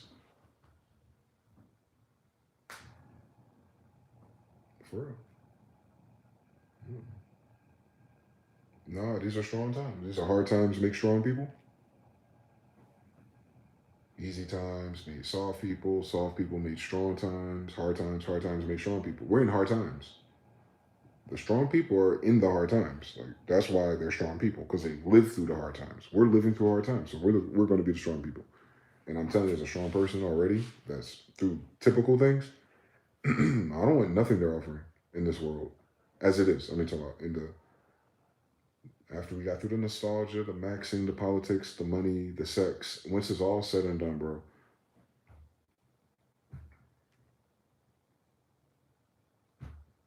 they played us hard.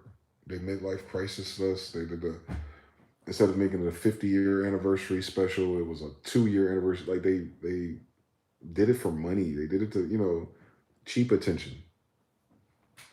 It's like it wore us out. Now, I've never been 50 before. I don't know if like the clock or the paradigm in the phase lambda of our mind shifts again and I have a different, it's kind of hard on the situation on myself when I was 40. You know, I didn't hit this checkpoint where it was just kind of like, you know, I see a different version or degree of reality. Granted, but then I'll be filtering the Amazon list as a 50-year-old. It don't get easier. It'd be even worse. I become the freaky uncle or something. Like, I'm dating a 20-year-old. Like, the fuck I look like? Or a 30-year-old even at 50. That's still 20-year difference. That'd be like me dating a 20-year-old now then. A 30-year-old would be a 20-year difference. Nah, nigga. Them bitches are the worst. That's the worst age group for your generation to deal with. When you're at that age group. That's the worst time to be dating. Niggas are supposed to already have little leagues. Nah, nigga, I'm supposed to be undefeated. Little league champion already. Now, my son is supposed to be in my high school and my middle school undefeated again. And I'm going to ask them coaches again, what is the reason that when I play you undefeated and when my son play you undefeated, you still think that's Debo? Nah, that was me. You understand? Like, that's now. That's what they call it, a parallel timeline that happened. And what I just call myself and the father version of myself, like, hey, can you merge my timelines? And I wake up, you know, with all the things. Shut the fuck up. I know too many niggas for that. Don't play with me. That ain't what's fucking going on. But it can be described that way. That's a timeline I'll never see. My whole design for being a husband and a father, I can never be. The design of me, the design I made, I will never be. So, men settling, I've already settled. I settled with the idea that I'll never have what I sacrificed my initial spark and inspiration to go as hard as I did. I went that hard for them.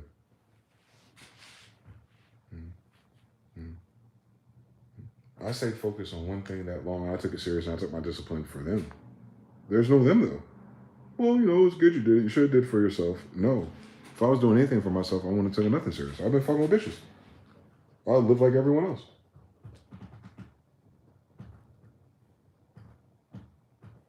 I would have had a kid way earlier, and it would have forced me to make the adjustments in my 20s, and, you know, went through the bumps and bruises, and then by the time I was this age, my child would be damn near in college, all state, and I'd be like, you know, those first 5, my 20s sacrifice was worth it. I already did my 20s sacrifice. I just did my 30s sacrifice.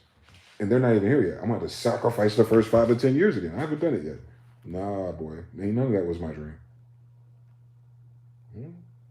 None of that. No. So, what do you bring to the table? Not the girl, not the woman. Life. Hey, yo, life. You got me left hand in, right hand out, hokey pokey, turn myself around. Did this, did that. I didn't kill that person. I didn't smack that person. I didn't say that. I held my tongue when I don't want to. I did this. I did all these things. Now, what are you going to offer me? An instant replay of tournament fighters? What are you going to offer me? If this simulation wants our children or wants our minds, and, you know, you want me here for a reason. I'm here for a reason. You want me to bring more copies of me here. Cool. In exchange for what? Stability? Fairness? Equality? No racism, maybe? What are my kids going to get out of this? What are my grandkids going to get out of this? I don't like the idea of us going to extinct in this story, but all stories end. So, you know what I'm saying? I've been here for 4 years. It hasn't made much of a difference. It's helped program AI in data centers. The fuck that gotta do?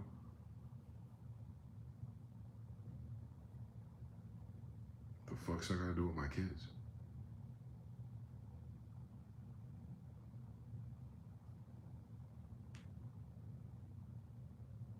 But if you're rich and you got a lot of money and you do all the right things, you could just have kids, and, you know, why do you think we want to be rich? I don't think that.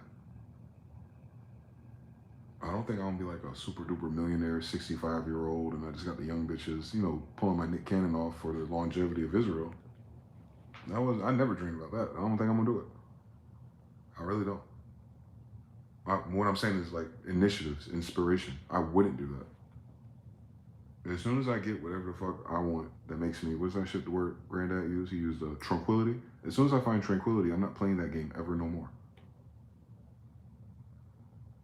You understand? We put a down payment on our house and never got the house. Fuck that house. I'm not trying to, keep the money too. This has been years.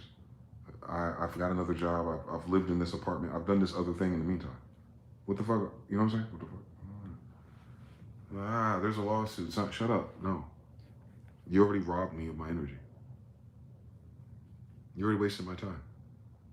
I'm not talking about wasting time in dating. I'm talking about wasting, like, literally. I'm closer to dead than alive, like, time-wise. If we're using the average of how long we live. I'm closer to the side of when the average of us die. That's why when you get older, the game, the game is different. It's like, yeah, 20 is 20, 10 is 10, 5 is 5 years. The quality of your years are different the older you get. You know that. People who don't have health on their side, they know it more than I do. I already got aches and pains in my shoulder and my arm that don't go away the next day. You know what I'm saying? Already, and I'm just 40, so imagine. I'm gonna be able to smack this boy if he try to talk about this mother. I don't know. No. So, the pragmatic Sagittarius, or maybe this is more my Scorpio. So the pragmatic Scorpio in me goes, at the end of the day, all of it was like chasing the wind. Yes. So in the meantime, you might as well what? Eat, drink, be merry. Welcome to Europa.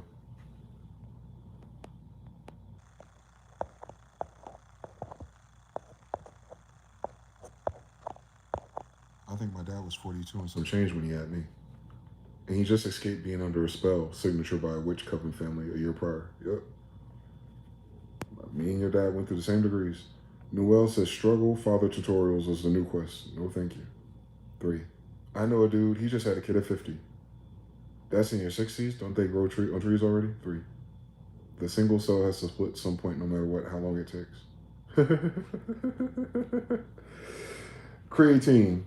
Nah, maybe I need to take some creatine, period. But nah, that ain't what that's the physical part is the least worrisome part of that equation. It's the imagination part of it.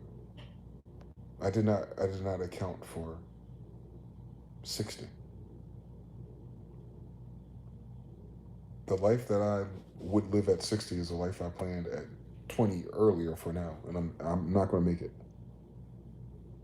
I know the schedule. I'm not going to make it. So, I might have to figure out something else in the meantime.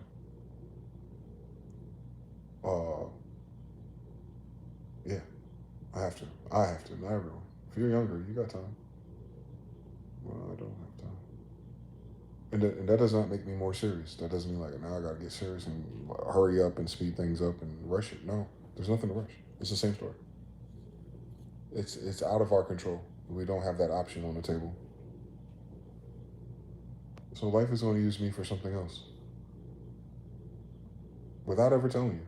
You're going to find out eventually when you finally do it. But life, and I'm fine with that. That I can get with. I didn't live and do all that for nothing. I've helped a lot of people. I taught a lot of people. I mingled. I nudged and created and left a invisible impression on music as a whole, for sure. Big time influence on music as a whole, but I don't even know what it is yet. I don't. I'll think about it. I'll think about it again on Tuesday. We see if China hits them back, or if they don't keep playing in our face and Citgo just starts opening it up, If Citgo buys a fucking China's oil rig for $2.2 billion or something, to do a smoother transition. I don't know. They got it. I don't know. It's amazing. Shout out to everybody who tried though. If you're a parent already, salute to you, man. Because you're living through this as a parent. I couldn't fucking fathom it. I want to have time to do these videos or so. I already know. I wouldn't want to. Damn. Evil. Any final thoughts from the classroom? It's almost 8 o'clock, huh? Like, comment, subscribe, support the sport, Cashapp, PayPal, whatever. Any topics in the future videos, leave in the comment section. Trust me, I'll channel something. Anything? Anybody? No? Your mama? My dad? My mama? Nobody? That's heavy. I'm gonna have to journal about that shit. Like, damn.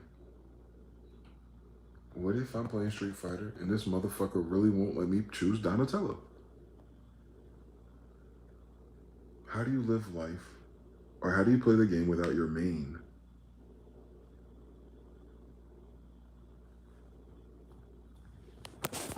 My final thoughts are that we should the win and then.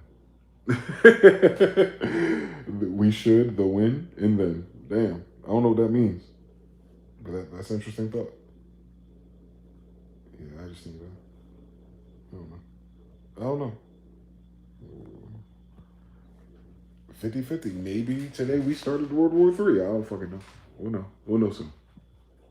454 in the boot. Master the sides. No quest. Speaking of macaroni and cheese.